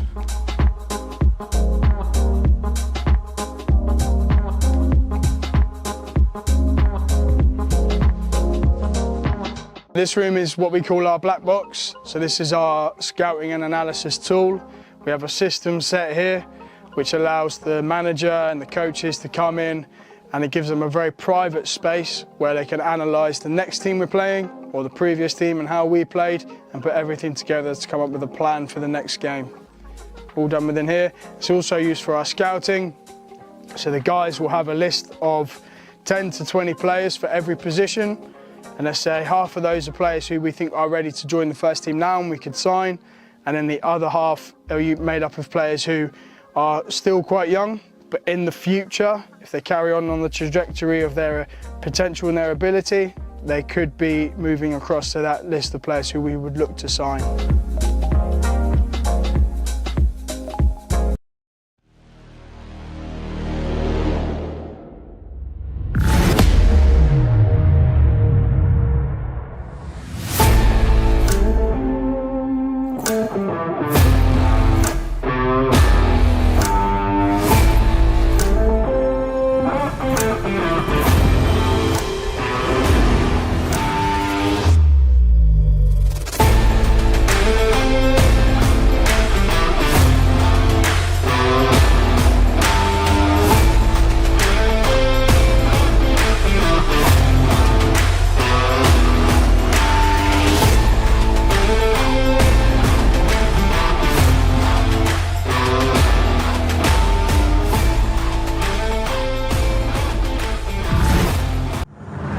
Covering every game of the English Premier League, Champions League and Europa League, live as they happen. This is Clubhouse TV. And welcome back, Clubhouse creatures around the world. James and Dave T taking you through tonight's Champions League action. We had a bit of a flurry, didn't we, there? And before we went to half-time, Copenhagen, after Marcus Rashford was sent off, going bang-bang at the end of that first half. It's 2 apiece there. That's only just gone to half-time. And we're back up and running now in the other games. Real Madrid 1-0 against Braga. That has kicked off the second half. Salzburg 0-0 against Inter is back underway for the second half. The other games about to get underway. Bayern has just kicked off for the second half too. And FC Copenhagen against Manchester United currently having their half-time oranges, and they've only just started their half-time break. So the matches are all over the place now. But Navidart was asking who had shared that bet. Don't believe everything Dave Tyndall tells you on the chat there. It was everything that is good that happens on this service is obviously down to me. I influenced him in terms of putting that bet on, and he's taking out all of the credit there. OMG United, can never trust them, says Slissy. Indeed you can't. At the moment, they are a team a bit like Chelsea, aren't they, where you kind of see the prices are almost pitted at on their history and on their stature rather than on their form at the moment. And Manchester United, as things stand, are not a form side, really, in terms of being able to trust them. And at the moment, Copenhagen 2 apiece against them. Copenhagen 2.22 to go on and win that one, DT. 2.78 the tie. 4.4 for United down to 10 men. I'd actually, if anything, back the home side now to go on and complete the job. Yeah, I mean, do you think that price is big enough? Well, 2-4. In a way, half-time came at the wrong time for Copenhagen. Yeah. They liked another 10 minutes to really grind Manchester United into the dust, wouldn't they? Because it's no foregone conclusion. Man United were kind of on tilt a bit, weren't they? Red card, conceded the first goal, then suddenly a second. And now Ten Hag's got a little bit of a chance to kind of steady the ship a bit. That's right, yeah. So, I'm a bit torn with that one. I think there's more goals to come. You think more goals? I think it could. I think United might just think, oh, hang on. I think they... Although they need to sort of win, don't they, really? I mean, looking at the table, where, as it stands, they're now behind Galatasaray. Bayern are top and will remain top. But Galatasaray 5 points. United with a point would be on 4. Copenhagen would be on 2. If Copenhagen win tonight, United will be bottom potentially of the of Group A. So, and then Man United's last 2 games are away to Galatasaray and home to Bayern. I mean, that's no guarantee of anything. Absolutely not. So, Erik Ten Hag, that win at the weekend only really did. It kind of just kept the same amount of pressure on him because it wasn't a very good win at the weekend. And if they lose to Copenhagen tonight, his pressure ometer is going to be going up even more, isn't it? Yeah. So it's funny, isn't it? When things aren't going your way, you think, oh, well, we've turned this corner, we're 2-0 up, done the hard work, and suddenly, half-time, it's a mess again, down to 10-2-2. It can Bayern. Yeah, Bayern need to pull their fingers out a bit. In terms of the free bet tonight, we had that flurry from Copenhagen. Didn't do us any harm, did it? Because we're now on to 2, 6, 7. So we need 10 goals. And I said in the first half there, if we can get into kind of 10 territory, then the second half could come up trumps for us. So fingers crossed for you out there, Clubhouse creatures. We can get 10 goals across these 6 games. And of course, Copenhagen, Manchester United will go on probably a good 10 minutes after the rest have finished. So even if we're on kind of 16, we could still have Copenhagen, Manchester United, late drama there, seeing us across the line. Maybe PSV. PSV have forgotten to come out. Why has that game not started again? Did they have quite a bit of added time at the end of the first half? Was that the one we were waiting on? It was, wasn't it? It was the last of the ones to go to half time, apart from obviously the Copenhagen game. So tell us how you're betting out there. It's Clubhouse TV with sportsbet.io. James and Dave with you this lovely Wednesday evening, and I'll be back with you. At the moment, it looks like an assortment of Gav and Dave tomorrow. Gav doing the first round of matches and Dave T coming in for the second round of matches. But I will certainly be here with you for the Europa League matches tomorrow. PSV against Lens has kicked off for the second half. So all of the 5 games are up and running for the second half. FC Copenhagen against Manchester United, understandably, is going to be a little bit of time left before that kicks off for the second half. But we need 10 goals across these 6 games for you to win the free bet. A shot there from Arsenal gets deflected behind for a corner as Kai Havertz is kind of travails in an Arsenal shirt. Haven't really ended yet, have they? That penalty that they gave him to get him off the mark hasn't really done the trick. I almost think with him, he's trying too hard. Yeah, I was reading the stats piece about him today in the Guardian, and he's got 1 assist and 1 goal so far. And as you just said, the goal was handed to him for a penalty. It's like where do you play him? There's no obvious place to play him. I think he's a good player.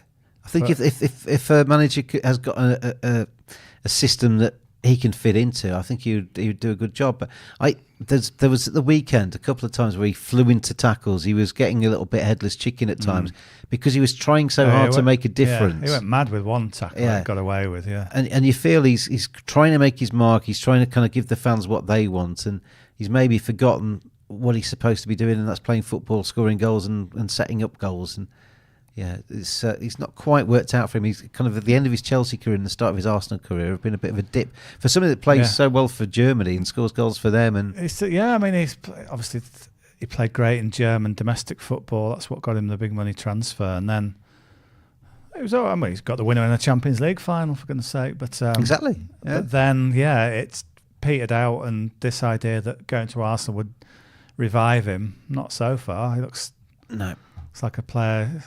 Don't know how long can it go on for before he thinks, I don't know if the Premier League suits me. I maybe need to think about a move somewhere else. I seem to be missing one stat here. Where's the Bayern game gone? It's gone off my system. I'm going to have to add it again.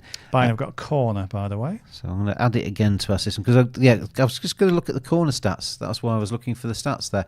How many corners have we had in that match so far? Well, we've just had it over from a corner. It seems we've had, if that last one was included, just 3. Unless that one for Bayern, 3 or 4. Is that a tally? I'm wondering whether this is a corner second half project, the Bayern game. I think as Bayern push more and more, because they will do, I wonder if corners might become a bit of a play in this game. Let's have a look at the markets on the corners in the Bayern game. 1.47, by the way, for Bayern to win. But corners, well, actually, no, 6-1 in terms of corners. It says on that stats toy, on our stats toy. So that's a very different one there. I think overs on the corners is the play. Sportsbet site says 6-1 as well. So that's the one we're going to go by. Yes. So total corners in the match, on the basis we've got 7 so far. Over 12 is 1.94. So that's as near as damn it double your money for another. Well, we'd need 6 to land it. 5 would get you your stake back. Is it the post? It's Harry, I think. Harry off the post. At the back post, it's across from the right. It gets a little flick on, and Harry Kane arrives at the far post, can only hit the woodwork with his effort. LFC _ Bitcoin, who is probably biased because of his Liverpool leanings, is saying, well, Manchester United are crap. There's to be honest, I wouldn't disagree with you. I'm a Leeds fan. LFC _ Bitcoin. We are programmed not to like Manchester United. But, and you're a Liverpool fan, so you're with him. Yeah. I'm going to give a little Stevie Gerrard wink eye for that comment. Does he actually wink on this? Oh, he does. He does. Yeah. Little Stevie G. Yeah, of course. There's my impression of a footballer. Yeah, of course. I don't know. Obviously, going down to 10 men isn't ideal, but to capitulate so quickly and concede 2 goals is kind of, Man United, honestly, you can never get a run, can you? It's always like a disaster. Then they save themselves with a narrow win somewhere, and then it reverts back to being a bit of a disaster. I mean, if they lose this now, they are in massive trouble, aren't they, in terms of qualifying? Especially if Galatasaray get a point. What on the clock on that one? It says 53 and 30, doesn't it? I have gone for which end of the pitch the ball will be at 56, and it's going to be down at the Sevilla end. When does it start? At the exact point of 56 minutes, it's which end of the pitch the ball is. Right, and you've said the Sevilla end. So Arsenal attacking. In other words. So where it is now, basically. Yeah. But to still be there in 2 minutes' time. That was the shorter price, because obviously Arsenal are the team with the ball. It's just if they kind of pass it back across the halfway line. It was a 1 point. There's Havertz. 6-1. Ooh, Havertz has a shot that flies wide. 1.61. So take the goal kick quickly so we can get back down the other end, please. Where's does the next goal come, Clubhouse creatures? Ooh. Let me know. Let me know on the Telegram chat. That was a good effort from Havertz, to be fair. That wasn't far away, actually, was it? It was not far away. Wide. So get the ball back in play and get it back down that end, please. A nice shot into Rose Ed, about 10 seconds before the end of that would be ideal, wouldn't it? So I've got just over a minute before I need to know where the ball is. A bit of a fun bet, isn't it? I mean, some of these ones are kind of calculated. Some of them are a bit more fun. It's kind of, you take rapid betting as it is. It's not. But I mean, as we've proved on various occasions, you can get a little bit of a run on, can't you? Free kick. What minute are we on? I've got 56 seconds. You want them to take it fairly quick. Yeah, I've got 56 seconds. and I need them to break down the other end. I nearly went for Sevilla because it was a much better price, but Arsenal were having all of the ball. 45 seconds to go. Come on, take this free quickly. Come on. Hit it. Right, go on. There we go. Right, go on, Arsenal. Away. Come on, Arsenal. Oh, no. Come on, Arsenal. Get the ball. All right, it's back in that half. Now the keeper clears it downfield, then I'm back in trouble, and he clears it downfield. So I've got 24 seconds to go. Oh, you're all right. Right, come on, keeper. All right, get rid. Go on, play it quickly. That's it. Now get it up the other end. Okay. Come on, boys. Right, it's in the right half now. It's winning. 13 seconds to go. Don't pass it back. No. Pass it forward. Pass it forward. No.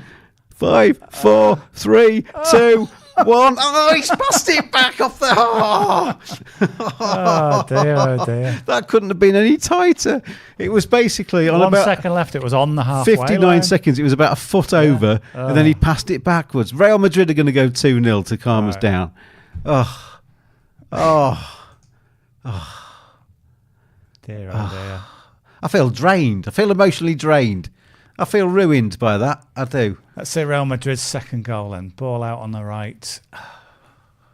Is it going to be a cross for Vinicius Junior? That's a clever easy. finish. His scoring has dried up a little bit of late, but that is a very good goal for Real Madrid. Lovely goal. It means we need 9 more.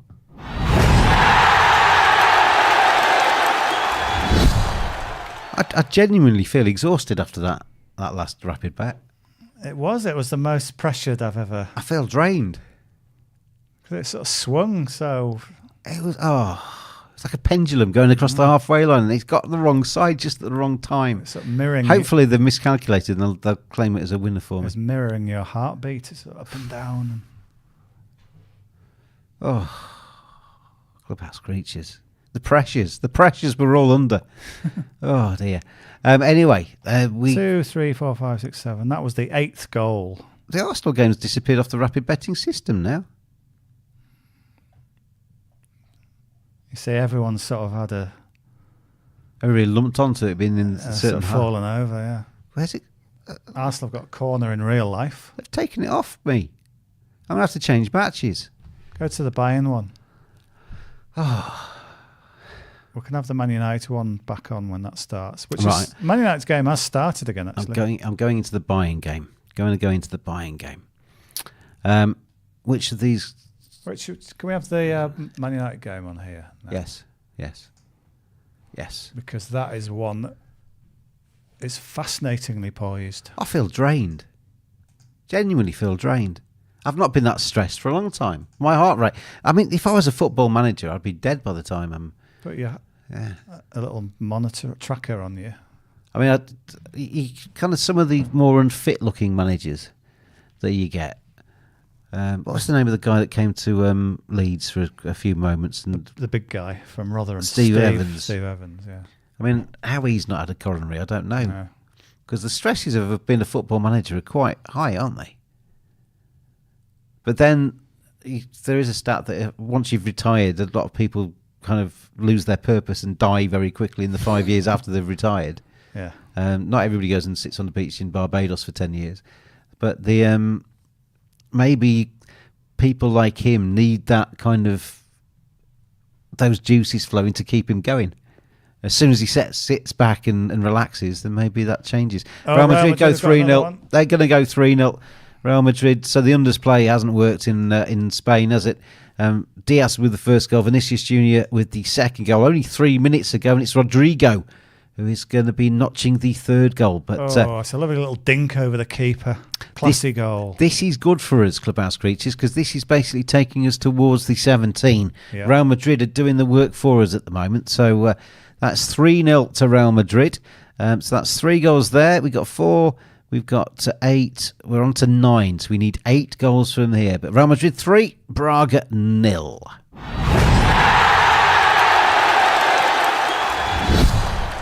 So we're in the zone. I think we're in contention here for the free bet to land. So stick with us, everybody. Should we get there, you know the score by now. I'll ask you a question if we get across the line. And then we're possibly going to be towards the end, isn't it? So it's going to be the first 10 tonight, I would imagine, if we get there. But the first 10 to answer the question correctly on the Telegram chat will get yourselves a 10 USDT free bet. So fingers crossed we get a few more goals flowing in around the rest of Europe, because Real Madrid can't shoulder the burden all on their own. We need maybe Salzburg Inter to kick into gear a little bit, DT, don't we? Let's have a look at the stats of that game. That's 0-0 as things stand. 58% possession for Salzburg, 10 shots apiece, 4 on target apiece, 6 shots on off target apiece, 4 corners to 3. That is really even, Stephen, isn't it? Inter are in that game, but Salzburg are holding their own at the moment. So Galatasaray, I think, have scored. Yeah, I was about to say a Galatasaray worth a bet here, because what I'm looking at is an even game. I was going to put them up for the draw for the first goal, and they've beaten me to the punch.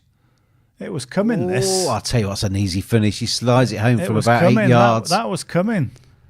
They've got some decent players there, haven't they, now? Icardi and co. Oh, hello. Maybe not. Maybe not. Offside, we think. That'd have set that game up brilliantly, wouldn't it? Yeah. Braga, shame on you all, says Chi. Let's have a look here then. At what point? Why shame on Braga? Is it that one? Does the initial ball... He's just offside there, isn't he, when that ball's fed through? The rest of it's okay. The rest of it is okay. Yeah. I need a check. I think it's that initial through ball. I think his shoulder's just offside, isn't it? Probably just. Only just. Well, it does give me a chance to get back to it. It only needs to be that much offside for it to be offside these days, doesn't it? Perhaps I can now go back to that game, and it has been ruled offside. Galatasaray's goal cancelled. So 27 minutes left there, DT. First of all, can we get to Salzburg Inter? We can. Where are we going to go with the best bet there? Is that just going to be 0-0? Because it's very, very even, that. There's nothing in terms of shots, in terms of corners, in terms of anything between the two sides. Inter might just be happy with the draw, you know? Yeah, I mean, let's look at the league there in terms of where Inter are. Inter currently second behind Real Sociedad, but a draw there against Salzburg, who are their rivals really for that second place, keeps Salzburg 4 points behind them. So actually, you're probably right. They'd take a 1-0, obviously, but a 0-0 wouldn't be the worst result in the world for the visitors there, would it? So maybe the tie in that one might be worth a look. And at the moment, you can get a tie in that game at 2.1. Yeah, might be all right. Yeah. Could we... How about combining that with the draw in the Bayern game as well? So tying both? Yeah. Okay. So that would be... Actually, it's just greyed out, the Inter game at the moment. Why is that greyed out? I'm not sure. Nothing coming up on my screen in terms of goals coming there. No, Bayern's still sort of huffing and puffing, to be honest. Bayern's the draw in the Bayern game is 2.94. Yeah. Draw double. Need the markets to return before we can actually give you the price on that. But not the worst idea in the world. Only just offside, wasn't he? It was just literally his shoulder. Wasn't he? It was leaning. So Arsenal go 2-0. Arsenal are going to go 2-0 up against Sevilla, who are just no good away from home. As soon as you take them away from Orange Country, they are done and dusted, and Arsenal have doubled their advantage. It is 2-0. Zinchenko, by the way, on for Tomiyasu at the start of the second half. I don't know if that was an injury. Oh, it's lovely. But Saka with a beautiful goal. It is a goal, and that will stand. So Arsenal have doubled their lead. They lead 2-0 against Sevilla.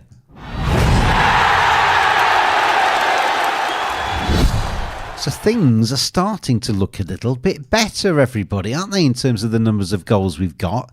And we've now on to 8-10. We're on to 10, so we need 7 more from here. With 25, 30 minutes left in these matches, every chance I think we can get very, very close, if not beyond the 17 goals we require to get that free bet up and running for you tonight. So fingers crossed for you. We need the goals to keep coming. We can get that draw double on now, so the price is back up. So Bayern to draw at 2.94, Inter to draw at 2.1, the double pays 6.17. That's all right. You're going to share that with the lovely creatures out there. Don't forget, tomorrow night we have a whole host of matches kicking off in the usual Europa League Thursday night fair. 16 matches, 8 of them kicking off at 5:45 UK time, and the other 8 kicking off at 8 p.m. UK time. I'll be with you here for all of those games. And then on Friday, you get a night off, as you can do whatever you like on Friday evening. And then we're back on Saturday, of course, the Premier League. The last weekend, isn't it, before the international window? Wolves against Spurs kicks off at 12:30. Then we've got 3 matches at 3 p.m. Arsenal take on Burnley, Crystal Palace against Everton, Manchester United against Luton, and Bournemouth take on Newcastle. Sunday's matches see Aston Villa against Fulham, Brighton against Sheffield United, Liverpool against Brentford, and at 2 p.m. And then the final match of the weekend, Chelsea against Manchester City, is a 4:30 start. So plenty to look forward to over the next few days. We've obviously got then the international window, so we'll be bidding you adieu for just a few days, isn't it? It won't be long before we return, and then we've got a whole load of the season still to play, isn't it?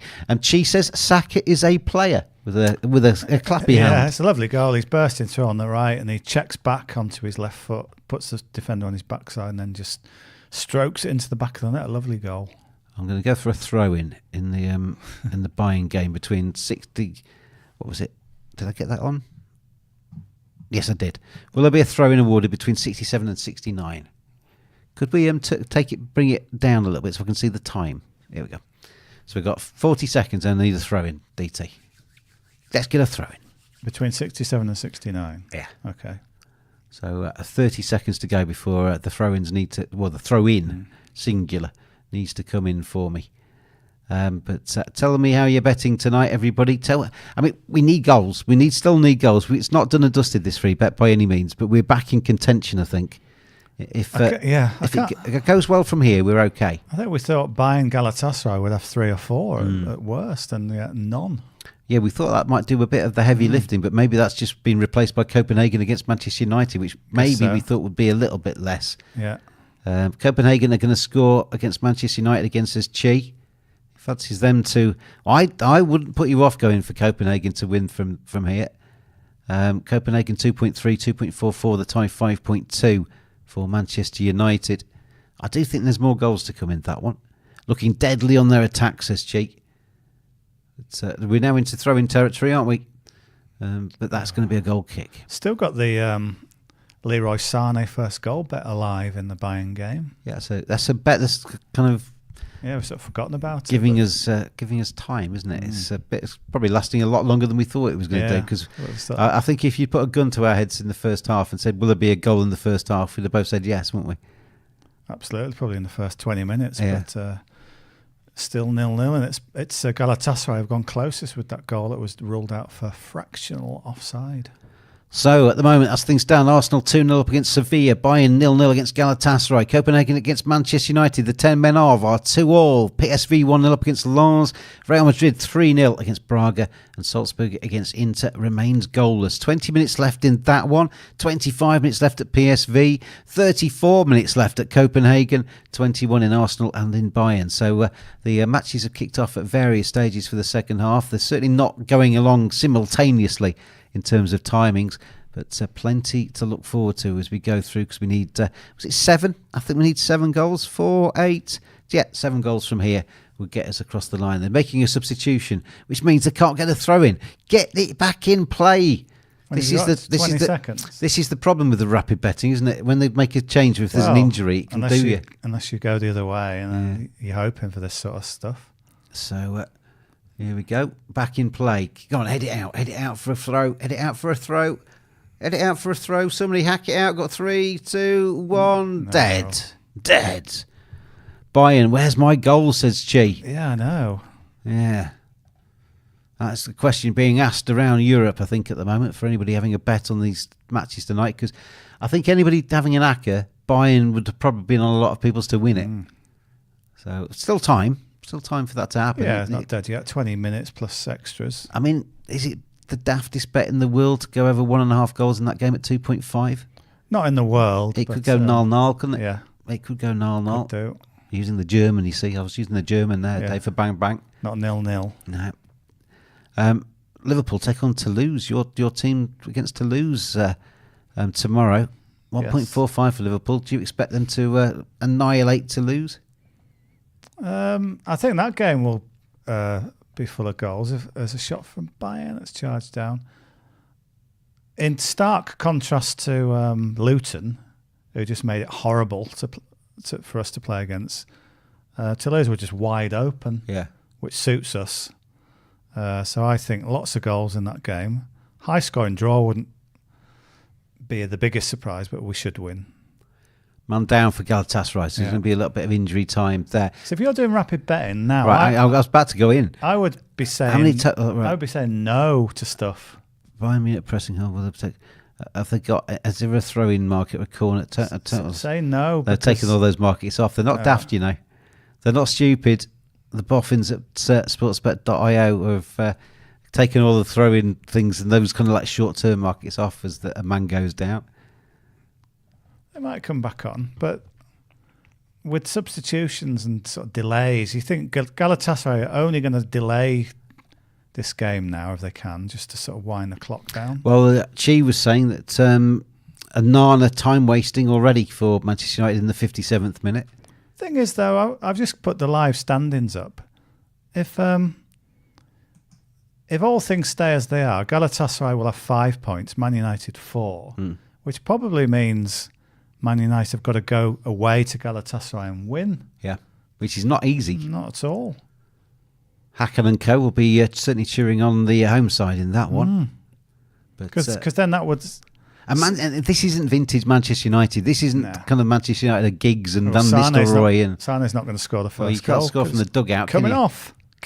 You can't score from the dugout. That's always a danger with goal scorer bets, isn't it? Because say it ends up in a draw, Galatasaray Man United, then Man United would have to better Galatasaray's result, and Man United against Bayern, Galatasaray against Copenhagen. Yeah. So Man United are in trouble. Erik ten Hag is under serious threat in that job. If he doesn't take Manchester United to the next round of the Champions League, that is a major blip in his on his CV, isn't it? Yeah, the Manchester United board would be expecting Manchester United to be getting towards at least the quarterfinals. I think going out in the group stages is not in the script, is it? It's a massive loss of revenue, isn't it? As well, it's a major brand, it's a major organisation. Your Champions League run gets you a lot of income. And the other thing as well, if one of the rules in the group is if teams finish on the same number of points, then it goes on head to head. Yeah, Galatasaray already got a win at Old Trafford, so Manchester United would have to go to Galatasaray and replicate that win, wouldn't they? And then if it really got tight, well, Galatasaray won 3-2, so even 2-1 for Man United. Galatasaray, they are pushing, aren't they? Yeah, they deserve something from this. They were unlucky, I think, to have that goal chalked off. It was only really the width of kind of the skin on his shoulder where you could see. Maybe if they'd had a darker shirt, that might not have been quite so obvious as well. If he'd got like a black shoulder, then against the Bayern's dark strip, it would have... A big shiny orange one. But his big shiny orange one stuck out, didn't it? They're 11.5 to win the game. It's a big old price, that. The goals have just dried up for the last few minutes, haven't they? We need some goals here for the free bet. Come on. Let's get a finish here that gets the Clubhouse creatures smiling and gets us a chance to ask them the question for the free bet, because we've still got time, because there's plenty of stoppage time in a lot of these games, and we're about 16 minutes away from the end in most of them. Manchester United has some bad luck, says Navidart. You get what you eat what you sow, Navidart. Are we saying Rashford was unlucky? Is that our official stance? On one of my cricket chats, there's a rabid Manchester United fan. In fact, there's two of them. They often talk. I often have to say, this is a cricket group. Stop talking about Manchester United because you're making me feel sick. But the comment was, what's the point? The guy had his foot there. It's a contact game. You wear boots, etc. The suggestion there was that, I mean, a bit like what me and you said was, where's he supposed to put his foot?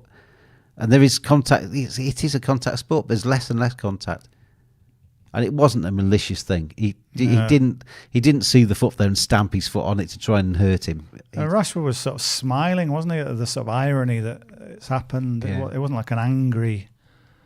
It was like, really, honestly. St Mirren have equalised late in the Scottish Prem. 2-2 there. Desmond in added time at the end of the 90. St Mirren 2, Hibernian 2. Desmond in Copenhagen. They must think we've got a whole half to win this game now. Wonderful Copenhagen. That's the song, isn't it? It is. And then there'll be some newspaper, there'll be some guy writing a column who'll say, Hans Christian Andersen couldn't have scripted it better. As Copenhagen scored a last-minute winner. Yeah. The Little Mermaid let out a little cheer or something. A small cheer from the harbour. But yeah, but 4 Have you ever goals been to Copenhagen? only to the airport. It's a place I'd quite like to go. It looks quite cool, I think. There's quite a lot of coloured places, aren't there, on the front? And Yeah, I went to the airport and I went across the bridge. Do you know that Scandi Noir series called The Bridge? Yes, yeah. It's called the Øresund Bridge, and you can just go across it to Malmo in Sweden. Is it like a tourist thing where you can go and murder somebody there? Murder someone on the bridge, yeah. Halfway between Denmark and Sweden. But yeah. They wonder why there's no students at the local university, because they all volunteer for the job and then realise it's real. Yeah. But it does look a tremendous part of the world. Yeah, I've got a couple of mates who've been to Copenhagen recently. They thought it was fantastic. Yeah, I certainly fancy like a long weekend there or something like that to see what it's like. It's one of those places where you're not quite sure how. If you went for a week, would you get bored? That kind of, so maybe going for like Friday to Monday or something to see what it's like, and then if you really loved it, you could go back for a bit longer the next time, couldn't you? Oh, as I say, just cross the bridge, have a night out in Malmo. We haven't had a goal for ages. I know. I thought I was getting really excited because I thought we'd had a bit of, Real Madrid, etc. We'd had a real good start to the second half, and it's all just gone a bit quiet, hasn't it? I can't believe there's no goals. Bayern Galatasaray, whoever's back 0-0 is like a genius, because that just can't happen. That's impossible. Arsenal, I thought, might have kicked on and scored more when they got the second. PSV, I thought, would kick on. There's a whole debate going on the chat about Manchester United. Poor management, coach maybe, says in Marios. And Chi replies, nothing like that, bro. Teams, players not worthy of being in United. United are used to solid players, like best of the best. But now these are mid players. They're spending an awful lot on mid players. What was it, 80 million on Anthony? They're not exactly short of a budget. They do have the pick, and they're in the Champions League. They could, they had the chance of getting Harry Kane, didn't they? They were in for Harry Kane and refused to go an extra 10 million to get him. I mean, that looks like ridiculous money, ridiculous business now. Yeah, bagging in goals left, right, and centre in the Bundesliga. So they're in for these big players, Chi. They're just not. They're not the lure for players that they used to be. And Will Zaha coming off? He's done his bit. And probably buying the wrong players, aren't probably they? buying the wrong players. I don't know. If I was a player, I wouldn't want to run through a brick wall for Ten Hag. There's something about it. It just doesn't inspire me. He's not got this sort of charisma. He speaks very highly of you. There's like a charisma sort of missing. He's too sort of Dutch. It's just sort of like a bit robotic. He's not a warm character. He's not Bielsa, is he? Well, all these characters that have come along and made an impact, like Klopp, Bielsa, Ange Postecoglou, they all had something. Bit of character. Yeah, sort of something big about them. I mean, Bielsa wasn't. He wasn't outgoing, extrovert and but he was flamboyant. sort of fascinating, though, wasn't he? But he was clever and enigmatic and a bit weird and a bit he had an aura, didn't he? And players were wow. And you knew that the likes of Klopp and Pep thought the world of him and respected him, and so that added gravitas. And it's he's a bit straight, isn't he? ETH. Yeah, that's it. Yeah, he's straight. Yeah. They gave him money to buy players, but he bought nonsense, says Chi. I mean, to be honest, Chi, that's exactly what I'd have said. Bayern. Hey, Bayern. Bayern. Is it going to be Harry? Is it Harold of the Kane variety? If we are, we'll get an express interview with him straight after scoring the goal. If it's not, then we won't. It's going to come from a free kick out on the right. Possible penalty, says Navadot. Where's that coming from? In it comes. Oh, it's Harry. Of course it's Harry Kane. Goal for Harold of the Kane variety. Bayern. Normal services resumed. It's offside. Oh, really? This will need a check. Who's offside there, We don't quite know, do we? I mean, that's a very congested. Where's Kane come from there? That's a very congested penalty area there, isn't it? It's hard to actually see where Kane is. Yeah, there's so many. So it's a VAR check. Yeah. Harry, we come straight to you on the pitch there. You've just scored a goal. VAR is checking it. Do you think it's a proper goal? Well, I've got my head to the ball and I directed it obviously into the back of the net, but I don't know. Well, we'll find out in a second, Harry. Good luck with the rest of the game. And the referee being... I think there were some Man United players offside, but I don't know if he was one Man of them. United? Bayern Munich. Yeah. So he could have gone to Man United. Goal check is happening as things stand. We're not seeing any replays. Penalty kick to Manchester United, we're hearing. Oh, what? So that is big news from that game. Can Manchester United get ahead and stay ahead? Well, we don't. Penalty confirmed to Manchester United away at Copenhagen. 21 minutes left in that one. Has he given it? He's given it. So Harry Kane has scored. We just heard his immediate reaction to it. And Harry Kane has put Bayern Munich 1-0 up.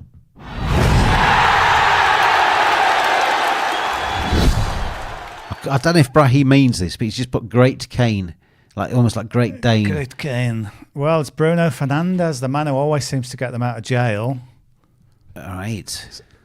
Just a reminder, we're only in the 69th minute there, so it's not... Plenty of time for this to change, even if he scores. But this would put Manchester United 3-2 up, 10 men of Manchester United. These kind of things just save a manager's job, don't they? If they can weather the adversity and show some team spirit and come back. Yeah, and Bruno Fernandes has scored. He has put Manchester United 3-2 up against Copenhagen. Have the Danes got a response? Good penalty into the roof of the net. And he's made it 3-2. So all of a sudden, we're back in the hunt, aren't we? Because we've had some goals. So we're now on to 3, 4, 9, 10, 12. We need 5 more goals. 5 more goals. This is on again. This is on again. The free bet, we need 17, everybody. So fingers crossed for you. If we get a little bit of a bang, bang, bang, bang, bang, we're there. Why are we still seeing the referee holding his earpiece in the Bayern game? A goal's been given. Or has it?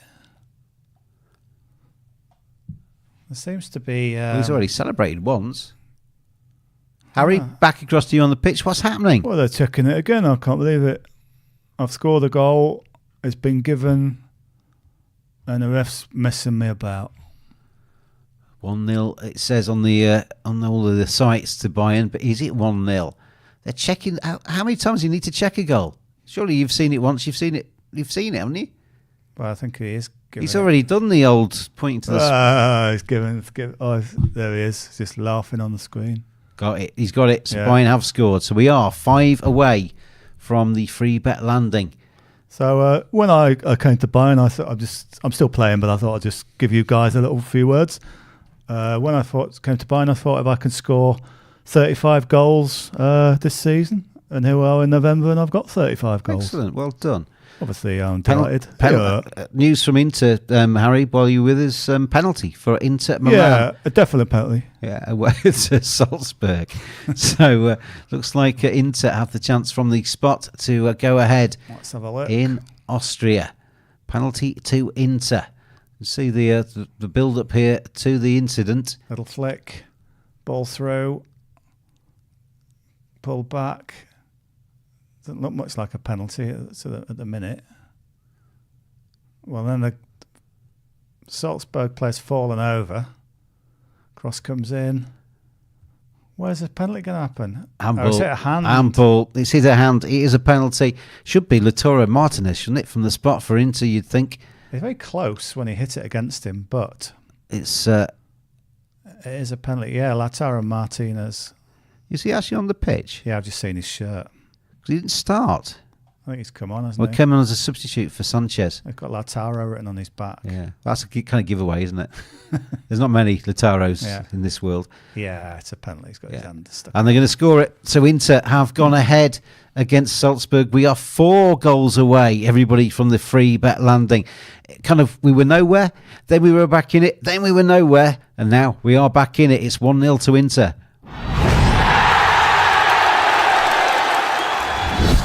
Just do the maths, DT. Make sure I'm right. We're 4 goals shy of 17, aren't we? 1, 4, 5, 8, 10, 11, 13.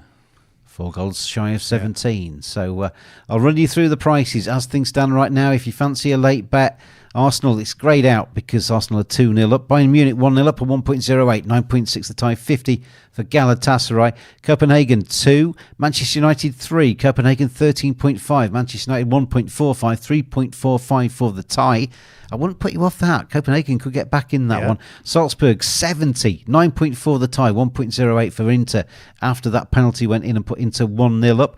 PSV Eindhoven 1-0 up at home to Lens, 1.15 for PSV, 6.4 for the tie, 44 for the away side there. Seems like an age, isn't it, since PSV scored that goal. And Real Madrid 3-0 up against Braga. Great out. Bayern again. Bayern might have got another. I said about the 0-0, didn't I? Yeah. I said about the 0-0. Yeah. And it's going to be 2-0 to Bayern. It's not Harold again, is it? It's not Harold again, surely. He can't stop scoring. Well, it might be, you know. It is. Oh, my word. Is he onside? Kane. Is he onside? So that's 50 goals now. Oh, that extra goal took you from 38 to 50, did it? Yeah, excellent definitely. stuff. So probably get another hat trick. How to make yourself popular at a new club? It's unbelievable. Just isn't keep it? banging in the goals. He's just fun. What a genius of a man. We are 3 goals shy of free bet landing, everybody. Harry Kane set up by Tell. Kimmich setting up Harry for the first goal. He's gone bang bang. He's gone 0-0, and it's Bayern Munich 2-0 up.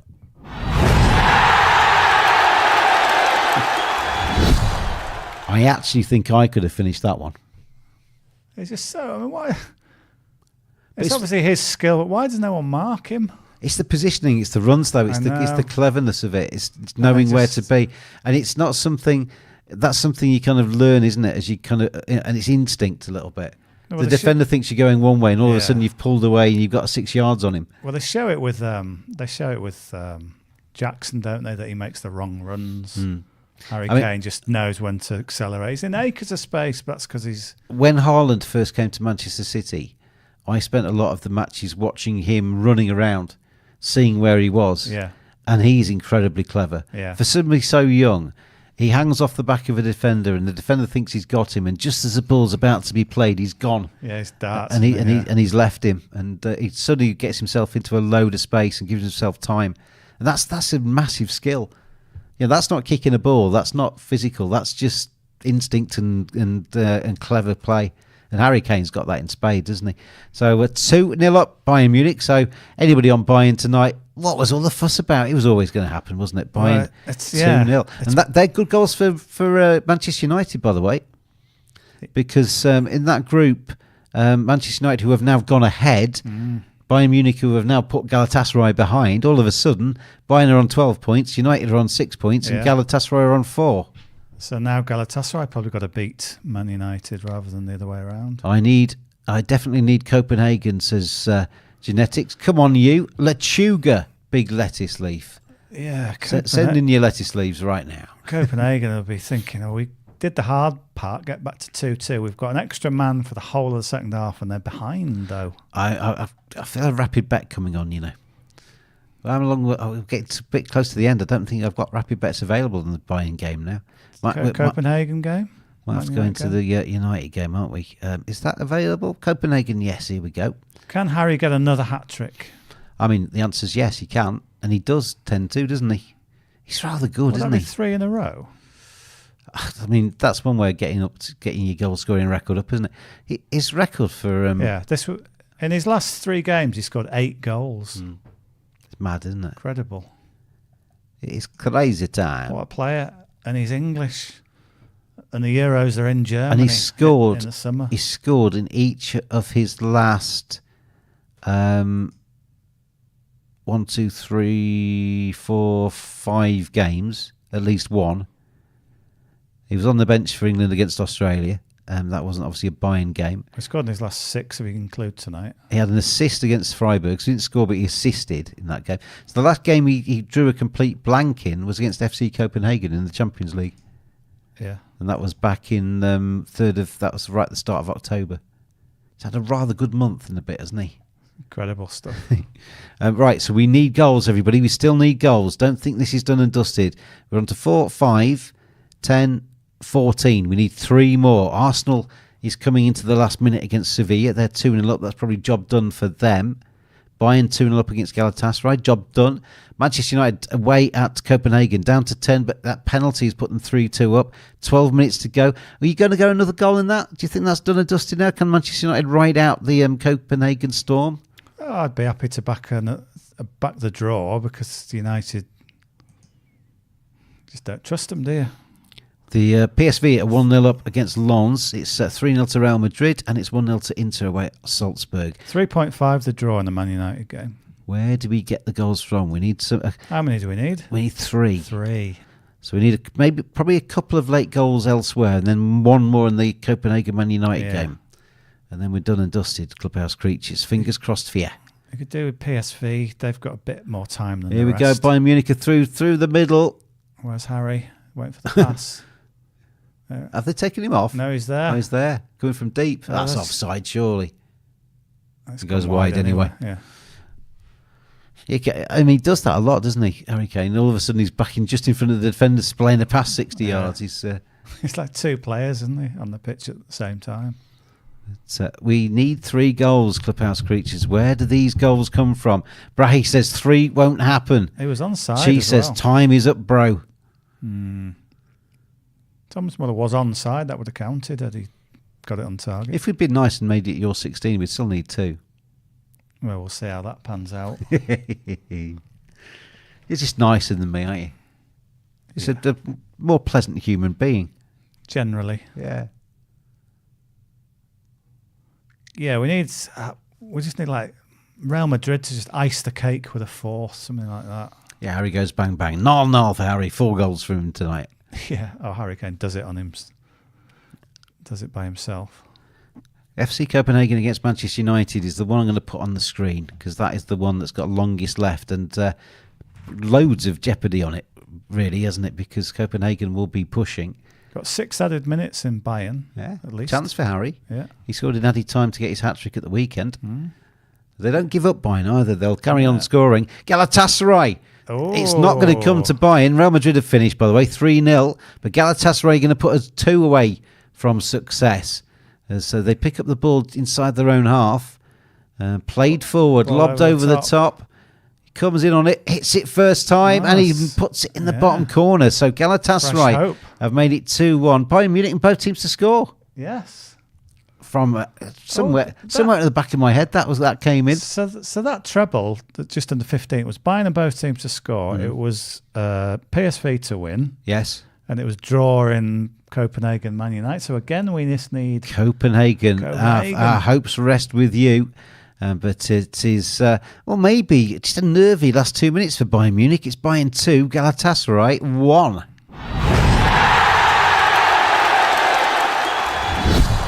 Two goals required, Clubhouse Creatures. We need one from somewhere. One from somewhere else. It's, as I say, finished in Real Madrid. 3-0 to Real Madrid against Braga.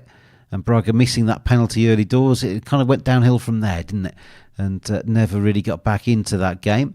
And that means that Real Madrid in Group C are 12 points from 4 games. They are now qualified for the knockout stages. Napoli will be kind of just waiting. They're in second, looking good. It looks like it's going to be Real Madrid and Napoli, but Napoli still with a little bit to do to guarantee their progress. But Real Madrid home and hosed in that group. So good win for them tonight. Where do we get these goals from? Can we get these goals? We need 2 more, everybody. So we need 1 more in one of the extra time games, and then we go over to Copenhagen Man United for the thriller. Do we get a late goal? Can Arsenal do it right at the death? How much added time is there in Arsenal? 6 minutes. So about 2 minutes from the end of the Arsenal game. So it would be a very late goal in that one if that was to come to the rescue for us. Bayern 2-1 against Galatasaray coming towards the end, but a couple of minutes of just more nervy than Bayern wanted. Yeah. I mean, I said over 1.5. Is it worth going? We could have gone over 2.5. Late goals in Germany. Keep telling everybody. Nobody listens. FC Copenhagen 2, Manchester United 3. We've got 7 minutes or so until we get to the 90.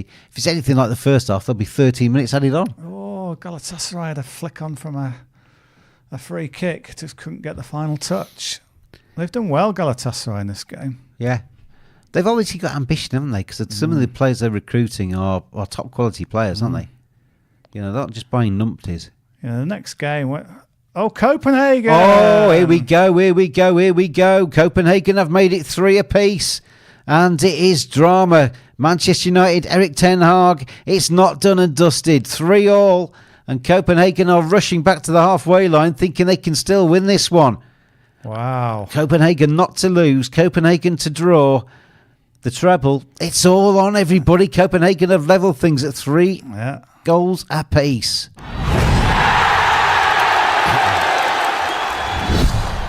So if we'd been listening to Dave Tyndall, that would have been free bet landed. We still need one more. We need one more. That takes us to 16. We need 17. Salzburg 0, Inter 1 is a confirmed result. So we've got 1, 2, 3, 4 live matches on the system right now. Copenhagen against Manchester United. That could do it on its own. There's still 6 minutes plus stoppage time left there. It's a poor goal to concede. It's just a cross to the back post. Red card for Lons, by the way, against PSV. Who's defending at the back post? You know what we do for a red card, Dave, don't you? Off.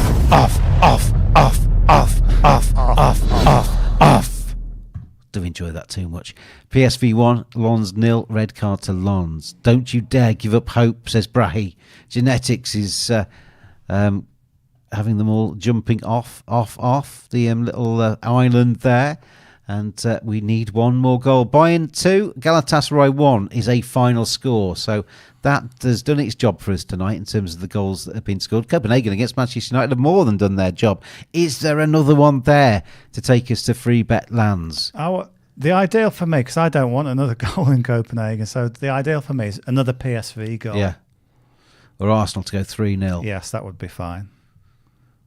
But that'll turn black any second because that's in the last seconds. How long have we got left at PSV? PSV has got an added time of 4 minutes, so there's only 40 seconds there. Right, so that's nearly done. If it's bang on. Arsenal's gone over the added time. Right. So that's finished. Arsenal 2, Sevilla 0. So that's not going to help us out. It's now up to Copenhagen, Manchester United or PSV against Lons for one more goal this evening. 4.4 for Copenhagen to win this game now. 9 for Man United, down to 10, remember. Can you remember what you said to me when I said 17? You said, well, what if we get to the end and there's still one goal required? We're there. We're in that territory now, Dave Tyndall. We are there. Yeah. You mentioned jeopardy, didn't you? We either have a moment of absolute sweetness, a moment of glory, a moment we will remember for the rest of our days, or we'll just end up in despair and I'll see you again tomorrow. It's one of the two, Clubhouse creatures. It's one of the two. 3-3. Copenhagen, Manchester United has been the game of the night, isn't it? I think if there is going to be a winner, it looks like Copenhagen would get it because they're all over them. Atmosphere in the stadium's gone through the roof suddenly there. Unless Man United can nick something on the break. Oh, they almost had a moment there. Let's check out who the lurkers are, shall we? Now, how can we test if there's lurkers? They're talking about lurkers on the message board. They're a punk band from the 70s. The lurkers. Oh, look, I want a free bet. That kind of stuff, was it? Kind of. Their big number 1 hit, free bet. Free bet. Free bet lands. Ahead of their time. Oh, blimey. Copenhagen against Man. This has been a really good game, isn't it? I'm going to just check my WhatsApp group to see if there's anybody, my Manchester United friends. Finished PSV 1, Lons 0. So we are now all about the Copenhagen. We're all about the Manchester United. Can they get us one more goal? Is there a winner in this for Copenhagen? Is there a winner in it for Manchester United even? 4.6 if you fancy Copenhagen to win this match. 1.38 for the tie. 9.4 if you fancy United to do another penalty thing. You score a goal, that kind of stuff. Or is 3-3 the final score here? Who would have thought this would be a 3-3 game? I didn't have this down as the thriller tonight. Yeah. But I think when I said that stat before, when five of the last 6 games at home for Copenhagen in the Champions League had been draws. 4 of those were 0-0. Oh, they got a chance to... And Nana with the cross there parries it straight into the path. It's Copenhagen. They're going to score. Free bet does land tonight. If this goal is given, then Copenhagen have gone 4-3. And we have got to 17 goals tonight. I told you it was the right number. Header. Yeah, goal, Copenhagen.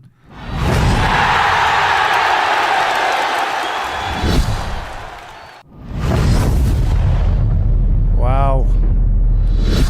Free bet lands. I told you, everybody. 17, it was the perfect number, wasn't it? We get it just before the end of Copenhagen against Manchester United. 17 goals means that free bet has landed.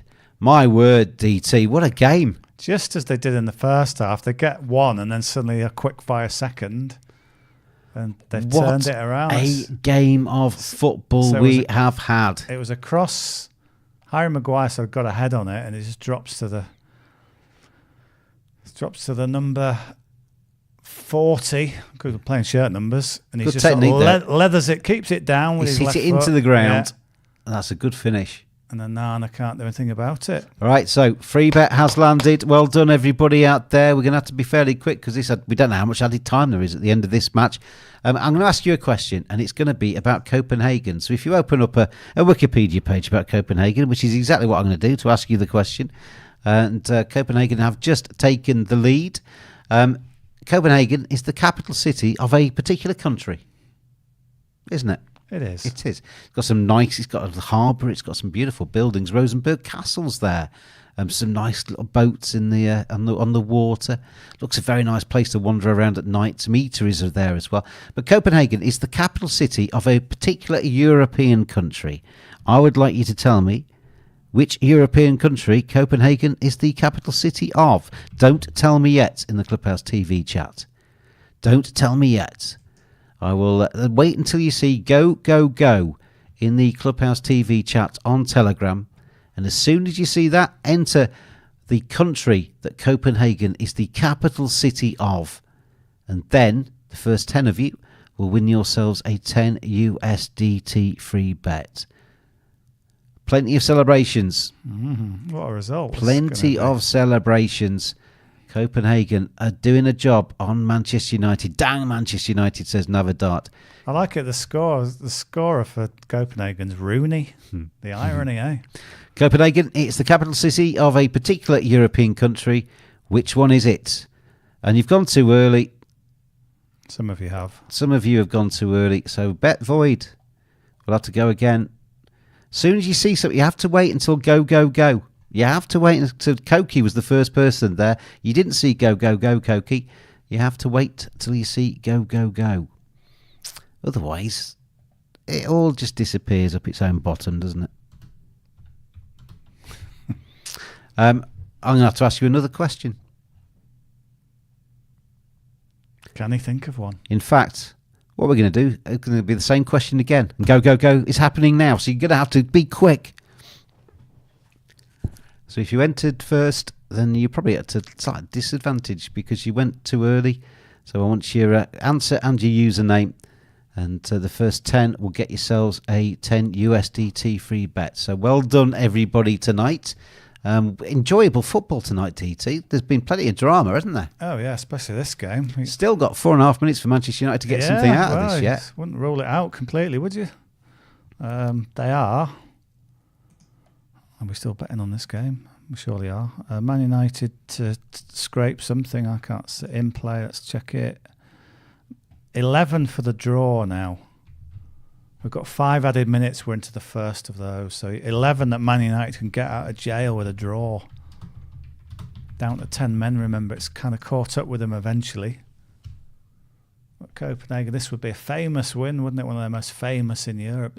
I think their first ever Champions League win was a 1-0 victory over Man United. This would be even more memorable, really, to be scoring 4 and to be 2-0 down at one point and then that's the thing, 3-2 down. We both said, first half, Erik ten Hag strolling around that touchline, 2-0 up, everything's looking rosy. Yeah. Then all of a sudden Rashford gets sent off. Yeah. And the whole match changes, isn't it? Yeah, it's like a pack of cards. They even go back in front, but even then they can't see it through. And Copenhagen just got the ball in the corner now. And Man United at 3 minutes away from another disastrous reverse. I think this will be their 9th defeat of the season. How long has Erik ten Hag got? Is this the end of him? Who did they play at the weekend?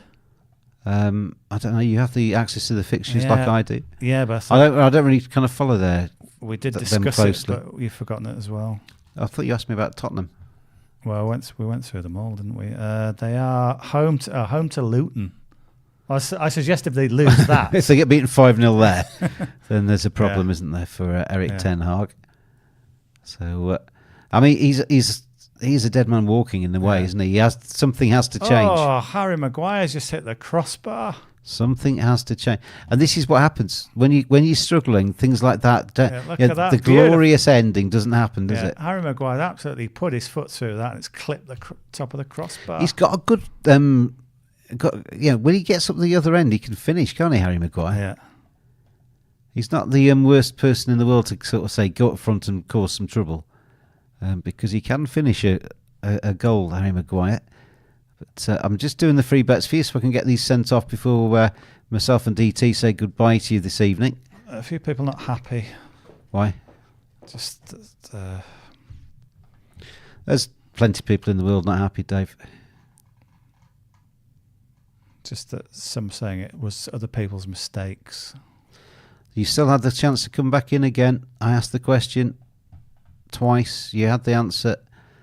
You can answer it. And maybe, just maybe, it gives a couple of other people that don't usually get a chance to win tonight the way it was done. So I'm not going to make any apologies. And best thing to do is to wait until you see go before you actually put your answers in. But the winners have been sent.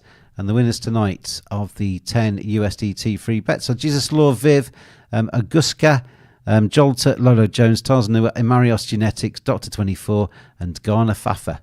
So, I always say gamble responsibly, but you can do what you like with them. It's not even your money, really, is it? Hopefully you can make something of them. 1 minute of this 5 extra between Man United suffering another disastrous day at the office. 2-0 up, 3-2 up, and now suddenly they're 4-3 down with Marcus Rashford sent off, and they're in a bad position. I mean, this brings Copenhagen back into the picture, doesn't it? Absolutely. You have to wait until you see the go. You know the rules, everybody. You know the rules. You can't say, I thought I saw the go, because you didn't see the go. It wasn't there. This result leaves Man United bottom of the group. James has entered the chat. So those results still stand. There's 10 worthy winners, and there will be more chances tomorrow night. Yeah, bottom of the group. Yeah. Eric, he's on a tightrope, isn't he? Absolute tightrope. This would be the 3rd defeat out of 4 in this year's Champions League. Not good enough. Shot from Fernandez is saved by the keeper. He's wearing a mask. And it's finished. Well, Hakan. It's finished. Just to clarify that, Hakan, if you waited for the go, you say we are not, James, we are each a person, we are not a whole body. We did wait and some did not. Well, if you waited, Hakan, and you waited for go, then you got in after the go, then you were into the real draw, didn't you? So if you did wait, then you saw the go, and you could react that way. Full time, United dead, says Navidart. Dead. And full time, says Brahi. Anyway, enough of the controversy, both on the pitch and off it. There are 10 winners tonight, and there will be 10 more winners hopefully tomorrow. In fact, maybe even 20 if we get both of them land. Can United go to the Europa League now? They can if they finish 3rd. If they finish bottom in Marios, that is them out of Europe full stop. So it is dangerous territory for Manchester United. We will be back tomorrow for a whole host, 16 matches in the Europa League. I think you might be joining me for some of them. We don't quite know just yet, but I will certainly be here with you, and look forward to seeing you tomorrow. Thank you for your time, for your eyes, for your messages, for all of your best bets as we've gone through. And hopefully, if you've forgiven me by tomorrow, those that are you the cross with me, then we will do it all again tomorrow. Cheers, everybody.